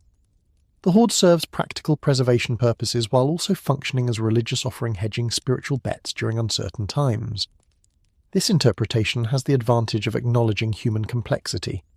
People often have multiple motivations for actions, and ancient peoples weren't necessarily more single-minded than modern people. Let's look at specific examples to illustrate interpretive challenges. The Mildenhall treasure, one of Roman Britain's most spectacular hoards, contains elaborate silver tableware including the famous Great Dish, depicting Bacchus and ocean deities. The collection is extraordinarily valuable, representing massive wealth in precious metal and craftsmanship. Traditional interpretation suggests Christian owners buried it during late Roman period instability, intending recovery that never occurred. But some researchers note the object's religious imagery and suggest possible religious deposition by wealthy Christians rejecting pagan symbols. Both interpretations fit evidence. Distinguishing them requires assumptions about owners' motivations that we can't definitively prove. Another example, a hoard from Wiltshire containing bronze religious figurines, broken vessels, and metalworking scrap. This collection suggests either a priest who also worked metal, or a metalworker who was particularly religious, or someone collecting diverse materials for unknown purposes. The broken religious figurines might indicate ritual destruction before offering, or might be scrap waiting for recycling, or might be damaged temple equipment being properly disposed of. Each interpretation is plausible. None is conclusively provable from physical evidence alone. The temporal distribution of hoards reveals interesting patterns. 3rd century hoards cluster during documented crisis periods when Roman Britain experienced economic disruption and barbarian invasions. 4th century hoards increased towards century's end as Roman administration deteriorated, and Anglo-Saxon settlement began affecting British populations. 5th century hoards largely disappear as Roman material culture gave way to Anglo-Saxon traditions. These temporal patterns support crisis interpretation. People buried valuables when circumstances became dangerous, but don't exclude religious motivations operating simultaneously. Regional patterns in hoard distribution suggest some areas were more prone to hoarding behaviour than others, possibly reflecting local economic conditions, religious practices, or security concerns. Areas near frontiers show different hoarding patterns than secure interior regions. Coastal areas vulnerable to maritime raiders show hoard concentrations. These regional variations indicate local circumstances influenced hoarding decisions beyond general empire-wide patterns. The composition of individual hoards often reflects owners' social positions and economic activities. Wealthy hoards containing precious metal tableware, expensive jewellery, and high-quality decorative items indicate elite ownership. Modest hoards with utilitarian bronze objects and worn personal items indicate ordinary people's possessions. Professional hoards dominated by specific tool types indicate craft specialists. These compositional patterns allow archaeologists to reconstruct social and economic structures through analysing what different social classes owned and considered valuable enough to bury. The condition of objects in hoards provides clues about motivations. Well-maintained objects carefully wrapped or protected suggest emergency storage intended for recovery. Broken or damaged objects suggest either scrap collection or ritual deposition after ceremonial destruction. Mixed conditions, some objects intact, others broken, complicate interpretation and might indicate complex motivations or collections accumulated over time, combining various sources. The presence of coins in hoards helps with dating and reveals economic dimensions. Hoards containing current coinage suggest recent burial. The owner was dealing with contemporary money rather than ancient coins. Hoards with outdated or foreign coinage suggest either long accumulation periods or collection of numismatically interesting pieces. The denomination and quantity of coins indicates owners' wealth and economic activities. Large coin hoards represent significant personal wealth, or perhaps business capital for merchants or moneylenders. The spatial relationships between objects in hoards sometimes suggest intentional arrangement rather than casual dumping. Objects placed in specific orientations, grouped by type or arranged in patterns, might indicate ritual significance in burial process. Random jumbles suggest hasty concealment or simple disposal. These spatial patterns require careful excavation documentation to preserve evidence that aids interpretation. The integration of Romano-British and Celtic traditions appears in hoard contents through mixed cultural elements. Objects showing Celtic decorative styles appear alongside Roman forms, indicating cultural hybridization rather than simple replacement of Celtic traditions by Roman ones. Religious hoards particularly show this mixing. Celtic deities depicted in Roman artistic styles, Roman gods with Celtic attributes, hybrid deities combining both traditions. This material evidence confirms historical accounts of religious syncretism in Roman provinces, where local and imperial traditions merged. The end of hoard deposition in late and post-Roman periods marks cultural transitions as Roman material culture gave way to Anglo-Saxon traditions. The cessation of hoarding indicates either changed economic circumstances making hoarding unnecessary, changed cultural practices where Anglo-Saxons didn't hoard similarly to Romans, or disrupted conditions where people lacked resources worth. Hoarding. This hoarding cessation provides material evidence for Roman Britain's end and Anglo-Saxon culture's rise. Modern archaeological techniques have enhanced hoard analysis capabilities. X-ray fluorescence analysis identifies bronze alloy composition, revealing manufacturing techniques and material sources. Isotopic analysis traces metal origins to specific mining regions, documenting ancient trade networks. Detailed object photography and 3D scanning preserves information, allowing researchers to examine hoards without handling fragile objects. These technologies generate data earlier researchers couldn't access, enabling more sophisticated interpretations. The ethical considerations around metal detecting and hoard discovery require attention because many Romano-British hoards are found by metal detectorists rather than professional archaeologists. British law requires reporting significant finds, but enforcement depends on finder cooperation. Responsible detectorists report discoveries and work with archaeologists to excavate finds properly, preserving contextual information essential for interpretation. Irresponsible detectorists might pocket finds without reporting, destroying archaeological context and losing scientific information. The tension between hobbyist treasure hunting and scientific archaeology remains an ongoing challenge. The public fascination with hoards, particularly valuable ones, creates both opportunities and problems.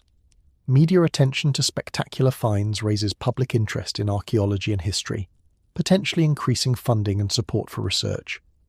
But sensationalist coverage emphasizing treasure value over scientific significance misrepresents archaeology's purposes and might encourage irresponsible treasure hunting. Balancing legitimate public interest with responsible archaeological practice requires careful communication about what makes hoards archaeologically valuable beyond monetary worth. So what do we ultimately learn from Romano-British hoards beyond the obvious fact that Romans buried a lot of bronze and then forgot where they put it? We learn that ancient people's motivations were complex, often combining practical concerns with religious beliefs in ways that don't map neatly onto modern categories. We learn that occupational specialization coexisted with economic diversification. People combined multiple roles rather than focusing solely on single occupations. We learn that religious practice permeated daily life, making sacred secular boundaries that modern people take for granted largely meaningless in Roman context. We learn that crisis motivated hoarding behavior, but didn't account for all buried valuables. Religious offerings, magical practices, and other non-economic motivations also drove deposition. We learn that Romans in Britain participated in material culture, combining imperial and local traditions, creating hybrid cultural forms visible in the objects they owned, used, and eventually buried. And we learn that despite centuries of archaeological research, many hoards retain interpretive ambiguity, requiring careful analysis and honest acknowledgement of limitations in our ability to reconstruct ancient motivations from material evidence. Alone, the bronze hoards of Roman Britain aren't just collections of ancient objects, they're complicated puzzles requiring consideration of religious belief, economic circumstances, social organization, craft specialization, and individual motivations that we can infer but never definitively prove. The priest, craftsman, and farmer whose possessions ended up mixed in a single hoard might have been three different people pooling resources for communal protection, or one person juggling multiple roles in economically complex society, or a religious craftsman who farmed part-time for food security, or someone collecting diverse objects for reasons we haven't even considered.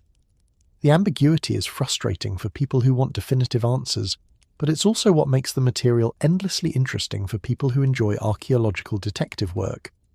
These collections of bronze religious figurines, worn tools, broken vessels, and mysterious unidentifiable pieces represent windows into daily lives of people trying to survive economically, maintain religious observances, practice their crafts, and somehow managed the uncertainty of living in Roman province at Empire's edge during periods of recurring instability. Whether they buried their possessions in crisis-driven panic as offerings to protective deities, or for reasons that made perfect sense to them but seem opaque to us thousands of years later, they left us material evidence that rewards careful study, even when it refuses to provide simple, straightforward interpretations. And really, that ambiguity is probably appropriate for understanding Roman Britain, which was itself an ambiguous place where imperial culture mixed with local traditions, where official religion coexisted with magical practices, where people combined multiple occupational roles while maintaining complex relationships with various deities, and where the line between sacred and practical was so blurred that trying to separate them probably says more about modern assumptions than about Roman realities. The hordes, with their mixed contents and unclear motivations, perfectly represent that complexity. Frustrating for anyone wanting simple answers, fascinating for anyone willing to sit with ambiguity and appreciate what the material does tell us even when definitive interpretation remains elusive. Having explored what Roman Britons buried and why they buried it, let's talk about what they looked at, specifically what they looked at when they wanted to see the face of ultimate political authority. Imperial portraiture in Roman provinces presents one of history's more entertaining artistic challenges. How do you create a convincing portrait of someone you've never actually seen, working from reference materials that amount to tiny profile?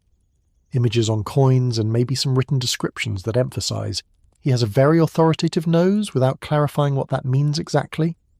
The answer is that you do your best, lean heavily on artistic conventions, and hope nobody from Rome shows up to point out that you've made the emperor look like your cousin Marcus who works at the market.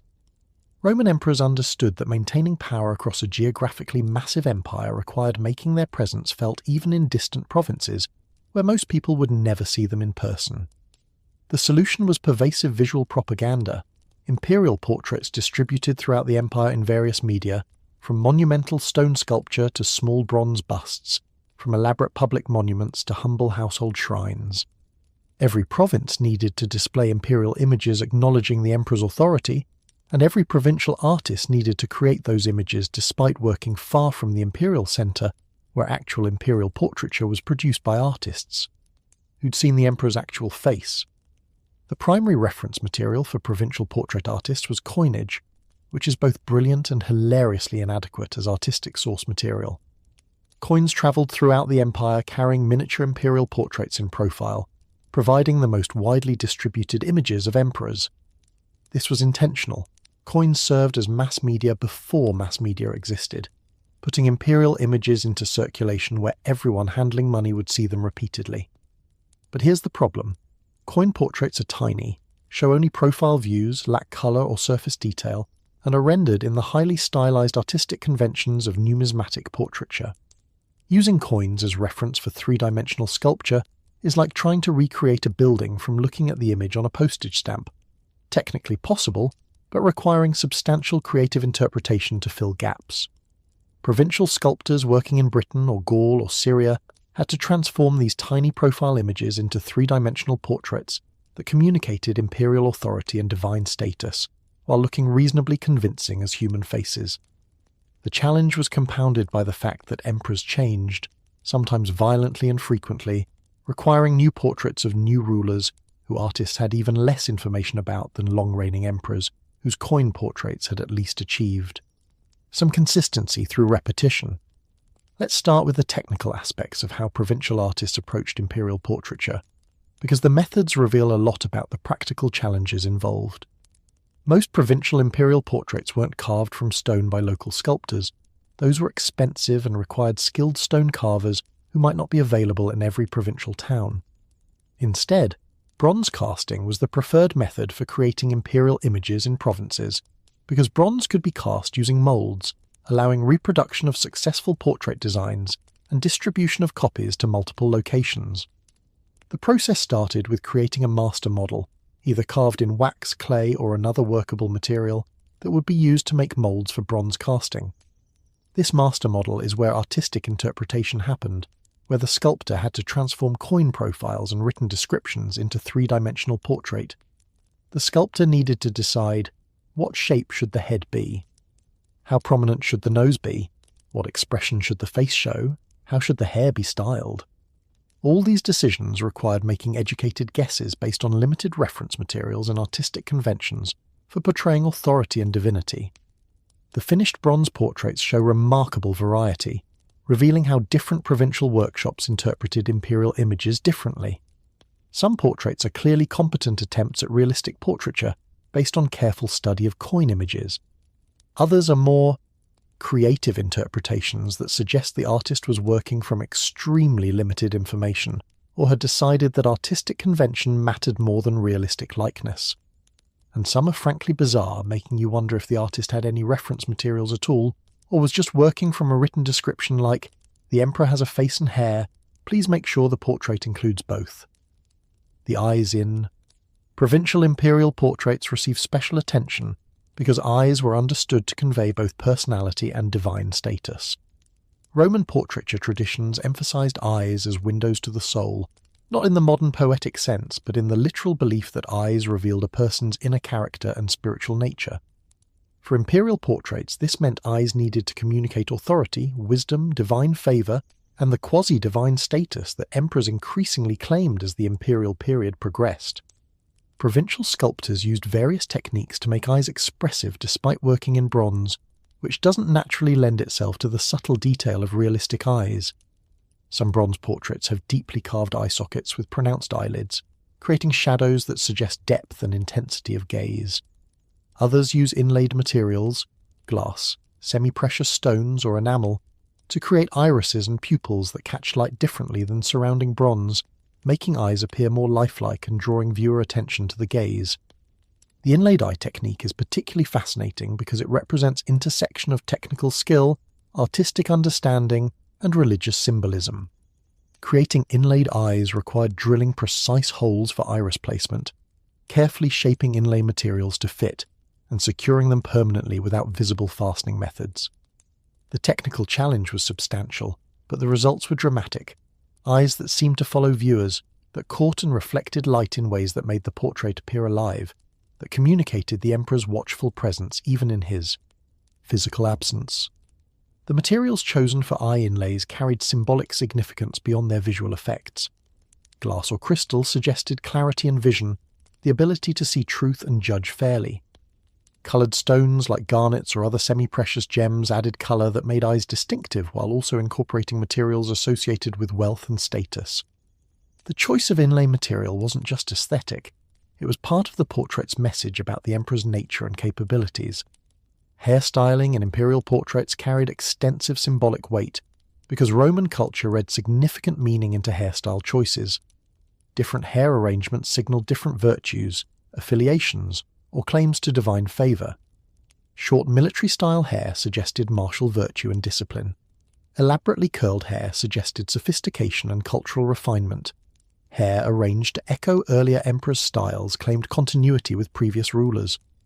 Provincial artists needed to interpret coin portraits' hairstyles and translate them into three-dimensional form while understanding the symbolic messages different arrangements conveyed. The technical challenges of rendering hair in bronze sculpture shouldn't be underestimated. Hair has individual strands, complex volumes, and subtle surface textures that are difficult to capture in metal casting. Provincial sculptors developed various approaches. Some created highly detailed hair with individual strands carefully modelled, requiring sophisticated wax modelling and successful bronze casting without defects. Others stylized hair into simplified patterns that suggested texture, without attempting realistic strand-by-strand rendering. The level of detail often indicates workshop skill and resource availability. More detailed hair required more skilled workers and more expensive casting processes. Some imperial portraits show hair arrangements that are frankly impossible. Gravity-defying curls, elaborate constructions that no actual hair could maintain, or patterns that seem more decorative than realistic. These aren't necessarily bad portraiture. They're artistic choices emphasizing hair's symbolic significance over realistic representation. If the emperor's hair needs to echo divine Apollo's artistic representations, then realistic human hair limitations don't constrain the artist. The portrait communicates what it needs to communicate about imperial status and divine associations, even if actual human hair doesn't work that way. Now let's address the elephant in the studio. How accurate were provincial imperial portraits? The honest answer is we often don't know because we lack sufficient comparative evidence. We can compare provincial portraits to each other and to coin images, but we rarely have confirmed accurate portraits from Rome to use as standards for judging provincial accuracy. What we can say is that provincial portraits vary considerably in how closely they follow coin models, suggesting different levels of access to reference materials or different artistic priorities. Some provincial portraits are clearly working from coin images. They show the same profile shapes, the same distinctive features, the same hair arrangements visible on contemporary coins. These portraits represent artists taking their reference materials seriously and trying to create recognizable images of specific emperors. Other portraits are more generic, showing an emperor without distinctive features that identify specific individuals. These might represent artists working with limited information, artists prioritizing conventional imperial imagery over specific likeness, or cynical workshop productions where one emperor portrait could be relabeled for a different emperor with minimal modifications.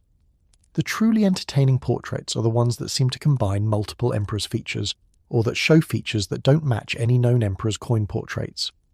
These raise interesting questions. Were artists combining reference materials from multiple sources, creating composite images?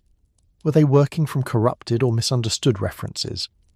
Or were they simply improvising based on general imperial portrait conventions without worrying too much about specific accuracy? Each explanation probably applies to different cases, but the result is a body of provincial portraiture that's diverse, often puzzling, and occasionally quite creative in ways that make art historians either laugh or cry depending on their sense of humour. The differences between central imperial art and provincial variations reveal how imperial visual culture adapted to local contexts while maintaining overall stylistic unity. Rome and major provincial capitals like Alexandria or Antioch had workshops with trained sculptors who maintained close connections to imperial court and had access to official portrait models. These workshops produced portraits matching imperial standards, official versions of the emperor's image that other locations were supposed to emulate.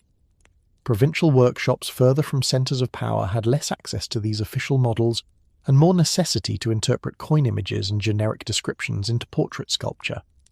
The regional variations that resulted from this situation show local artistic traditions influencing how provincial artists rendered imperial images. A Romano-British imperial portrait might show Celtic artistic influences in certain stylistic choices, creating hybrid form that's recognisably imperial Roman, but also distinctly British in execution. A Syrian portrait might incorporate Eastern artistic conventions. A Gallic portrait might show influence from Gallic traditions.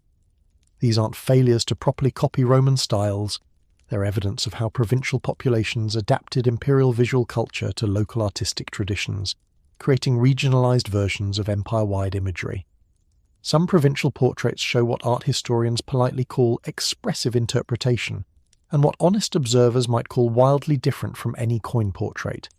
These portraits communicate this is an emperor through conventional symbols, laurel wreaths, military clothing, commanding poses, without necessarily creating recognizable likenesses of specific emperors.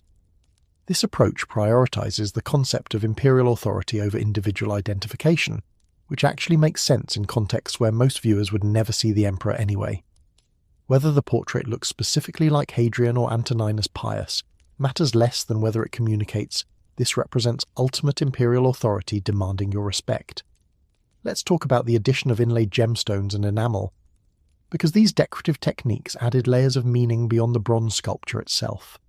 Inlaid decoration wasn't just about making portraits prettier, it was about incorporating materials with symbolic and mystical significance that enhanced the portrait's spiritual power and visual impact. Gemstone inlays appeared in various locations on imperial portraits. We've already discussed eye inlays, but gems also decorated clothing fasteners, jewellery, crowns or wreaths, and occasionally even hair ornaments or facial features. Each gemstone type carried associations and meanings that added to the portrait's message. Purple stones suggested imperial purple, the restricted dye colour associated with imperial power. Red stones suggested martial virtue and blood lineage. White or clear stones suggested purity and divine light. The specific stones chosen weren't random decorative choices. They were deliberate symbolic selections enhancing what the portrait communicated about the emperor. The craftsmanship required for gemstone inlay was substantial. Stones needed to be cut and polished to fit precisely into settings prepared in bronze. The settings needed to hold stones securely while remaining invisible or minimally visible to avoid distracting from the overall composition. And the placement needed to enhance the portrait's appearance rather than creating awkward visual disruptions. Successful gem inlay required skilled gem cutters, skilled bronze workers, and good planning to coordinate gem placement with the bronze sculpture's composition. Enamel work added colour and surface complexity to bronze portraits in ways that bronze alone couldn't achieve. Enamel, ground glass fused to metal surfaces through heating, could create colourful areas highlighting specific features or creating decorative patterns. Blue enamel might appear on imperial garments suggesting precious fabrics. Green enamel might create laurel wreaths. Red enamel might emphasize military insignia or awards.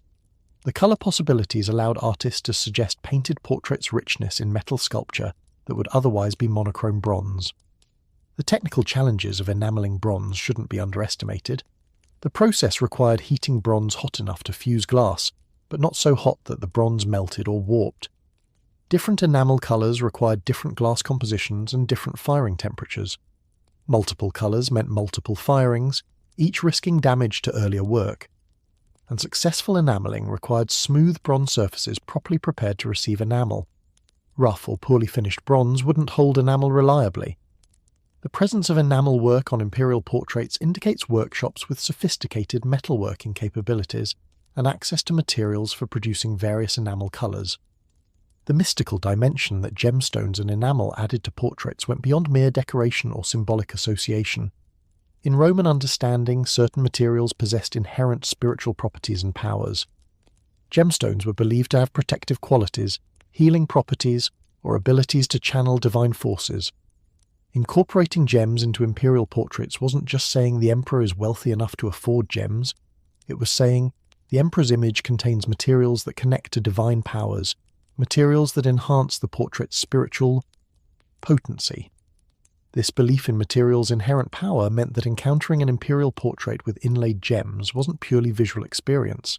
It was spiritual encounter with object believed to contain forces beyond and normal material reality.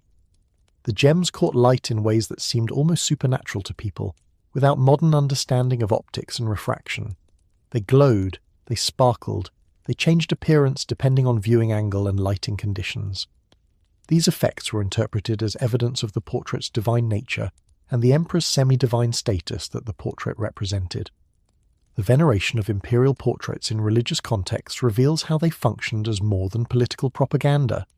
They were quasi-sacred objects receiving ritual attention and serving as focuses for loyalty oaths and religious observances. Provincial populations swore oaths before imperial portraits, made offerings to them, invoked imperial protection through addressing portraits as if they were the emperor himself. The portraits weren't just representations.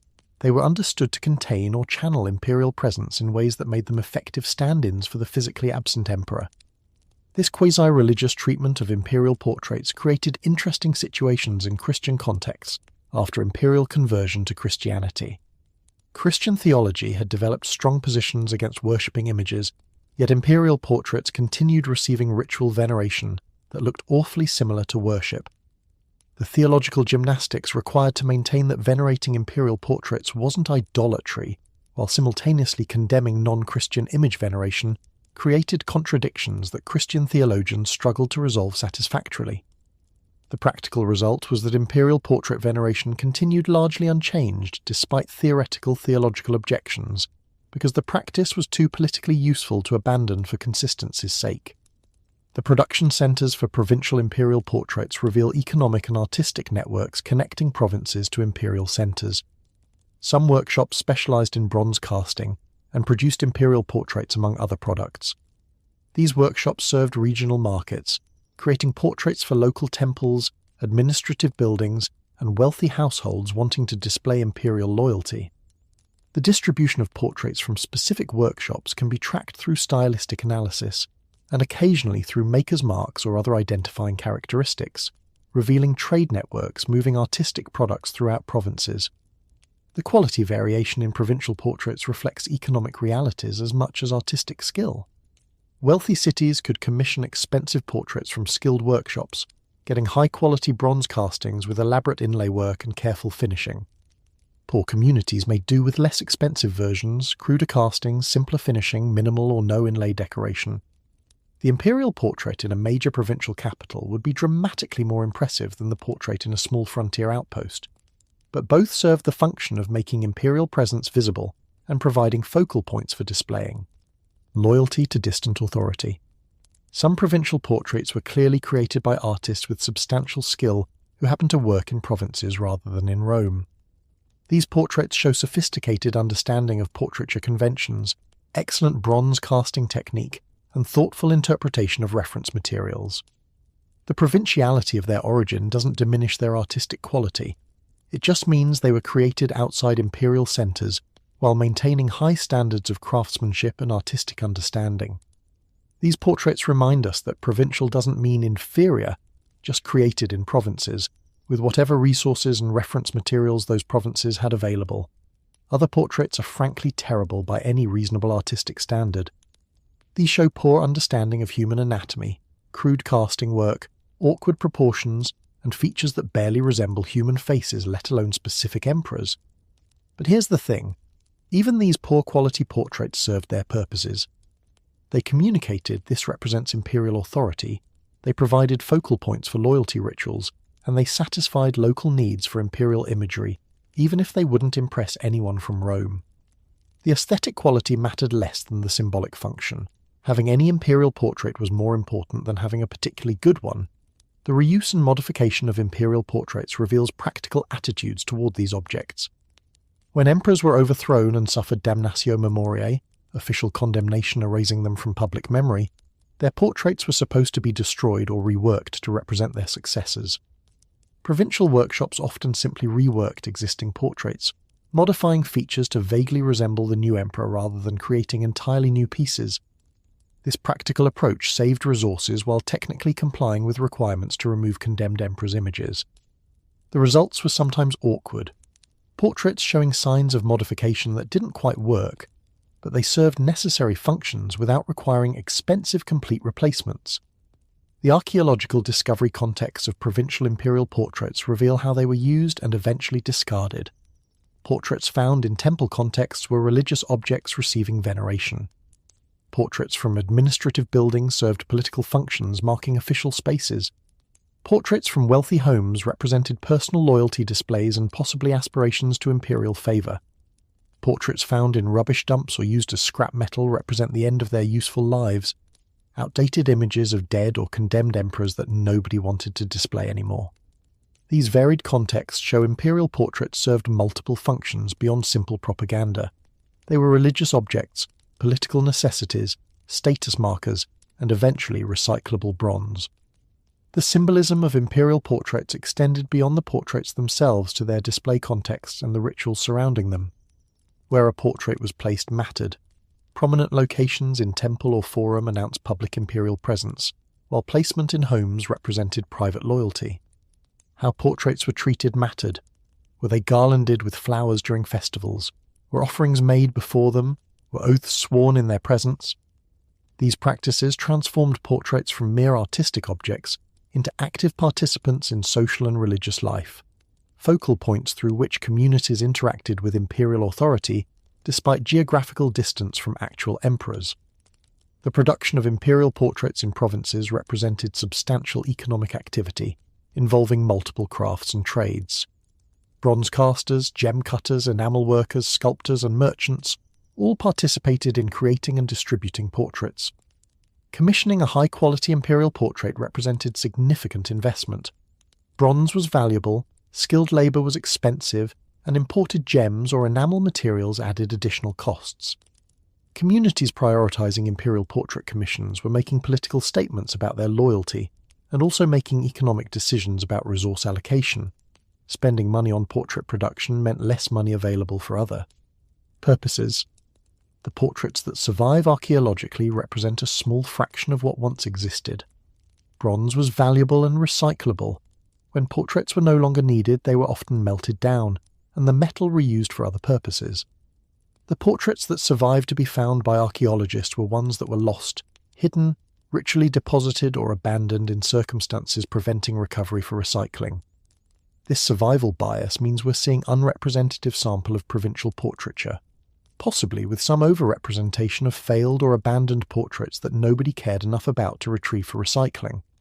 So what do we ultimately learn from studying provincial imperial portraits? We learn that maintaining visual imperial presence across vast empire required sophisticated production and distribution networks creating countless bronze images.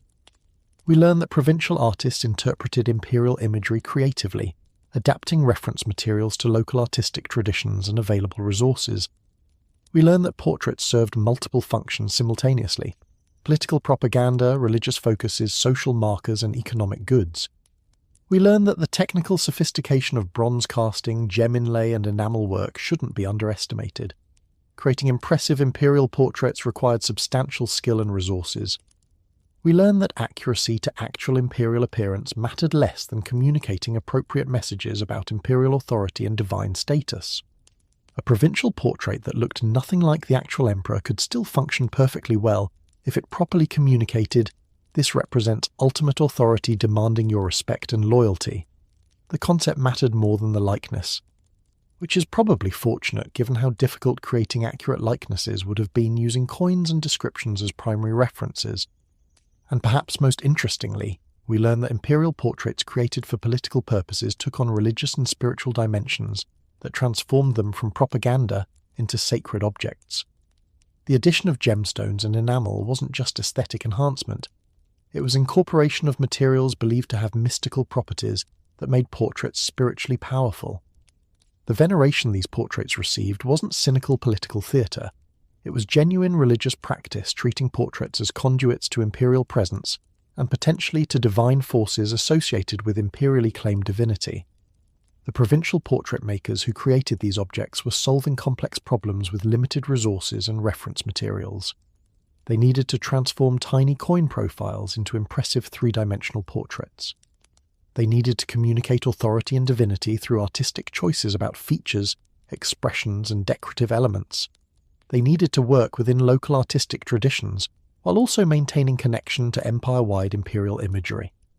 And they needed to create objects that would satisfy multiple audiences, local populations viewing them, imperial officials inspecting them for loyalty compliance, and perhaps occasional visitors from imperial centres who'd seen actual emperors and could judge accuracy.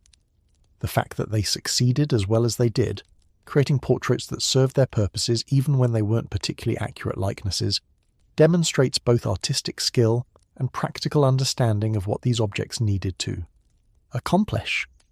They weren't just making portraits, they were creating functional objects serving political, religious, and social needs in provincial contexts where imperial authority needed visible representation despite physical distance from emperors who probably never set foot in most provinces where their portraits were displayed.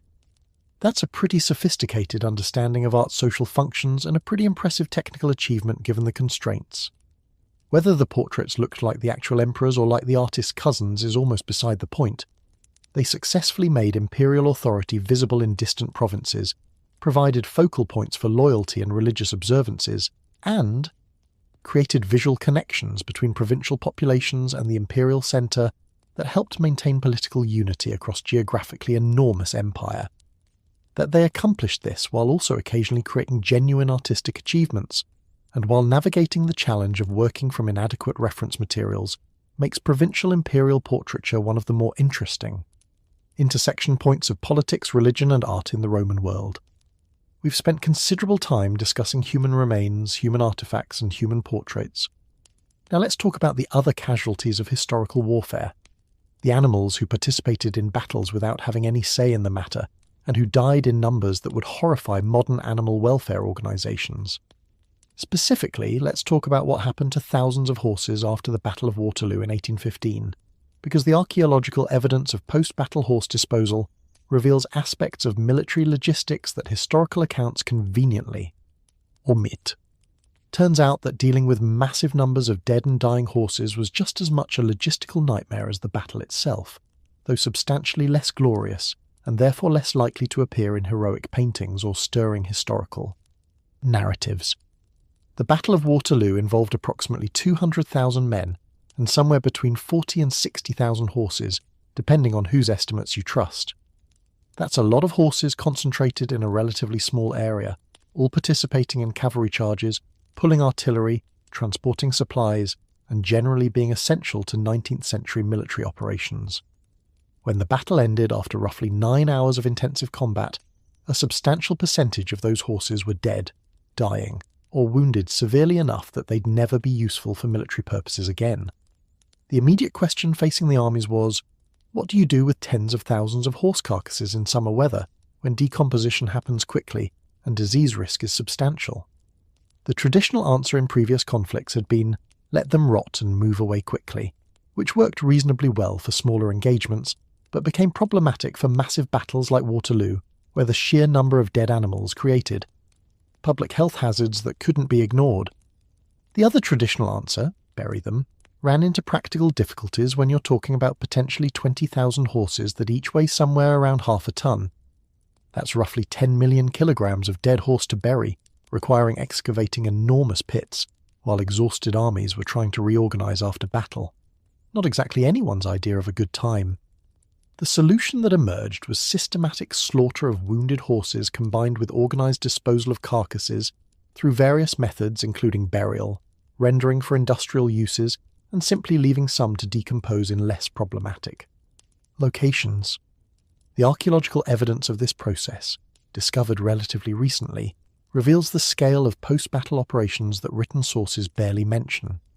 Historical accounts focus on human casualties and military consequences, while largely ignoring the logistical challenge of dealing with more dead horses than some countries had in their entire cavalry. The horse burial discovered archaeologically at Waterloo contains skeletal remains of multiple horses showing evidence of the trauma they experienced. Some show injuries consistent with artillery fire, shattered bones, traumatic damage to skulls, and major bones from explosive impacts or cannonball strikes. Others show evidence of blade wounds suggesting cavalry combat, where swords struck horses as well as riders. And some show evidence of being killed after the battle, single precise wounds to skulls consistent with controlled killing of wounded animals rather than combat injuries. These are the horses that survived the battle but were too injured to be saved, and were systematically killed to prevent suffering and remove them from the battlefield. The method of post-battle horse slaughter appears to have been relatively standardized. Soldiers would locate wounded horses, assess whether they could be saved or would be useful for future service, and kill those that couldn't be salvaged. The killing method typically involved striking the horse's head with a hammer or axe, creating instant death without requiring ammunition that could be saved for potential future combat. It's efficient, it's practical, and it's absolutely grim when you consider the scale. Hundreds of soldiers spending hours after an exhausting battle, systematically killing hundreds or thousands of wounded horses that couldn't be saved. This isn't the content of heroic battle narratives, but it's the reality of 19th century military logistics. The burial pits reveal careful organization in their construction and use. These weren't random dumps of carcasses. They were deliberately excavated trenches where horses were positioned in organized layers, sometimes with efforts to pack them efficiently to maximize burial density. The organization suggests military planning and execution, not panicked disposal. Someone was coordinating burial operations, assigning work details, and ensuring the process happened efficiently enough to reduce disease risk and clear the battlefield for the living armies that needed to reorganize and potentially fight again if circumstances required. The preservation of horse remains in these burial pits provides modern archaeologists and paleozoologists with remarkable data about military horses and cavalry operations that written sources rarely detail. The horses' ages can be determined from skeletal development and tooth wear, revealing that military horses range from young adults to older animals, though most were in their physical prime, makes sense for animals that needed to carry armed riders or pull heavy artillery.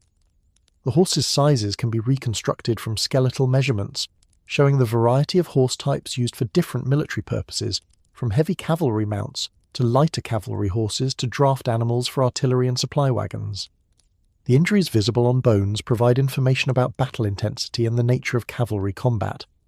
Horses showing multiple traumatic injuries survived long enough in battle to sustain repeated wounds before eventually falling. Some injuries show healing from earlier campaigns, indicating these were experienced military horses that had survived previous battles before finally dying at Waterloo. The variety of trauma types, projectile impacts, blade wounds, crushing injuries from falls, reconstructs the chaos of cavalry combat where horses faced dangers from multiple sources simultaneously. The development of cavalry tactics in the centuries leading to Waterloo had created increasing risks for horses as battlefield technology and military organisation evolved. Medieval and early modern cavalry often charged infantry with some expectation of breaking through and surviving. By the Napoleonic era, cavalry charges against prepared infantry equipped with muskets faced devastating defensive fire that killed horses in massive numbers. The horses didn't know they were charging toward hundreds of muskets aimed at them. They followed their riders' directions into situations that were essentially suicidal by design. The tactical value of cavalry charges was calculated understanding that horses would die in large numbers, which was apparently acceptable as long as the charge achieved military objectives. The artillery horses faced different but equally severe risks. Pulling heavy cannons required powerful draft horses that were large targets for enemy fire. Artillery positions attracted counter-battery fire trying to disable enemy guns, and the horses standing near artillery pieces were frequently hit by return fire. Artillery horses couldn't take cover or deploy in ways that reduced exposure. They had to stand near the guns to be available for moving artillery when needed, making them vulnerable throughout engagements. The archaeological evidence shows artillery horses sustained high casualty rates comparable to cavalry mounts, despite not actively charging into combat. Now let's address the sanitation aspects of post-battle horse disposal, because this is where military necessity intersected with public health concerns in ways that required organised response. Tens of thousands of decomposing horse carcasses create several serious problems beyond the obvious olfactory unpleasantness. Decomposition produces bacteria and pathogens that can contaminate water sources, creating disease risks for both military personnel and civilian populations. Decomposing flesh attracts carrion animals and insects that can spread disease and create additional nuisance problems. And the sheer volume of biological material from that many dead animals can affect soil and water chemistry in ways that create environmental problems. The military solution combined several disposal methods to address different aspects of the problem. Burial worked for some horses, particularly those in locations where excavating pits was practical and where burial wouldn't contaminate important water sources. Rendering, processing carcasses to extract useful materials like fat for making soap and glue, bones for manufacturing fertilizer or bone meal, provided economic incentive for disposal while solving sanitation problems. Some carcasses were simply moved to less problematic locations and allowed to decompose naturally, where they wouldn't create immediate health hazards for military camps or civilian areas. The rendering operations that processed dead horses from Waterloo and similar battles created entire industries supplying materials for various manufacturing processes. Horse fat rendered into tallow served multiple purposes from candle making to soap production. Bones could be processed into bone meal for fertilizer or glue manufacturing. Even hides had value if they could be salvaged before decomposition advanced too far. The economic value of these materials meant that contractors would pay for access to battlefield carcasses, providing military authorities with disposal solutions that actually generated revenue rather than requiring expenditure for burial. Operations. The scale of this industrial processing is genuinely staggering when you calculate the numbers. If even a quarter of the horses that died at Waterloo were processed for materials, that's potentially 5,000 horses being rendered for industrial uses. The amount of tallow, bone meal, and other materials produced would have supplied manufacturing operations for months. This represents an aspect of military economics that rarely appears in historical accounts: the salvage operations that recovered value from battle casualties, both animal and human, converting death into raw materials for civilian economy. The paleozoological analysis of battlefield horse remains reveals information about historical conflicts that written sources often miss or minimize. Written accounts focus on human casualties and military outcomes while treating horses as equipment rather than casualties deserving mention. The physical evidence of horse burials and remains provides quantitative data about cavalry losses that historical accounts don't preserve. By excavating and analysing horse remains, researchers can estimate actual cavalry casualties more accurately than relying on written sources that might minimise losses for political or morale purposes. The horse remains also reveal information about army logistics and supply chains through analysing horse origins and characteristics. Horses for major military operations were sourced from wide geographic areas through purchase and requisition. The variety visible in skeletal remains, different breeds, different sizes, different ages, indicates diverse sourcing rather than standardized military horse production. This sourcing diversity created logistical challenges since different horse types required different feed amounts, had different capabilities, and needed different handling. The archaeological evidence makes visible the complexity of military logistics that written accounts often present as simpler than reality. Now let's make what might seem like an abrupt transition, but actually connects thematically, from dead horses at Waterloo to magical practices in late Roman Britain.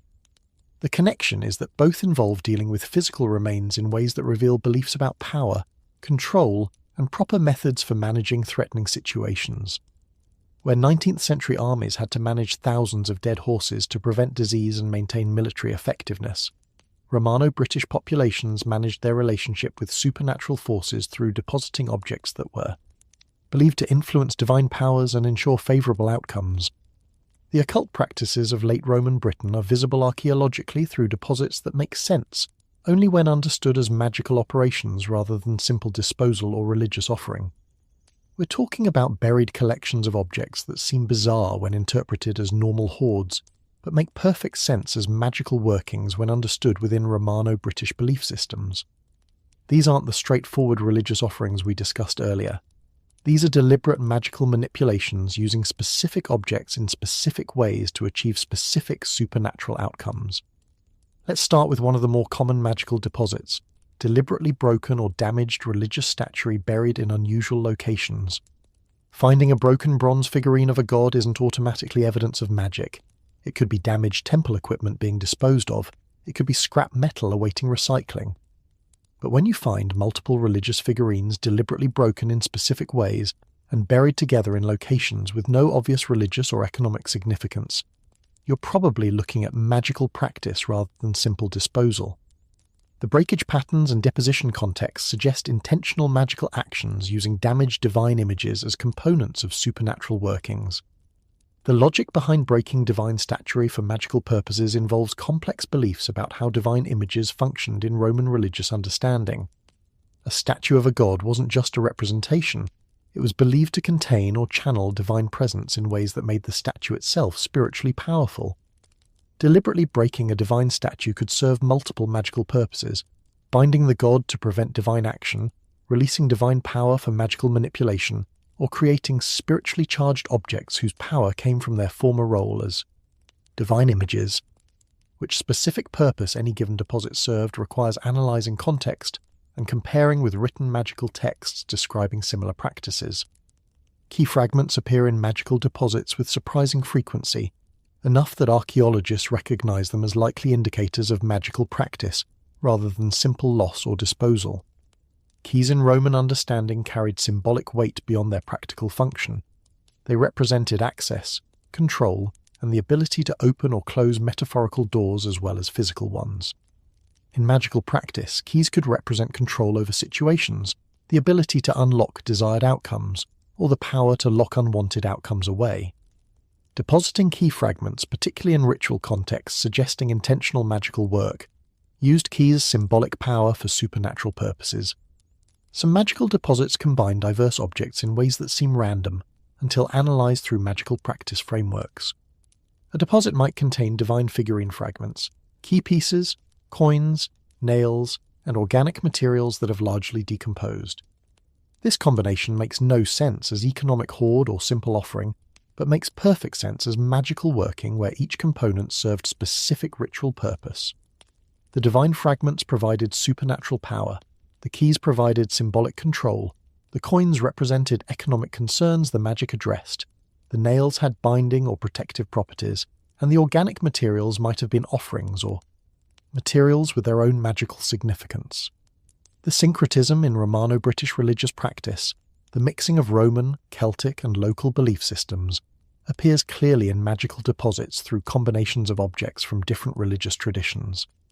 A magical working might use Roman divine imagery alongside Celtic symbols and local sacred materials, creating hybrid magical practice that drew on multiple supernatural power sources simultaneously. This wasn't confused or inconsistent belief. It was sophisticated magical thinking that understood different divine forces could be invoked together for more effective supernatural manipulation.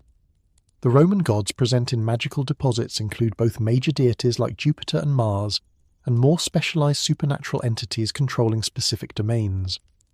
The Celtic gods appearing in deposits include named deities known from inscriptions, and also anonymous local spirits controlling springs, groves, or other sacred natural features. The combination of Roman and Celtic supernatural forces in single magical workings reveals how Romano-British populations understood divine power as coming from multiple sources that could be combined for maximum effectiveness. Some magical deposits show clear evidence of curse workings, deliberate attempts to harm, bind, or control other people through supernatural means. These appear through specific object combinations and deposition contexts matching written curse formulas preserved in magical texts. Cursing in Roman practice wasn't necessarily illegal or even particularly stigmatized. It was accepted magical practice for addressing grievances, protecting property, or harming enemies. The archaeological evidence shows cursing was common enough that recognizable curse deposits appear regularly in sites throughout Roman Britain. The role of officials and priests in organizing magical rituals is more complex than modern observers might assume. We tend to think of official religion and magic as separate categories, where official religious authorities would oppose magical practices. But in Roman understanding, magic wasn't necessarily opposed to official religion. They were overlapping categories where magical practice used religious frameworks, and religious authorities might participate in magical workings when circumstances warranted. The evidence for official participation in magic includes magical deposits in official contexts like administrative buildings or military sites, suggesting authorities organized magical workings for state purposes. The magical protection of provinces involved rituals designed to ensure divine favor for the province, prevent supernatural threats, and maintain stability through propitiating relevant divine powers.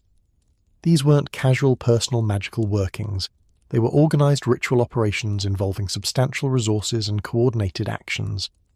Officials and priests might organize magical workings at provincial boundaries to create supernatural barriers against external threats. They might perform magical rituals at sacred sites to ensure continued divine protection for the province. They might organize cursing of enemies or binding rituals against perceived supernatural dangers threatening provincial stability. The integration of magical practice into state policy reveals how Romans thought about power and control. Supernatural manipulation through magic was one tool among many for maintaining stability and ensuring favorable outcomes. Military commanders might consult divination before battles and perform magical rituals to ensure victory. Provincial governors might organize magical workings to address crises that conventional administrative actions couldn't solve. Temple priests might conduct magical rituals as part of their religious duties when circumstances required supernatural intervention beyond normal religious observances. The evidence for state-sponsored magic includes magical deposits in official locations suggesting organized ritual operations rather than individual practice. A magical working buried under a military fort's foundation probably represents official magic performed during construction to ensure supernatural protection for the installation. Magical deposits in administrative centers might represent official rituals for provincial prosperity or protection. The scale and context of these deposits indicate organized operations with official sanction rather than private magical practice. The relationship between religion, magic, and power in late Roman Britain was complicated by the increasing influence of Christianity, which officially rejected magical practice, while sometimes maintaining practices that looked remarkably similar. Christian authorities condemned magic as demon worship, while performing rituals asking for divine intervention that functionally resembled magical manipulation of supernatural forces. The distinction between acceptable prayer and forbidden magic became increasingly theologically important, but practically murky, creating contradictions visible in the archaeological record through continuing magical practices alongside increasing Christian influence. The curse tablets from sacred springs like Bath provide spectacular evidence of how magic operated in religious contexts. These lead tablets inscribed with curses asking gods to punish thieves or harm enemies were deposited at sacred sites as petitions to deities. The practice combined religious worship, addressing legitimate gods at recognized sacred sites, with magical goals, using ritual objects and formulas to achieve specific harmful outcomes against named individuals. The tablets show magic and religion weren't separate categories, but overlapping practices where people used religious frameworks for magical purposes. The formulas visible on curse tablets reveal standardized magical practice with specific linguistic patterns and ritual requirements. Many curses follow similar structures, invoking divine names, describing the desired harmful outcome, naming the target, and including ritual actions like nailing the tablet or binding it with hair. These standardized patterns suggest transmission of magical knowledge through teaching or written magical texts, providing formulas that practitioners could adapt for specific situations. The consistency across tablets from different sites indicates shared magical culture rather than isolated individual innovations. The objects used in magical practice, figurines, keys, tablets, nails, organic materials, were believed to have inherent properties making them effective for magical manipulation. Divine figurines contained or channeled divine power. Keys represented control and access. Lead tablets were associated with underworld deities, making them appropriate for cursing. Nails had binding properties useful for magical constraints. The choice of materials and objects wasn't arbitrary. It reflected sophisticated understanding of sympathetic relationships between physical objects and supernatural forces. The geographic distribution of magical deposits reveals patterns suggesting some areas were more prone to magical practice, or at least to depositing material evidence of magical workings. Sacred springs particularly show high concentrations of magical deposits, which makes sense as locations where supernatural power was believed to concentrate and where deities could be directly petitioned. Boundary locations also show magical deposits suggesting protective magic at territorial edges. Urban centres show different magical practices than rural areas, possibly reflecting different magical traditions or different concerns requiring supernatural intervention. The temporal changes in magical practice over late Roman period show evolution responding to changing circumstances and beliefs. Early Imperial period magic shows different patterns than late Imperial magic. Christian period shows continued magical practice but with modified forms adapting to religious changes. The persistence of magical practice despite official Christian opposition reveals how deeply embedded magical thinking was in Romano-British culture. People weren't willing to abandon effective supernatural manipulation just because new religious. Authorities said it was theologically problematic. So what do we learn from connecting Waterloo horse burials with late Roman magical practices?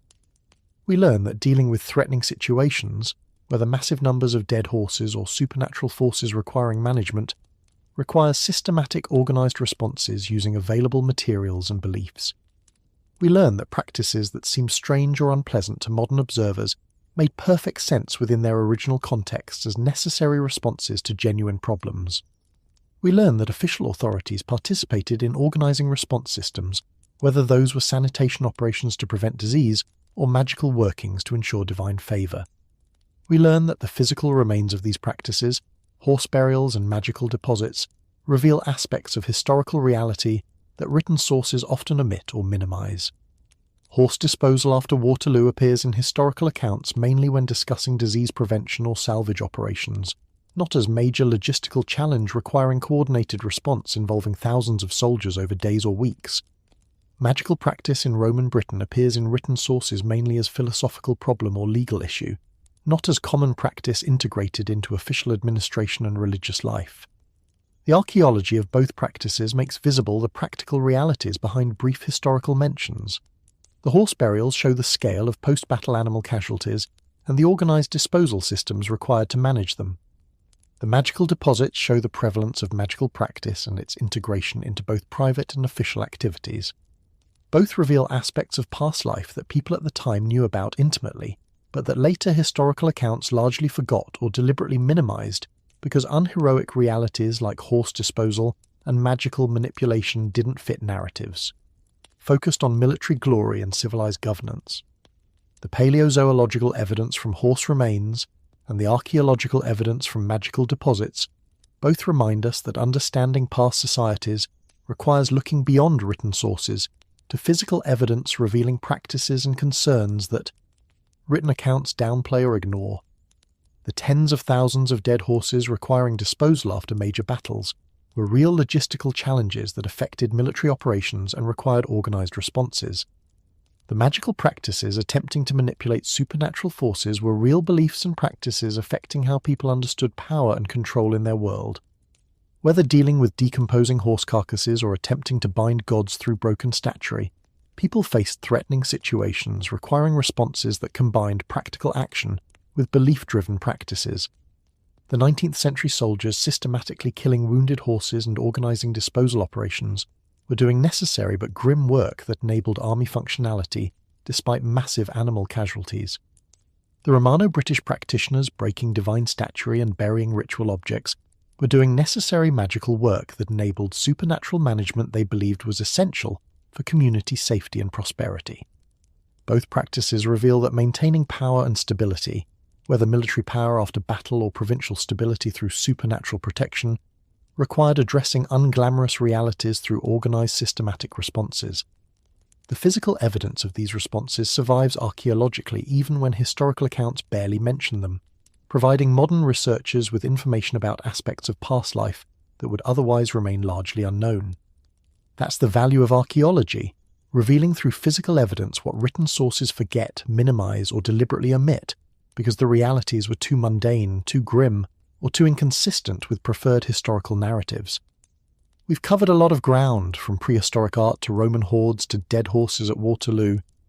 Now let's end with something that ties many of these threads together: the modern scientific methods that allow researchers to take anonymous skeletons and transform them into identified individuals with specific life stories, geographic origins, and personal histories that can be reconstructed centuries or even millennia after death. This is where cutting-edge science meets historical detective work, where DNA sequencing and isotope analysis provide information that no written chronicle could preserve, and where the remains of people who died forgotten can finally have their stories told. The fundamental challenge in studying historical human remains is that bones by themselves are frustratingly anonymous. A skeleton from a battlefield tells you this person died here, but without additional context it doesn't tell you who they were, where they came from, how old they were beyond rough estimates, or much about their life circumstances. Traditional osteological analysis, the study of skeletal morphology and pathology, can reveal sex, approximate age, some health conditions, and trauma. But it can't tell you whether this was Private Thomas Anderson from Yorkshire or Lieutenant Pierre Dubois from Paris, whether they grew up eating fish or grain, whether they spent childhood in Scotland or Spain. Modern scientific techniques have revolutionized what we can learn from skeletal remains through analysis that goes beyond visual examination to chemical and genetic levels. These methods don't just identify individuals, they reveal life histories written in bone chemistry and DNA that tell stories about movement, diet, disease, and ancestry that skeletal morphology alone can't access. The result is transformation of anonymous battlefield casualties into real people whose lives can be reconstructed with specificity that would amaze earlier generations of archaeologists who had to work with far more limited analytical tools. Let's start with isotope analysis, which sounds complicated but is actually elegant in its logic. The basic principle is that different geographic regions have different isotopic signatures in their soil, water, and food sources. When people consume food and water, their bodies incorporate isotopes from those sources into bones and teeth. The isotopic composition of skeletal tissue reflects where someone lived and what they ate during the period when that tissue was forming. Since tooth enamel forms during childhood and doesn't remodel afterward, analysing teeth reveals childhood location and diet. Since bone continuously remodels throughout life, analysing bone reveals adult location and diet. Comparing tooth and bone isotopes reveals whether someone lived their whole life in one region or moved between locations with different isotopic signatures. The specific isotopes analysed depend on what questions researchers want to answer. Oxygen isotopes reveal geographic origins because different regions have distinctive oxygen isotope ratios in drinking water, based on climate patterns and local geology. Strontium isotopes also indicate geography because strontium ratios in food reflect local bedrock geology. Carbon and nitrogen isotopes reveal diet, specifically the proportions of different food types like marine versus terrestrial resources, C3 versus C4 plants, and protein consumption levels. Sulfur isotopes provide additional dietary and geographic information. By analysing multiple isotopes from the same individual, researchers build comprehensive pictures of life history that bones alone can't provide. The application of isotope analysis to battlefield remains reveals information about army composition that written sources often miss or minimize. A battlefield where official records say all casualties were local troops might show isotope evidence that significant numbers of soldiers came from distant regions, revealing recruitment patterns or mercenary participation that chronicles don't acknowledge. A mass grave officially containing only one army's casualties might include individuals with isotopic signatures indicating they fought for the opposing side, suggesting either battlefield confusion about who fell where or post-battle efforts to collect all dead regardless of allegiance. DNA analysis takes identification capabilities even further by revealing genetic ancestry, family relationships, and in some cases actual identity through comparison with living descendants or historical DNA databases. The DNA preserved in ancient bones is degraded compared to fresh tissue, but modern extraction and sequencing techniques can recover usable genetic material from remains centuries or even thousands of years old.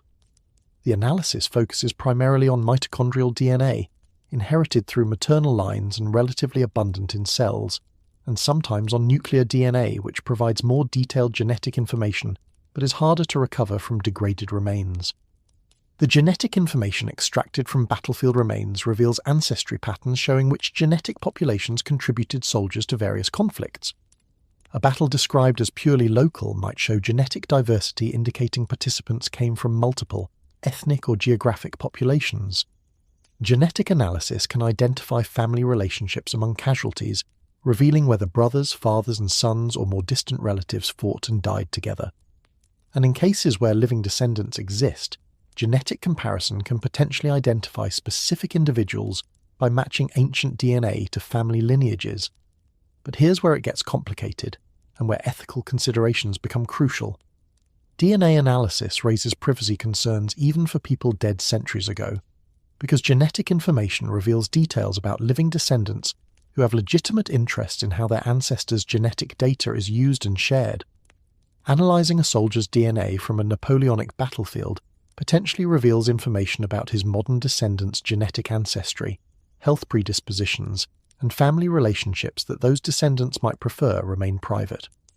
The fact that the original individual is long dead doesn't eliminate ethical obligations to living people whose genetic information is partially revealed through analyzing ancestral remains. The forensic reconstruction of battlefield events using skeletal evidence allows researchers to test written accounts' accuracy and reveal combat details that historical sources omit. Trauma patterns on skeletons reveal weapon types, attack directions, and combat sequences that reconstruct how individuals died.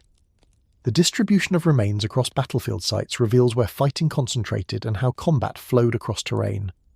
The demographics of casualties, ages, sexes, health status of the dead, reveal which population segments bore combat costs and whether written accounts accurately describe who fought and died.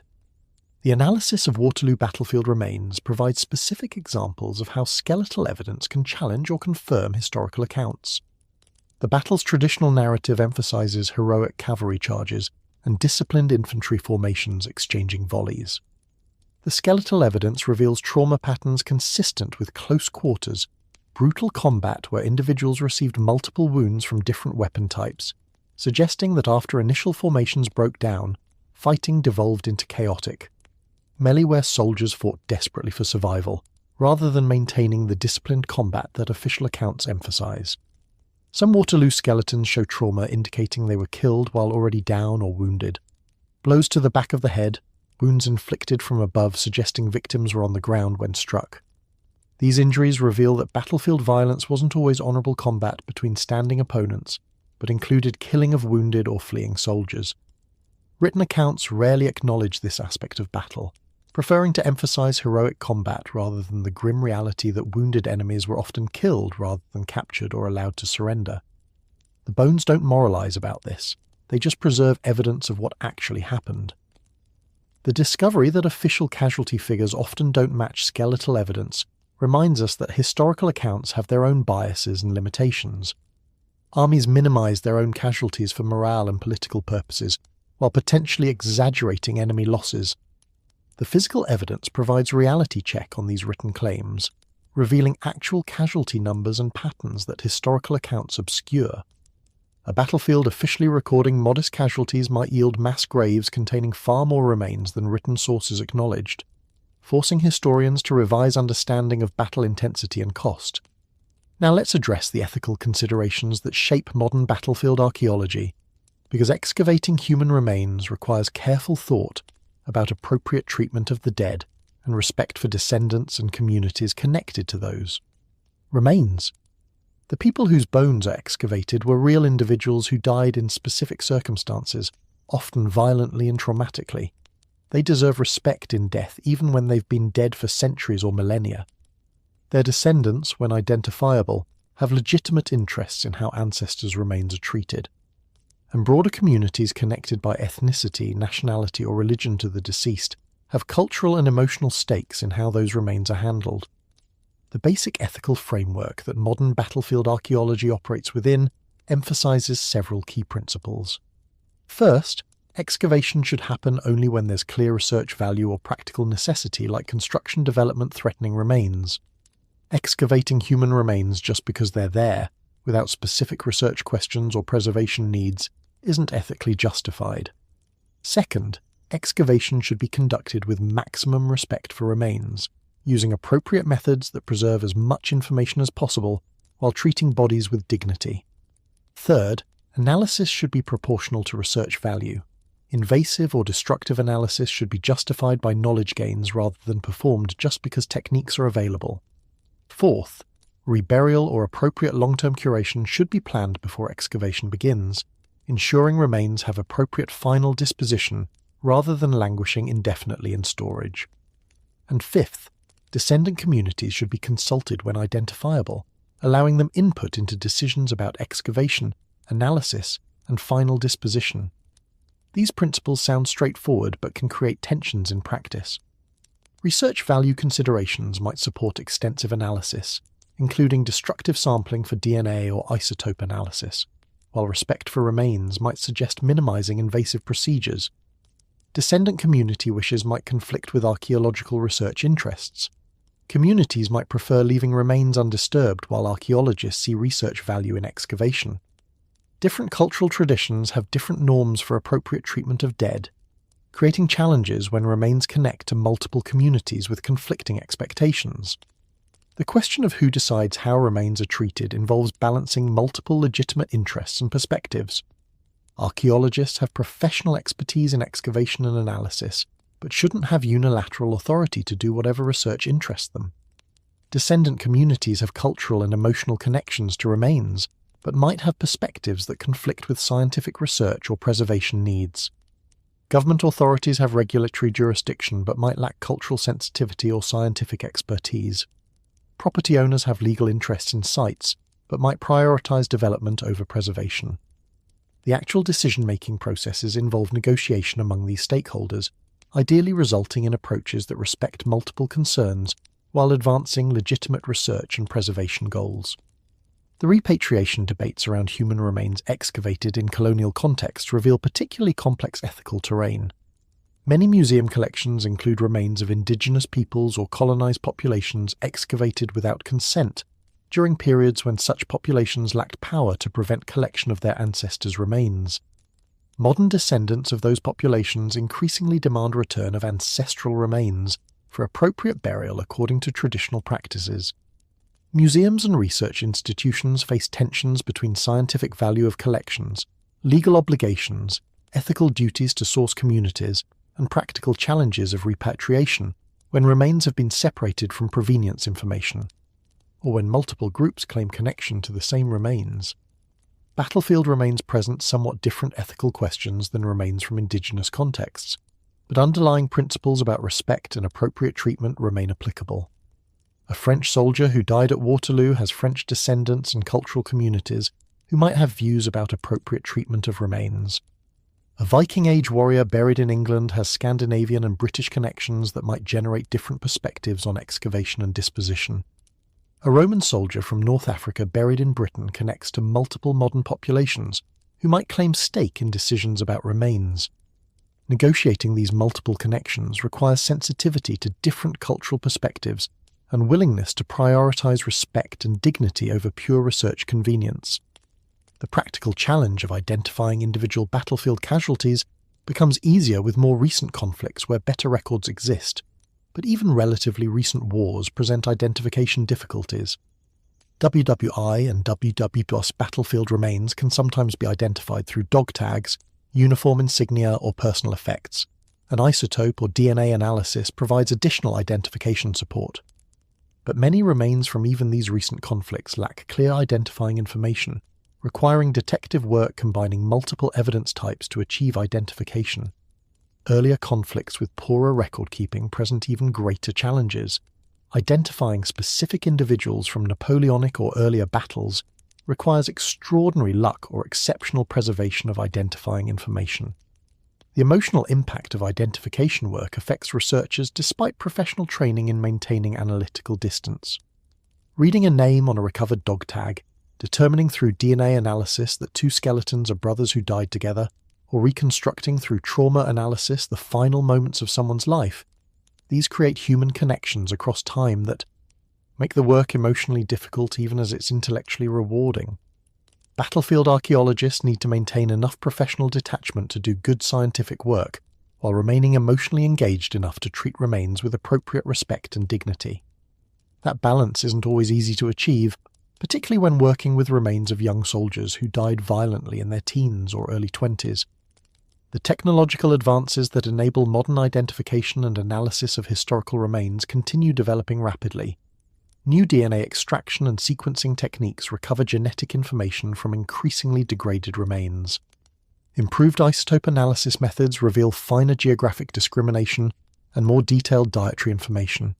Digital imaging and 3D scanning preserve detailed information about remains without requiring physical retention of bones themselves. These advancing capabilities create both opportunities and challenges. More can be learned, but questions about appropriate limits on analysis become more pressing as capabilities expand. The question of when to stop analysing remains and allow reburial doesn't have universal answers. Some research questions genuinely require retaining remains for ongoing study as new techniques develop. Bones analysed today using current methods might reveal additional information in future using techniques not yet invented. But indefinite retention of remains in research collections conflicts with religious and cultural traditions expecting prompt burial and viewing extended retention as disrespectful. Balancing these concerns requires case-by-case evaluation, considering research value, descendant wishes, and practical limitations on long-term storage and curation. The commercial pressures around battlefield archaeology create ethical concerns when profit motives conflict with appropriate treatment of remains. Metal detecting on battlefields to find valuable artifacts, relic hunting for collectibles, and even some commercial archaeology operating under minimal regulatory oversight can treat sites as sources of sellable goods rather than sacred ground, requiring respectful treatment. Responsible battlefield archaeology requires operating within ethical frameworks that prioritize knowledge and respect over profit, even when that means leaving some sites undisturbed or conducting excavation in ways that are more expensive than commercial pressures might prefer. The public fascination with battlefield archaeology creates both opportunities and challenges for researchers. Popular interest can generate funding and support for projects that might otherwise lack resources, but public interest sometimes focuses on sensational aspects, the violence, the trauma, the dramatic individual stories, rather than the careful scientific work and ethical considerations that should drive professional archaeology. Managing public interest requires communicating scientific and ethical dimensions of work while acknowledging legitimate public curiosity about past conflicts and people who fought them. The educational value of battlefield archaeology goes beyond pure research contributions to include teaching broader lessons about warfare's human costs, the reality behind historical narratives, and the importance of respectful treatment of dead. Students learning battlefield archaeology learn scientific techniques, but they also learn ethical reasoning about appropriate treatment of human remains, critical thinking about historical sources versus physical evidence, and empathy for people who experienced historical conflicts directly. These broader educational outcomes justify battlefield archaeology even beyond specific research findings about particular conflicts or individuals. The commemorative functions that battlefield archaeology serves by identifying remains and enabling proper burial with military honours restore dignity to individuals who died anonymously on battlefields. When a soldier who died at Waterloo can finally be identified through isotope and DNA analysis, buried with appropriate ceremony, and connected to surviving family members who never knew their ancestors' fate, archaeology serves commemorative purpose. Beyond pure research, these identifications can't undo death or suffering, but they can provide closure, recognition, and dignity that honours sacrifice and acknowledges individual humanity behind collective casualty statistics. The international cooperation required for battlefield archaeology involving multiple nations creates both logistical challenges and opportunities for diplomatic connection through shared interest in understanding past conflicts. A Waterloo investigation involves British, French, Dutch, Belgian, and German interests reflecting the battle's international scope. Cooperation among archaeologists and governments from these nations in studying battlefield remains builds relationships through shared commitment to understanding history and honouring dead from all sides of historical conflicts. These cooperative projects acknowledge that people who fought as enemies deserve equal respect, and that understanding historical conflicts requires multiple perspectives from all participant nations. The long-term preservation of battlefield sites themselves becomes important when remains are reburied rather than curated in collections.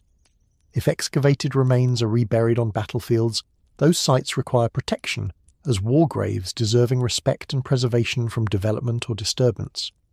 The legal and practical mechanisms for protecting battlefield sites vary by jurisdiction, but generally involve some combination of heritage listing, protective regulations, and land ownership or easements preventing inappropriate development. Effective protection requires political will to prioritise heritage preservation over competing land uses, which isn't always forthcoming when economic pressures favour development. The comparison between how different cultures and time periods have treated war dead reveals evolving attitudes about appropriate commemoration and burial practices. Ancient and medieval societies often left battle dead unburied or in mass graves without individual markers. Early modern periods saw increasing emphasis on proper burial, but still often with mass graves rather than individual commemoration.